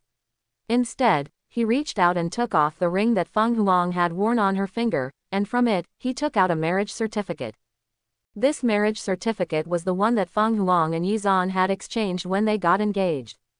Clang! A demonic flame ignited from his fingertips. In an instant, the marriage certificate between Fang Huang and Yizan turned into ashes and floated in the sky. Jishu, you. Fang Huang looked at the ashes floating in the sky, her mouth slightly agape, her beautiful eyes wide open, but she didn't know what to say for a moment. What's wrong? What does the princess want to say? This marriage certificate was originally prepared by the princess to return to Yizan, wasn't it? Jishu calmly looked at Fang Huang and spoke softly. No. Upon hearing this, Fang Huang bit her lip, shook her head, and fell silent. As Jishu said, she had originally planned to return the marriage certificate once Yizan grew up. The reason she didn't break off the engagement back then was simply because she didn't want to kick a man when he was down. Now, since Jishu burned the marriage certificate, so be it. However, at this moment, a thought arose in her mind. This guy burned her marriage certificate. Could it be that he really wants to claim her as his own? What do you mean? Now Fang Huang is no longer your disciple's fiancé. Do you still have a reason? Jishu turned his head and casually spoke to Ning Xian. If that's the case, I will still ensure her safety. Ning Xian spoke expressionlessly. Suit yourself. If you don't want to leave, then don't. I have no objections. Jishu waved his hand, then a faint smile appeared at the corner of his mouth, and his tone suddenly changed. But, next, there's something I want to do to your disciple. You might have objections. What do you mean? Ning Xian felt a strong sense of unease in her heart upon hearing this. Ha. Jishu turned to Shen Jianxin and smiled mysteriously. Jianxin, there's something I want you to do next. You may command, master. Shen Jianxin slightly bowed, his exquisitely beautiful face filled with devotion. Jishu organized his thoughts and said. Next, I want you to leave Zhou Garden and return to the Crimson Cloth Church, and announce to the world everything you have seen and heard in the Divine Wood Forest and Zhou Garden. Shen Jianxin furrowed her brows slightly, not understanding what Jishu meant. If what happened in the Divine Wood Forest and Zhou Garden were to be announced to the world, it would be a big deal. And just as her thoughts were turning, the smile on Jishu's face became even more intense. I want you to tell the world. 3 days ago, the Deputy Mansion Master of the Heavenly Strategy Military Mansion, Li Wangsheng. The Deputy Valley Master of the 10,000 Poison Valley, Zhao Wuji. They all died at the hands of Yizan from the Divine Phoenix Empire. The Saint Child of the Saint Sect, Mo Lingfang, was also severely injured by him. And you, Shen Jianxin, with all your tricks, barely escaped death. As soon as the words fell, the expressions of everyone present changed. Jishu is trying to stir up trouble in Jiangdong. Now that Li Wangsheng and Zhao Wuji have fallen, their sects should already know, and they must be furious. With this move, Jishu has completely shifted the hatred between the two top sects onto Yizan. And he himself will not bear any consequences. Master. What about the 2 broken blade techniques? Did Yizan take them too? Shen Jianxin narrowed her eyes and asked softly. She thought that if she could also pin the blame for the 2 broken blade techniques on Jishu, things would become even more chaotic. No need. After all, we have to leave some suspense for the cultivators of the 9 Heavens continent. And besides, they have brains. They will figure it out themselves. Saying too much will only make it seem fake. Jishu shook his head. Jishu, you're simply a demon. Mu Lengxin glared angrily at Jishu. Not only did this guy cut off Yizan's right hand, but he also framed him for all the blood debts on his hands. And even left a mystery about the whereabouts of the 2 broken blade techniques, so that all the cultivators on the continent wouldn't let him go. This method is simply too evil. So evil. Zan Zhang clenched his fists tightly, feeling extremely angry, to the point where even as a chief disciple of the Buddhist sect, he couldn't help but curse. Ji Shu, how dare you? Ning Xiu scolded coldly, her delicate body trembling with anger. Why wouldn't this prince dare? You can help Yi Zan. Why can't this prince help himself? Ji Shu turned his head and gave Ning Xiu an extremely cold look. Since Yi Zan dared to challenge him by borrowing Ning Xiu's power, then why wouldn't he dare to do all this? You. Ning Xiu looked at Ji Shu's cold appearance and couldn't help but be at a loss for words. At this moment, for some reason, she couldn't bring herself to meet Ji Shu's gaze. Yes, her disciple Yi Zan and Ji Shu were originally enemies, so why couldn't she use any means necessary? Your Highness, your plan is good, but there's one problem. Old Wei suddenly spoke up and reminded. What do you mean? Ji Shu withdrew his gaze. Shen Zhanxin will cooperate with you, but the rest of them probably won't. Old Wei glanced at Mu Langxin, Zan Zhang, the second prince of Great Qin, Ying Ling, and the unconscious Mo Lingfang. Unless you kill them all. Mu Xuanian smiled and interjected. He. Upon hearing this, Ji Shu shook his head and sneered. No, if too many people die, then the credibility of this prince's story will be lost. He had thought about this very clearly, and it was easily solved without killing anyone. And besides, he had long been prepared for this. His thoughts stopped there. Ji Shu's gaze swept over the several outstanding individuals present. Little monk, you will help me, right? Ji Shu looked at Zan Zhang, his eyes filled with a smile. Prince Ji Shu, monks should not tell lies. Sorry, I won't help you, little monk. Zan Zhang shook his head. Is that so? Ji Shu's mouth curled, and he reached out his hand to help Fang Huang tuck the golden hair scattered on her forehead behind her ear. Then he casually asked, so, you don't want to see your sister come home, right? His tone was neither light nor heavy, but it sounded like thunder in Zan Zhang's ears. You. Zan Zhang looked at Ji Shu with a pale face, his body trembling uncontrollably. You help me, I will help you, isn't that fair? While saying this, Ji Shu reached out his hand and patted Zan Zhang's smooth head. Upon hearing this, Zan Zhang felt dizzy. Ji Shu's voice echoed in his ears like a devil's whisper. Zan Zhang knew Ji Shu's methods, and he knew that Ji Shu didn't care about anyone's background or status. As long as someone blocked his path, Ji Shu would ruthlessly kill them, just like Li Wangsheng and Zhao Wuji. He also knew that if he didn't do as Ji Shu wanted, his sister Fang Huang would definitely die. At this moment, Zan Zhang glanced at Fang Huang, who was weakly leaning in Mu Xuanian's arms. Finally, he nodded and gritted his teeth, saying in a low voice to Ji Shu. Prince Ji Shu, don't hurt my sister, I promise you. I will definitely not obstruct your plan. That's enough. Ji Shu nodded. It was difficult to make a monk lie for himself. But as long as Zan Zhang didn't deny or clarify the rumors, as long as he didn't respond, it would be enough. Ji Shu, I won't help you. Absolutely not. Mulanxin gritted her teeth and said firmly. Huh. Ji Shu glanced at Mulanxin. He had no intention of paying attention to this foolish woman.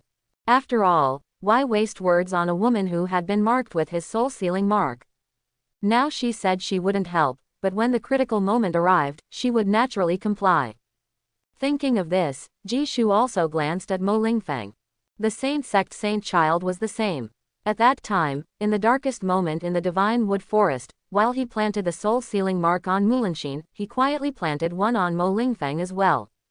It's just that, no one present knew about it. What about you? Second Prince of Great Qin, Ying Ling. Ji Shu smiled and looked at Ying Ling. Ah, Ying Ling's throat couldn't help but roll at his words. This man in front of him. He was 100 times more terrifying than anyone he had ever seen. Ji Shu, Prince, what did you say? Just that. Ying Ling slightly bowed, his smile stiff, and he didn't dare to look up and meet Ji Shu's gaze. At this moment, the Great Qin Empire's second prince could be said to be extremely humble in front of Ji Shu. He. Ji Shu looked at the increasingly intense smile on Ying Ling's face, who was extremely humble in front of him. Name, Ying Ling. Age, 25. Cultivation, monarch rank, second realm. Identity, second prince of the Great Qin Empire. Essence of destiny potential, 5000. After using the eye of all-seeing to scan Yingling, Jishu disinterestedly withdrew his gaze. This is the second prince of the Great Qin Empire. Quite poor, but, indeed a good dog. Jishu muttered to himself in his heart. According to the intelligence from the Military Intelligence Department, Yingling is someone who would do anything to become the crown prince of the Great Qin Empire. Previously, he had gone to great lengths to flatter Fang Huang, all in order to borrow the power of the Divine Phoenix Empire to ascend to the position of crown prince. Therefore, as long as Jishu gives him a little favor and draws a big picture, he can use Yingling's hand to open up the treasure empire of the Great Qin Empire and obtain countless resources from it. Your Highness, the Crown Prince, you can rest assured, as long as you spare my life. When I return to the Great Qin Empire, I will personally lead people to hunt down Yi Zan. Your plan will be executed by this prince leading the troops. Yingling finally mustered up the courage to look at Jishu and solemnly spoke. If you can really do it, perhaps this crown prince can help you ascend to the position of crown prince of the Great Qin Empire. Jishu casually said. Really? When Yingling heard this, his eyes suddenly brightened. He was well aware of Jishu's strength, monarch rank overpowering saint rank. This was a heaven-defying combat power that exceeded his understanding. Not to mention, there was also the supreme heaven standing behind Jishu, as well as the forces hidden in the darkness that he didn't know about. If Jishu really agreed to help him, then he would have full confidence in taking the position of crown prince from his brother's hands. Of course it's true. Jishu smiled faintly. He could tell from Yingling's excited eyes that this guy took the bait. However, even so, he still needed to make a guarantee in advance. Since that's the case, then in the future, Yingling will be loyal to the crown prince. Yingling deeply bowed to Jishu. Hey, Jishu sneered, then spoke. Second prince, do you think that's the end of it with just a few words? Yingling was stunned, not understanding what Jishu meant. It's nothing, just wanted to give the second prince a small gift. And then, you can leave Zhou Yuan. Jishu casually said, shaking his head. Upon hearing this, a bad premonition surged in Yingling's heart. Immortal devouring demonic technique. Activate. A demonic light flashed in Jishu's eyes as he raised his hands and formed seals. Clang, clang, clang. A brilliant magic light bloomed in his palm. Prince Jishu. What do you mean? Yingling stared blankly at Jishu, his face instantly turning pale, sweat sliding down his forehead and cheeks. Don't be nervous. Relax. Jishu calmly spoke, then pressed his palm directly onto Yingling's forehead. Clang. The magic light shone brightly, then turned into strands of black energy that entered Yingling's body. Ah, so hot. Yingling cried out in pain, feeling as if the meridians and bones in his body were about to melt. After a moment, Jishu withdrew his hand and looked at Yingling, who was sitting on the ground, gasping for breath. A faint smile appeared at the corner of his mouth. What did you do to me? Yingling looked at Jishu in extreme fear, his voice hoarse as if he had been smoked. Just a small gift. Jishu responded softly. Just now, he used the immortal devouring demonic technique to change a few meridians in Yingling's body and quietly planted a demonic seed. A gift. Yingling's face was full of disbelief. But when he tried to circulate his true essence, he suddenly discovered that his meridians seemed to have widened a lot. Even, his cultivation level had increased by 1 realm. Thank you, Prince Jishu, for your gift. Yingling knelt in front of Jishu, his tone extremely devout. No need to thank me. Jishu casually replied. He did give Yingling a little benefit. However, as soon as he activated the demonic seed, Yingling's true essence would reverse along the meridians he had changed in an instant. Afterwards, Yingling would become extremely violent and his combat power would soar. Of course, after the true essence reversed, Yingling would face death when his meridians were completely severed. If Yingling didn't want to die, he could only kneel in front of Jishu and beg for a way out. In other words, in the entire 9 Heavens continent, apart from himself, no one could save Yingling. Furthermore, as long as Jishu wished, he could detonate the demonic seed at any time, causing Yingling's meridians and bones to turn into dust in an instant. In short, Yingling's life was now firmly in Jishu's control. Let's go. Second prince, you can leave Zhou Yuan now. Upon hearing this, Yingling stood up slowly, looked into the distance, and let out a sigh of relief. He felt like he was dreaming. He never thought that Jishu would really spare his life. Jishu, what about us? Mu Lengson stepped forward, furrowing her brows and asking. Let's go. When you see your junior sister, remember to say hello for me. Jishu waved his hand and said indifferently. Upon hearing this, Mu Lengson looked at Jishu with some disbelief. This demon, he actually let her go like this. Could it be that he's not afraid of ruining her plan? Hey, Jishu seemed to see through Mu Bing's thoughts and said. Hurry up and get lost. Before I change my mind. You demon, Mulanxin muttered angrily under her breath, then she swung her hand and turned away. Jishu, I will tell junior sister in the Divine Ice Palace everything you did in Joyuan. As you wish. Jishu, upon hearing this, paid no attention to Mulengsen's words. Jishu, the crown prince. Please honor our agreement. Do not harm my sister. Zhan Zhang said these words to Jishu, then turned and left with Mo Lingfeng on his back. Watching Zhan Zhang's figure disappear, a pleased smile appeared on Jishu's lips. The demonic potential within Zhan Zhang's body is hundreds of times stronger than that of Yingling. Therefore, he doesn't need to rush to demonize Zhan Zhang at this moment. He just needs to wait for the right moment. The demonic potential within Zhan Zhang's body will be gradually excavated by himself. Then, he can freely control a rising star of the demonic path by activating the immortal devouring demonic technique.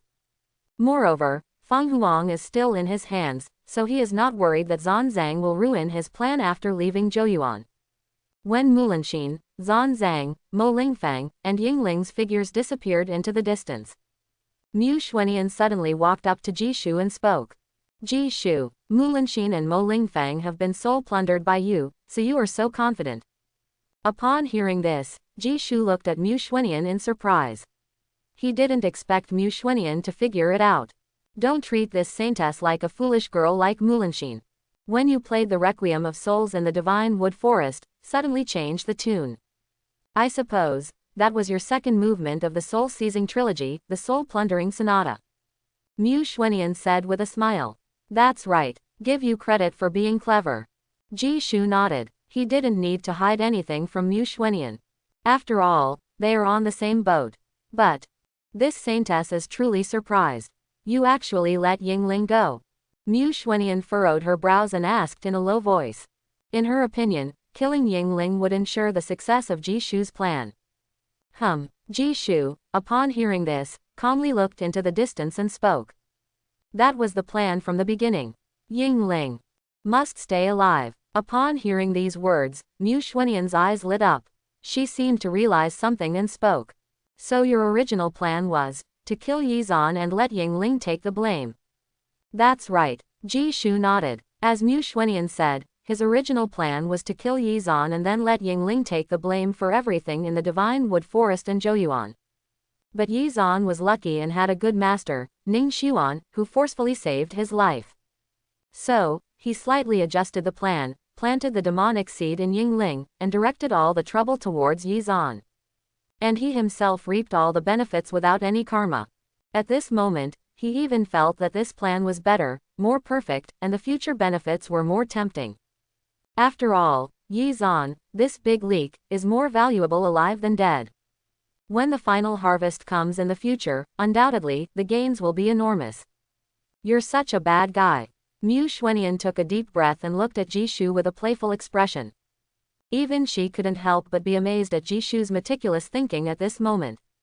The series of events now seemed to be not accidental, but rather meticulously planned and calculated by Jishu. From killing Li Wangsheng, Zhao Wuji, Jia Han Mulanxin, Mo Lingfeng, buying Yingling, framing Yizan. This interconnected plan made her scalp tingle when she recalled it. Thank you for the compliment. Jishu responded to Mu Xuanian with a light laugh. In this world, it is just like this. Being kind to enemies is being cruel to oneself and those around oneself. Only by being ruthless can this world show you the kindness and respect it should have. As for right and wrong, good and evil, it really doesn't matter much. Let's go. Enter Zhou Ling. Jishu looked up and slowly spoke, looking at the huge tomb at the end of the divine path. He would eventually obtain the 2 broken sword techniques of Emperor Wu Zhou Dufu. In addition, he had already gathered enough essence of destiny, so it seemed that he could also obtain the forbidden imperial law in the system store. Just thinking about this, Ji Shu felt a burst of excitement in his heart. Meanwhile, after the several geniuses left Zhou Garden and returned to the Divine Wood Forest, they all sat down on the ground.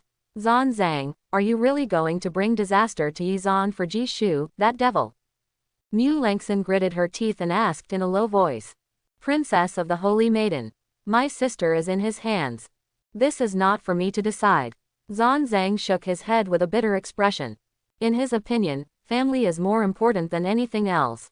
Mu Lengxin felt a tightness in her chest upon hearing this. She remained silent for a moment, then muttered to herself. Good and evil will be repaid. In any case, I won't let Ji Shu's plan succeed.